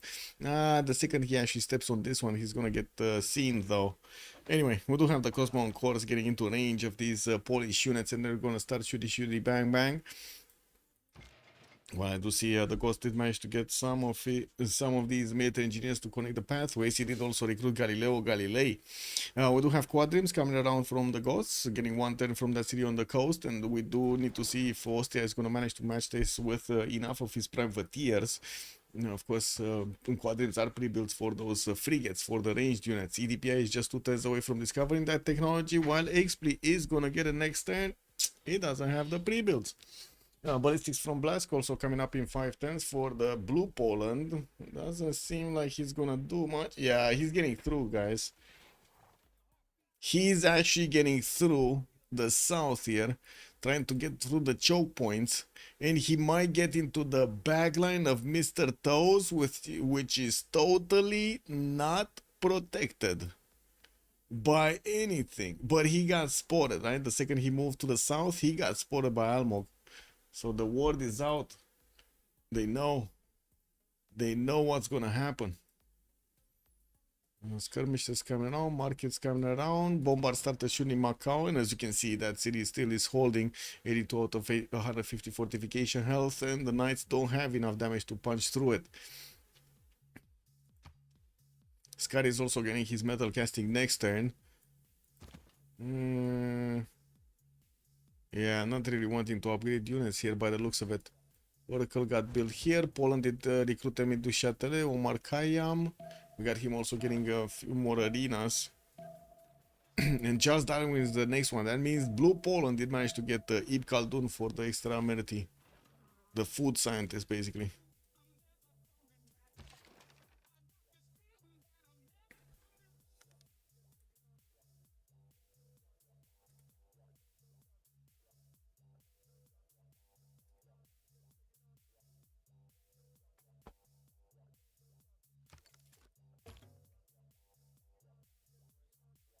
It's a bit unfortunate that ETPI is like desyncing every turn. Okay, the units of Zebed have been cleared out from Scar cities. We do have him also getting a few more encampment training projects, and the ghosts are gonna need to get their modern ones, the modern generals. I do see also Austria is deploying a few more units towards the south, towards Mr. Toes, and this is gonna be the big open question. Are we gonna see these Polish units managing to get across the rivers? Because this is what they lack, right? They get across the rivers, and then they're gonna have a direct way to get to the Polish cities. And I don't really believe these units of Almog are gonna stop this from happening. I mean, right now they're busy with the wing hussars on the east side of Hong Kong. We do need to see what Blaski is gonna do here. Definitely can take on the Polish wing hussars. Ooh, Etemenanki getting 110 in Poznan. That's what Etemenanki got reduced to, guys. Just Terra score. You get Etemenanki, you put Terra score. That's it. It got reduced to such a low wonder. It used to be a make or break kind of wonder in the game. Now, no more. No more. No more. Okay, come on. Where are these guys going? Oh, they lost movement. Okay. They don't really have anywhere to go in. Still no units. This is quite surprising from Poland. Still no units. I guess he's trying to get his era score for the next Golden Age if he's going to manage to get there. Mr. Toes did manage to secure this one. We were thinking if he's going to secure it or not, but he did. He did. He's in a Pen Brush and Voice Golden Age, and we do need to see if he's going to manage to acquire the points for the next one. While I do also notice ETPI is just having a staring contest with Austria on the coast on the east. He's getting to pump out his squad. Wait a second. He switched to get a campus when he should have gotten the frigate. Well, I guess he's gonna have two of them, and he's gonna try to play with them like that. We do have also pre-builds coming out from Austria here with a great diplomat also just running around his territory.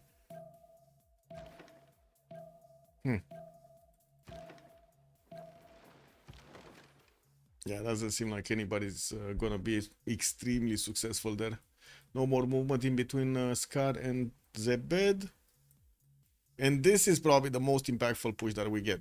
If it gets, and that's a big if it gets to the rear defense of Poland, which is non-existent, it's just like one lonely dude next to the Dead Sea, and that's it. That's the entire defense of Poland on the western side.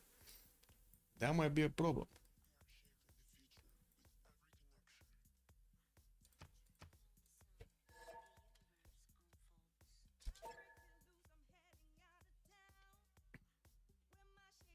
Can pause for him, I guess. Oh no, he's fighting right now. Looks like they're calling for a relobby next turn.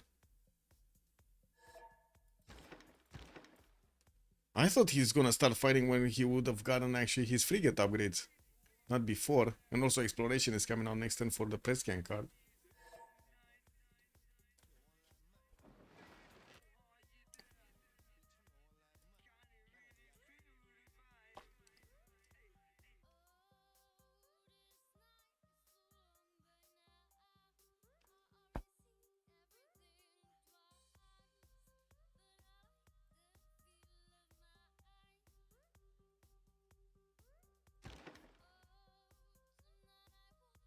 Wait, the plus in Inter changed? Now it's on the gods? Interesting.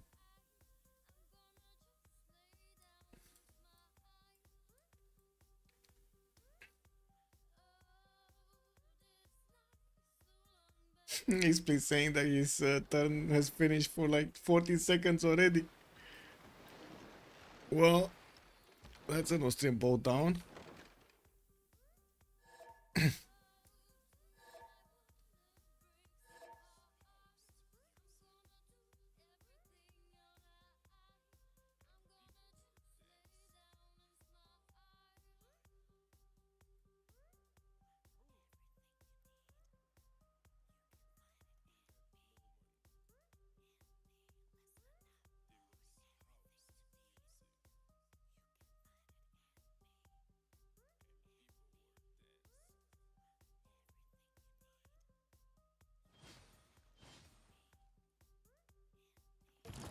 Well, they did say they want a reload, you know?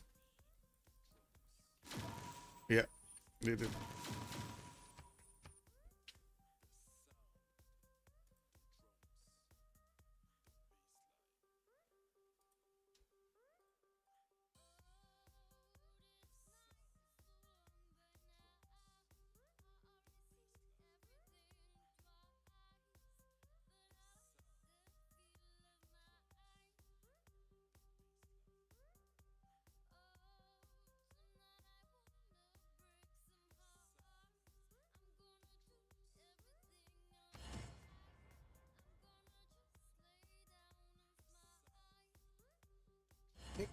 Okay, be right back a minute. Let's put the task manager up. Get Civ in focus. There we go.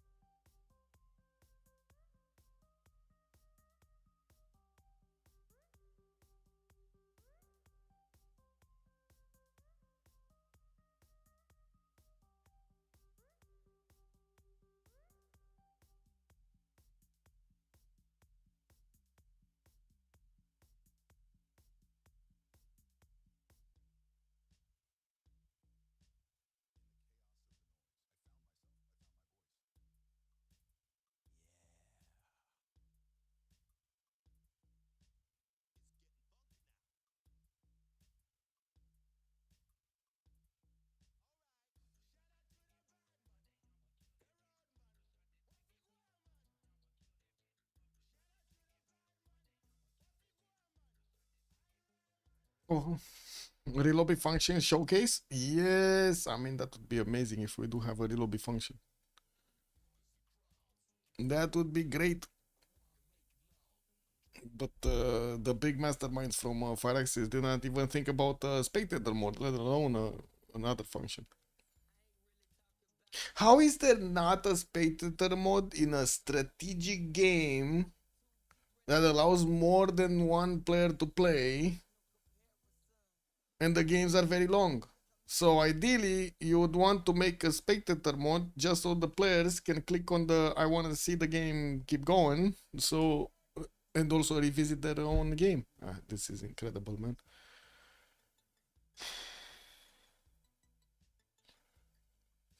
Well, I mean, I guess first they need to actually have a game to get an observer mode for it. Oh well.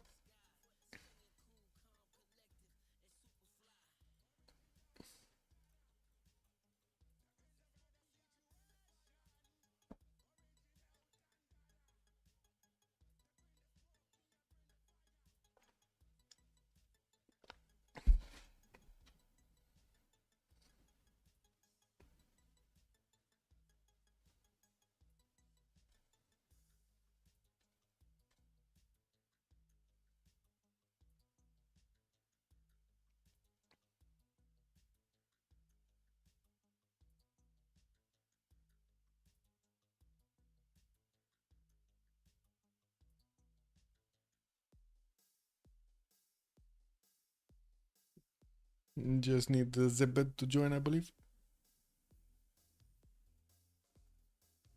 Yep.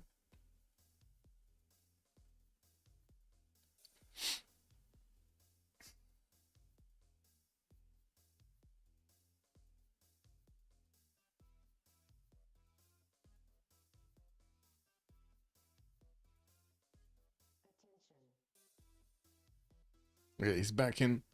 Mr. Toast needs to ready up so we can get in. Okay.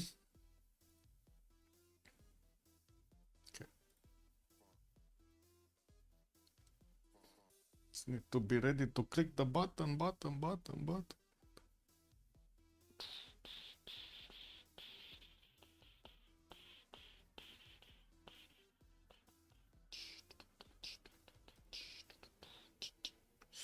Okay.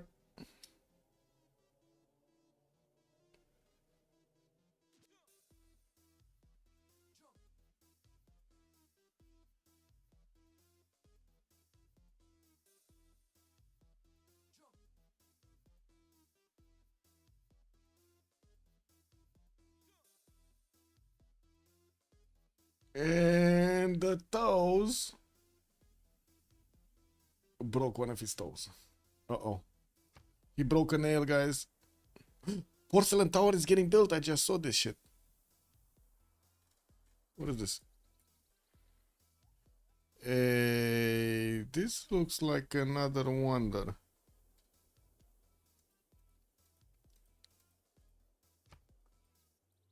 Doesn't this look like that temple thing? What's the temple thing called?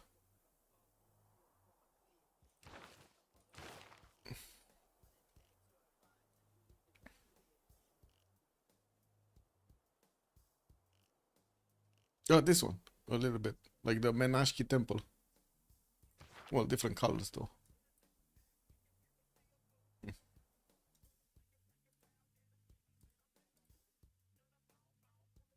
Back on full processor. Power.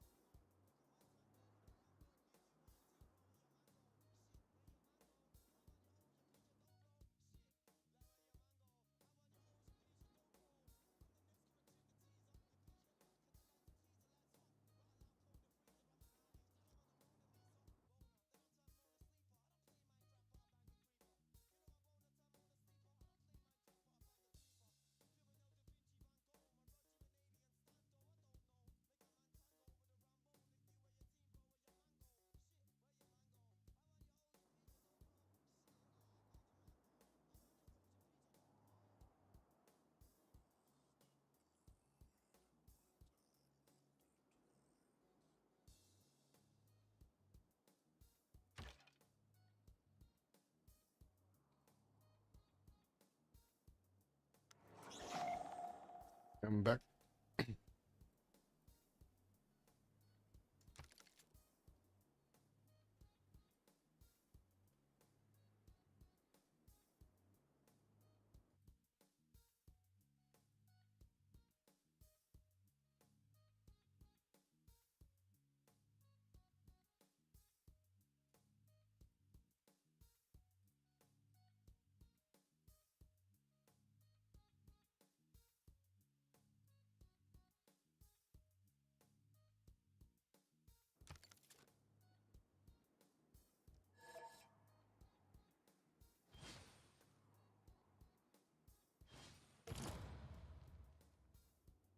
Okay, Mr. Toast did finish that at Temenanki, and now getting a few science points from it. Not really consequential, but he did get the era score, and he's on 220 science, with Scott also on 220. It does also seem like the Goths did not actually lose a unit here while they were taking on the Austrian caravels. You know, we're going to need to see if he's going to manage to actually survive this. Looks like kind of, yeah, because these units of Austria don't have any more movement to counterattack into that newly built caravel fleet that's low HP. And I do see Austria is even sending the diplomat on the water. Johann Amadeus von Too Good. Wait, they actually named him Too Good? And then we got a spectator drop? Shit. I mean, that's too good. That is the effect of being too good. Johann Too Good. And that's amazing. That is amazing. They named somebody Too Good. It's too good, man. It's too good to be true. Amazing.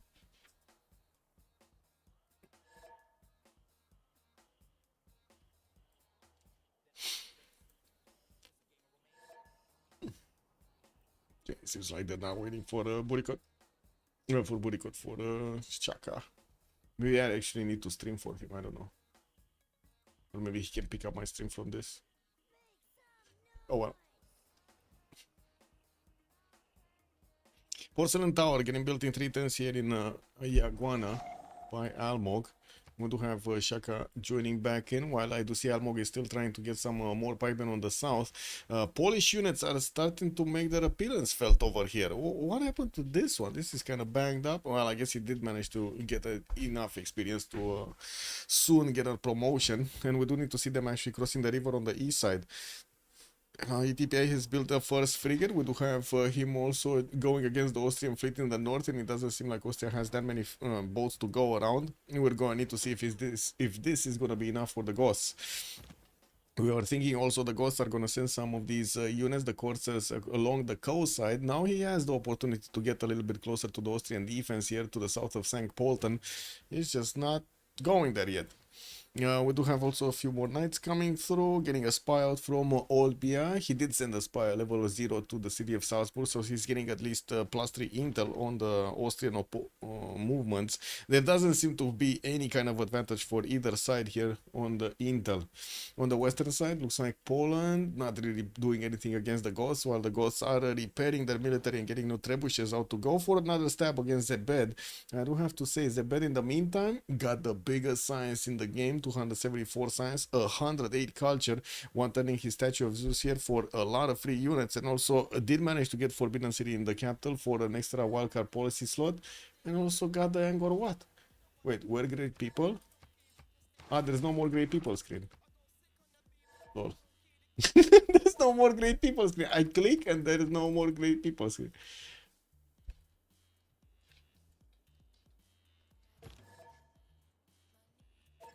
Yeah, lol. New BBG after 1070.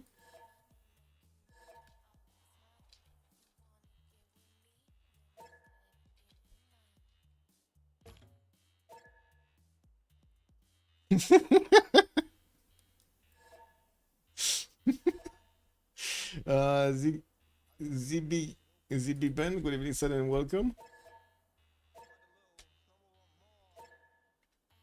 What's the second Polish leader? It's Stanislaw. Stanislaw the second. He doesn't have the relic bonus anymore, but he does have I will say what is he getting? Bonus from his encampments, around the encampments? Yeah, look at that. He's getting the science and the culture around the encampments. It's not stacking though, but this land looks awesome. You just place these encampments everywhere, and boom, you get a lot of science and culture. What's the other Poland? Like this? Yeah, he got quite a bit of science and culture also. Countdowns are for noobs. Kick. Yep. Yeah, it is nice. Also the Goths are super strong, I gotta say. Really like the Goths. We're going to need to see if they're going to be strong enough to take on the Austrian Navy. It kind of looks like, yes, they did manage to take down without any kind of victims there another one of those boats, and he did get to upgrade his catapult fleet, the banged up one, to a level 1. We do have also Austria with a few of these boats coming through, especially the range boats are going to be a problem. While I do see the Ghost did manage to upgrade the frigate, is moving forward, only 2 frigates unfortunately. He does have knights coming around, and I do see industrial zones are also getting placed down. Yeah, there's nobody can actually open the Great People screen. The game is bugged, guys. The game is bugged. Totally bugged.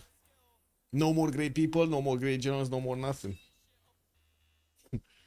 Wow, what is this? Skirmish military. Wait, he's trying to get the unique unit of Austria? What was it called? Austria. This is the replacement, the Grenzer. Right, this one? Austrian unique industrial era unit replacing the Ranger. Higher range strength, +5 strength within 3 tiles of the borders, a friendly territory. And it's coming out of the rifling. So that's where? Where is he? Oh. He's 2 turns out from getting it. And he's also getting the core. Oh shit. We might actually have Mr. Toes in big trouble. So not only he needs to face the west, but he also needs to face the north. And it does seem like also the Polish units can actually take on the pikemen while they're outside of the borders and they don't have the river defense anymore. That's, I guess, the big question mark over here. Is he going to keep on attacking into these? I think so, because it looks like he can take them on. Like, honestly, it looks like he can take them on. Both of them. You can see the march tiles are actually applying a bit of a penalty here. Not only their damage, but they also have the -2 unfavorable terrain, basically almost nullifying the river defense. Military Academy is also coming around from Poland. Gonna get to add more stuff on the tiles. We have 1, 2, 3, 4, 5, 6, 7, 8, 9, 10, 11, 12. 12 of these new bad boys are coming through. Oh, actually 13 from Taruga. Interesting. We're gonna get to see the new unit in 2 turns.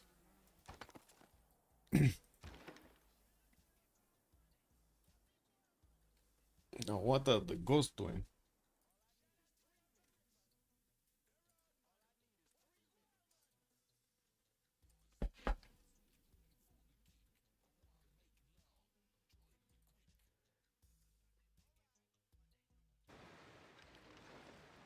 Still smashing heads in the Austrian Navy without repercussion here, but I do have to say he's getting a bit too close to these privateers, and Austria can definitely lash out.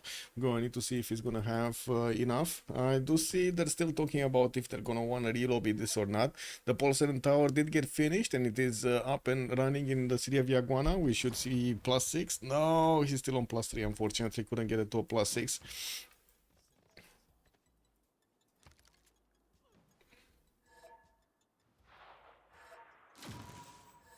Okay, well, they're trying for a new relobby.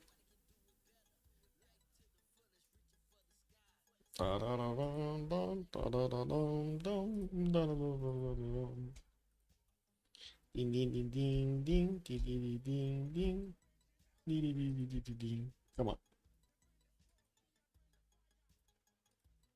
There we go.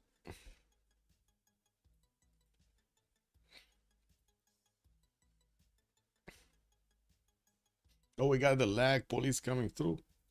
They got together. One more turn with the crack 6 backs. They're the new lag police.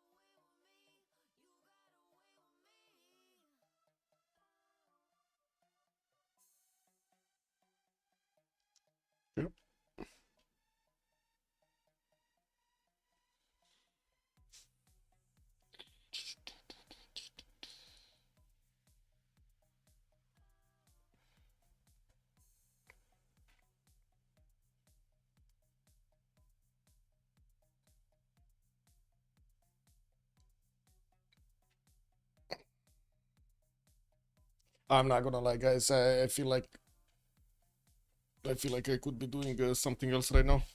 Would have really loved to see the how to say the new civilization and everything, but I think they needed a bit more time. Like the modders needed a little bit more time and maybe like 1 or 2 games before to actually fix these issues. That's what I mean. Because I'm pretty sure he tried to do a little bit of Q&A, like QA actually, quality assurance before, but with only 1 or 2 guys, you don't really get to see the whole spectrum of problems quickly. You get to see them slowed, I guess. But yeah.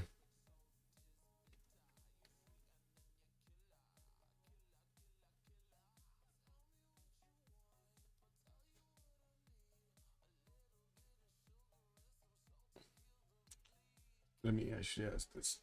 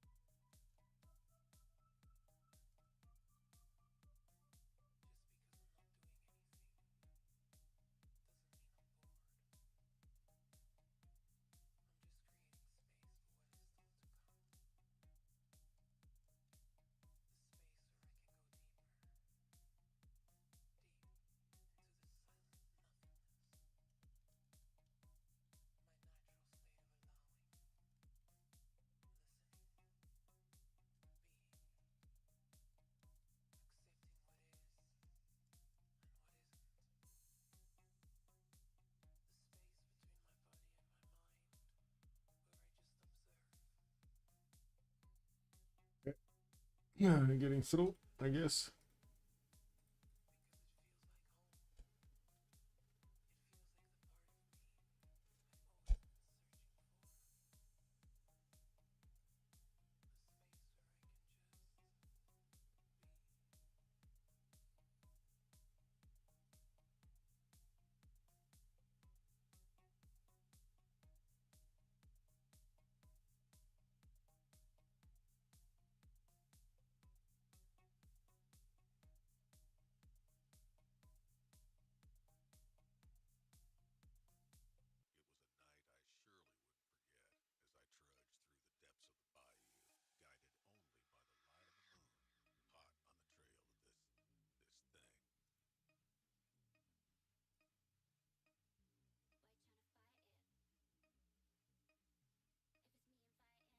It's still not working. Oh my god, it got bugged out.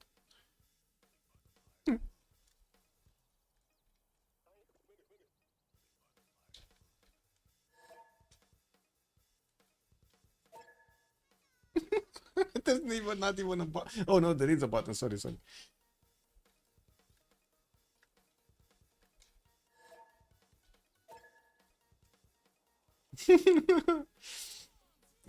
What does the UI of the female leader give? The unique improvement, you mean? Wait. Female leader, you're talking about either Zebed or Almog, right? I think Almog did have something. This one. This one. The Konuko. Looks like the bug is... Okay. Looks like the bug is caused by the diplomats. Well, that's still good information for the modders. They got to test this in a real-life environment and get to see where the problems are, looking at the logs. That's still good. Let's see what Poland is gonna do here. Is he actually gonna try to push into Mr. Toes? Because, I mean, come on, look at this. He has a big army in the north, and Lablas just needs to take a right. That's it. He needs to take a right. This army of Taino, of, how to say, Valmog, is not even gonna get to follow him.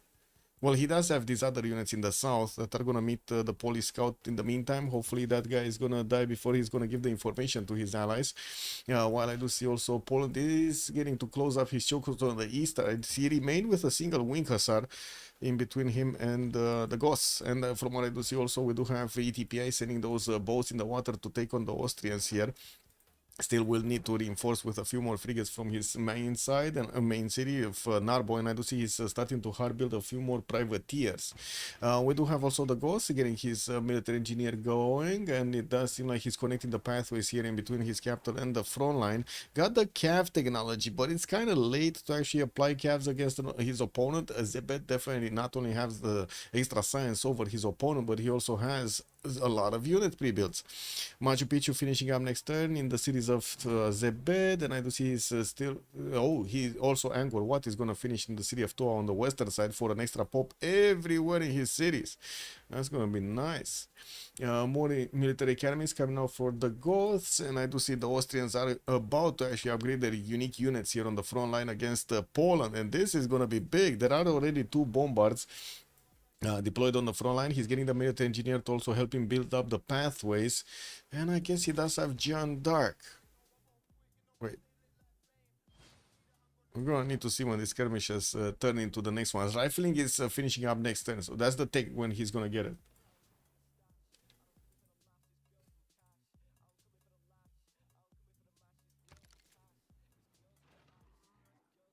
Okay, industrialization did finish on XP. He's getting his factories up, and from what I do see, he's start building his caravels and also a few more quadrim pre-builds north side. Military science coming out for ATPI next turn, even though he doesn't have the units in the borders to actually upgrade from and send to the north. He did move his coursers a little bit northward there, just a few more tiles, while he started building up his industrial zone count. He was also trying to get the Angkor Wat built in the city of Olbia. That's not gonna go. I'd also see he did manage to get a harbor out from the capital city. Not sure for how long this was here, but it is here now. And Victoria Kum can also get a harbor out, and he can ease... wait, is this? Oh, that's a plain style. Okay. I was thinking we might actually have... okay, that's fine. Shaka can do it. We might actually have a canal play over here in Yerevan. Like, he already has the canal technology. He just needs to put one down, get a chop going, and boom, boom. Oh, he's getting into the borders of Expli, guys. And Expli is left open. There are quite a few mines over here for these courses to actually rip out from the cold hands of Austria. Well, that's an archer down. And that basically was his defense. ETPI getting in Austrian territory. We do have also the units of Blask getting closer to Almog's territory, while he's also seeing that Poland doesn't have any kind of defense on the eastern side. He might actually take a city or two here. We do have Blask with more than enough damage to take on the wing hussars on his Ulans, and I do see Taino is, as in Almog, is building up a lot of these pike shots, and I gotta see, Blask got himself into a very weird situation here, crossing that river towards the cities of Almog. Like, honestly, he got himself into a situation he should not be in. He should just GTFO out of there alongside with the general. Like, really get, you know? Like, look at this. There's only a single unit for Preslav to defend itself with. Mr. Toes. That's it. We have codes coming through. Unique units, come on. Unique units. We gotta see Burikot getting his uniques. His Grenzers.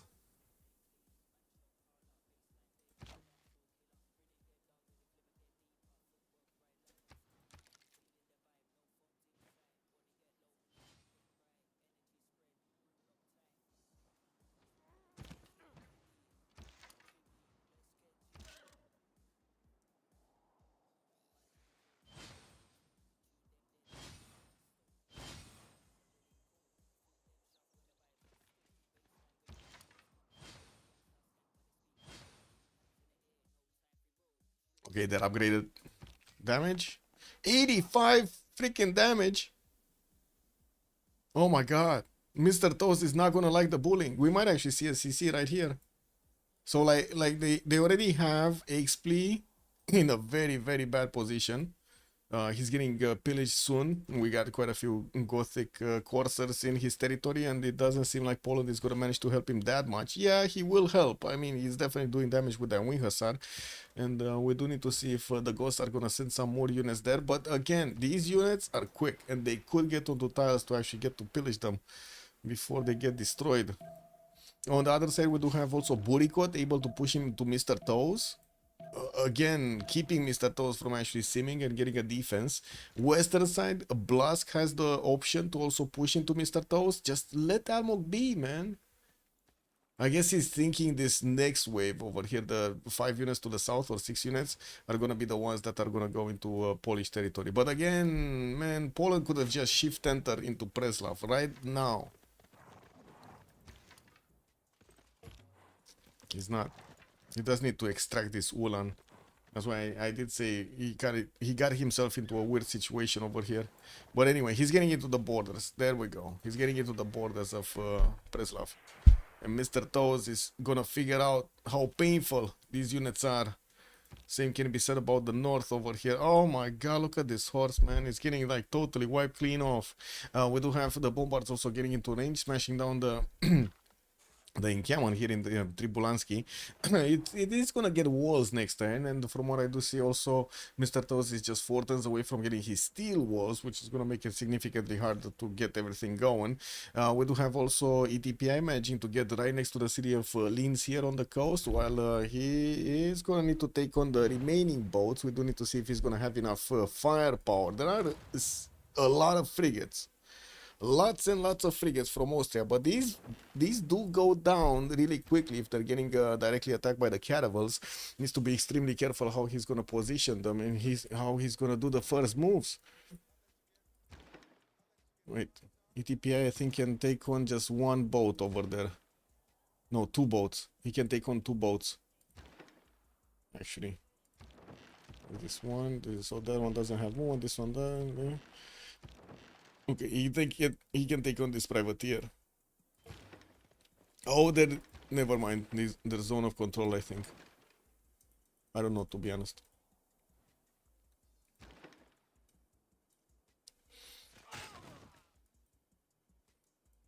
Okay. Yeah, that corsair is slowly taken down. Grenzer's moving through, Inkiawan being taken down before it actually got the walls. Grenzer cores. These guys are 90 strength guys. 90 strength scouts with a ranged attack. That's pretty good.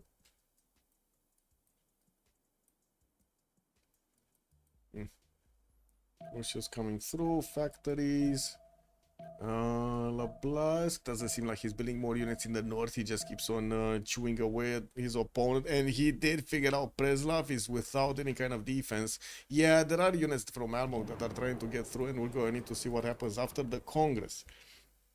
Let's see. Partisans.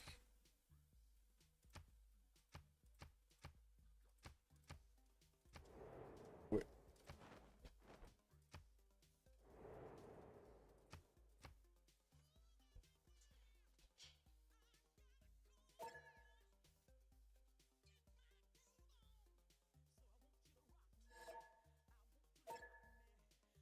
Okay, be right back.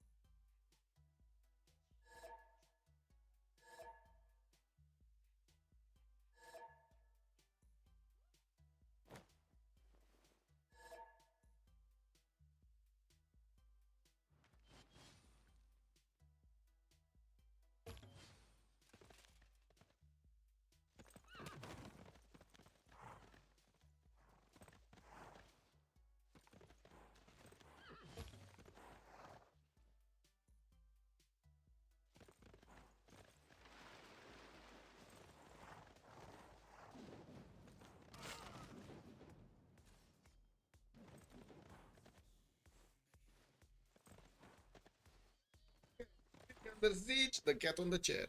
Te rog să te dai la o parte. No? Taxa? Oh my god. She's like directly belly up, guys, so I can pet her. God.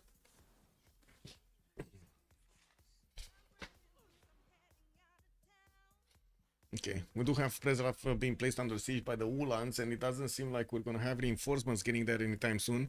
They can actually chip away the city's defense, and they probably will. They do have a lot of pillages also to do. While I do see in the north, Burikot is starting to push through. Tribulanski is not gonna hold his walls that long. We do have steel walls getting out in 3. Bombard cores are coming through, and that's gonna take out the walls. And I would imagine the Grenzers with their super strength over here should be doing the damage. The remaining damage. There are also cuirassiers on the way that we do get to see in eastern coast. Okay, there were quite a few skirmishes here. There still is a caravel fleet alive, which could take on a boat next turn, and that's about it. We got like five frigates and 2 caravels from Austria. I think he's fine. I think it's fine. There are a few more reinforcements. Like this caravel, I have no idea what this caravel is doing on the east. Oh, I know what it was. That was the bow that he sent to Otao on the east. You know, he's trying to get it back. We'll see if he's gonna manage to actually get this going. Unfortunately, wait. I guess he could take out a frigate here. Yeah, move forward, take out the frigate. This one doesn't have movement. This one only 5. Too far.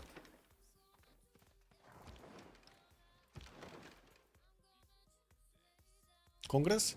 Cyber funds unavailable. Great Generals double the points. And Zebed is gonna gain another 2 Diplo victory points. Where is Zebed? Zebed is 8 out of 20. No, sorry, that's ETPI. Actually, that's not Zebed. Zebed is 7 out of 20. Wow, ETPI actually has more. KW, man.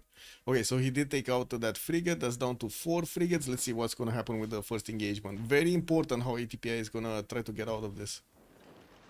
Okay, looks like the caravel is down. Frigates are trying to get out. Yeah, they... Oh, one died. One will get a promo. And we do have another 2 frigates, I believe. No, 1 frigate that has movement. Okay. Let's see what TTPI is doing with the last frigates. He does have some privateers in the south. Boom! Lost another one, unfortunately. He didn't get it far away.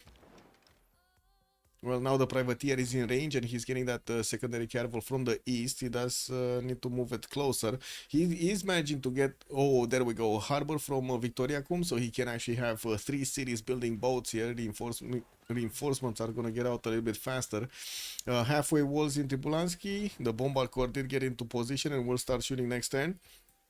Well, I do see there's a Wing Hussar corps in there to help him defend. We do have a Blask here that did not actually try to attack into the city center. Now he's getting counterattacked by Wing Hussar corps from Mr. Toes, and he's trying to, well, take them on, and at the same time also pillage as many of these tiles as possible. Did he? So he got 1 pillage, 2 pillages. Yeah, he's trying to pillage.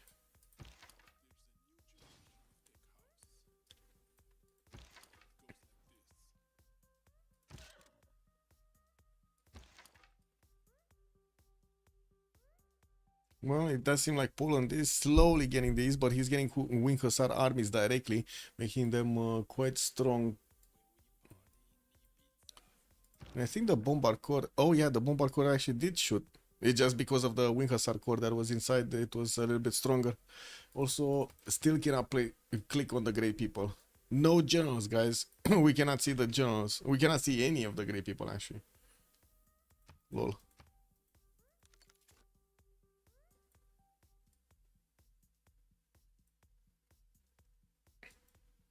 Here, nothing much happening. We do have another push from the Ghosts, but it doesn't seem like it's going to be successful.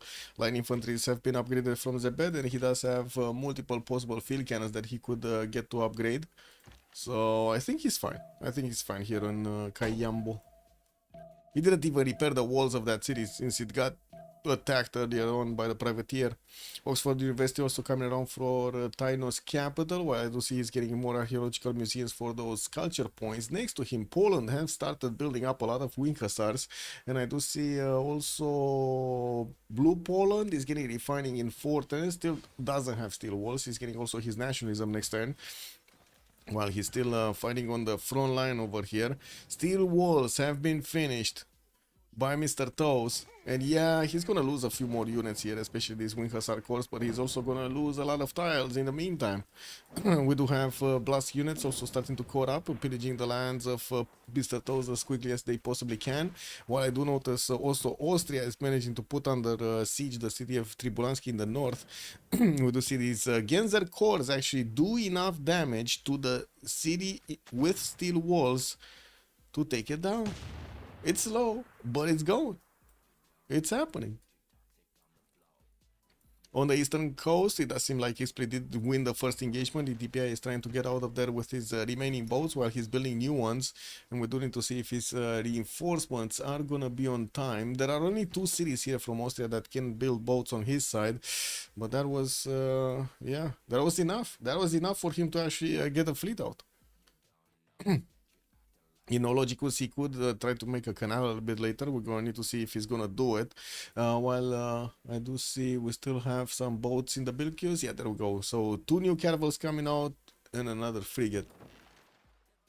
While I do see on the north side, Austria did not put new boats in the build queues. He's going to go for his universities. Okay. Wing Hussar Corps. Wait. Oh, the core got taken down. There was a core there that died. What's happening with the points? Mr. Toes under 200. We do have Blask also about the same. A lot more production on Mr. Toes. A lot more. For about like 80 more production. Zebedi is also 346, way ahead of X-Place 521, and it does seem like he's not really phased off by Goth trying to push in from a turn to the other. He's still working on his Oxford University and getting the coal power plants going. I did not see Oxford University getting built anywhere else in this lobby. So I guess he's gonna get it, especially since he's just 4 turns away from it. Industrialization also showing up on ETPI's Goth land, and we do have him getting those extra points of production on all of his mines. Not to mention he has the option to get his factories and coal power plants. The same can be said about Austria in the north. We do have Cuirassier army starting to get out from the other Goths on the northwest. And I guess the big question is, yeah, they can actually punch through the line infantry if they get close enough. They do need, he does need a lot more in numbers though. We'll see. Military engineers also helping him out build all of the infrastructure necessary to connect there. Okay, let's see what's happening here. Austria still chipping away at the cities. We do have Poland needing to actually be careful. Because these Wing Hussar corps can actually do massive damage. That's why I'm saying he needs to be careful with these. He's just pillaging everything he can get his hoofs on. Oof. That was unfortunate.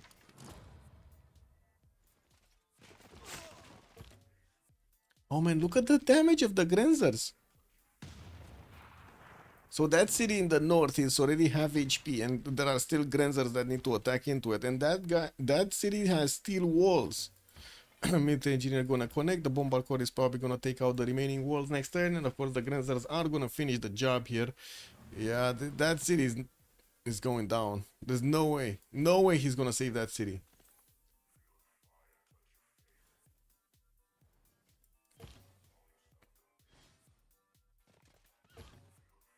I guess that's Austria paying back what happened at the beginning when he lost the city to the west side, to the warriors.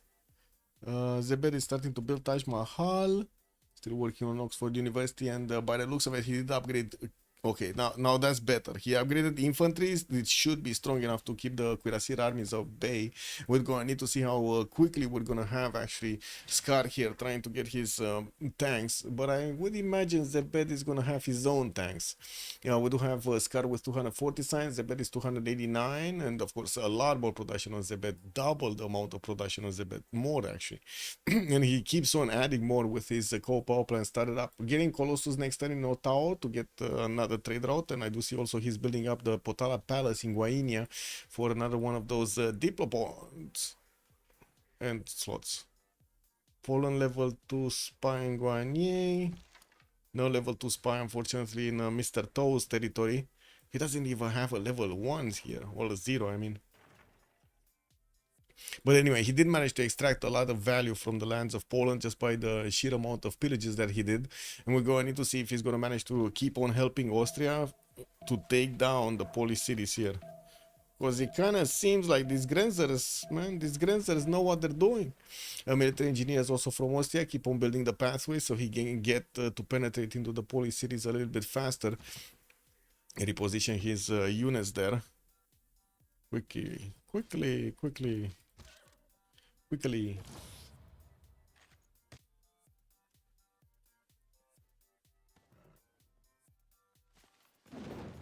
Okay, that city's down. Tribulansky, no more Tribulansky. We do need to see if these units of Poland are going to manage to actually get out here. Mr. Toes is trying to push them back, and he should be actually taking down these Ulans right now. Yeah, it looks like he definitely has the upper hand of above the Ulans with his armies. There we go. It's one unit down. Expensive. But yeah. Mr. Toast didn't lose that many stats from actually losing Tripolansky in the north, and we're going to need to see if he's going to get to follow up, build up more of those cuirassier armies, heavy wing hussar armies, I mean. While on the other side, the cuirassier armies of the ghosts are getting onto the front line. We do need to see if he's actually going to want to push here. And on the coast, what do we have? Secondary push from ETPI, getting closer, getting the privateers to also wrap around. We do have boats, reinforcements from Austria, getting out in every 2 turns. While I do see ETPI is, yeah, he's keeping up the production, and it does seem like he's starting to build up also from Yerevan. He definitely wants to take on XP and take that down, take those cities on the coast down. Spy from Austria did arrive in Narbo, Olbia, and Oyum. He has 3 spies in Goth. 3 spies, while the Goths only have 1 spy in the city of Salzburg. That's it.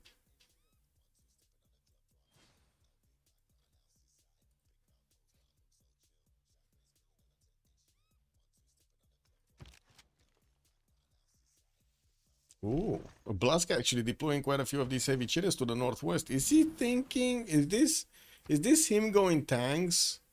What is Blaska? Astrology? Scorched Earth? He doesn't have steel. Does he have refining? Yes.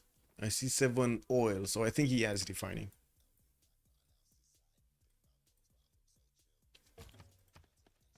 Ooh, somebody placed down Statue of Liberty. Ah, there we go. There we go. It's Zebed trying to get the Statue of Liberty as well. So he's gonna have another 4 possible points for the Diplo. That would put him at what, 12? No, not even 11. He would be on 11. I guess there's still Mahabodhi Temple to build, but I didn't see him placing down any kind of holy site anywhere, especially next to a forest to build a Mahabodhi Temple on it. So yeah, that's not happening. We do have also the Grenzers from Austria getting closer to the city of Bitcoin. Looks like they keep on want to do the damage here. While Zebed is going to get his chemistry next turn. We do have VTPI trying to get rifling in 3. So yeah, he's getting closer to actually having tanks. Mr. Toast is just 5 turns away from combustion. And we're going to need to see if he's actually going to get to keep the city of Bitcoin in the next 5 turns. These wing hussars, if they're close to the Grenzers win. Let's see what they're doing.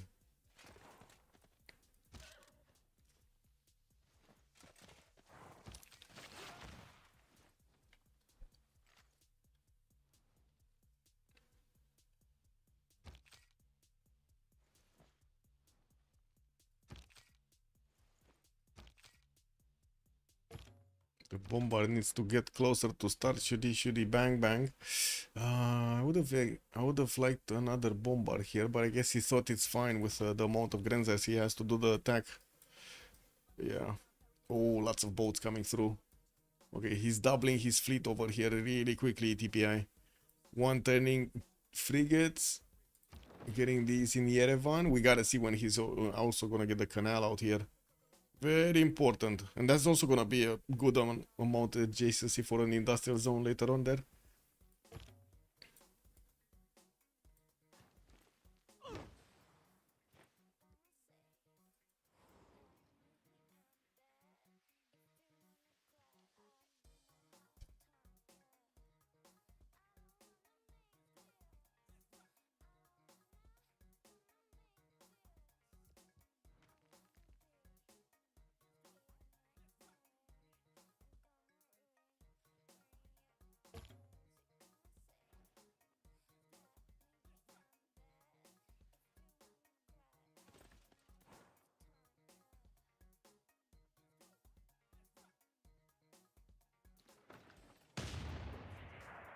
Okay. Well, the bombard got a shot off, but it looks like it was a dud because it didn't really do much to the walls. Not much at all.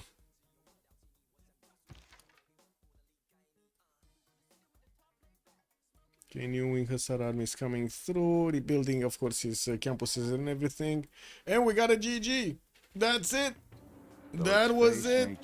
They GG. Almog said we got enough of this.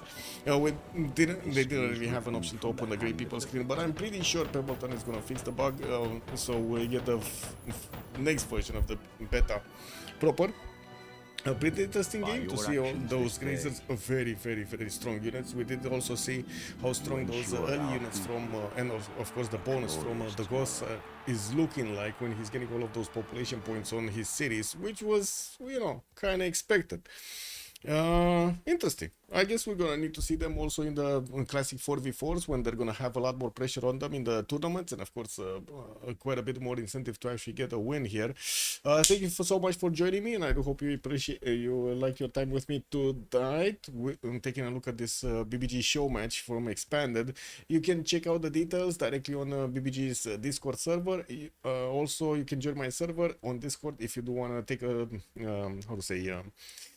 I have more discussions about Civ6 or the project that I have running right now with my website, OnSpotTV.net. You can take a look at the 24/7 coverage of global events over there and special analysis. Bye, bye, bye. Hey, don't forget to like and subscribe on YouTube. Bye, bye.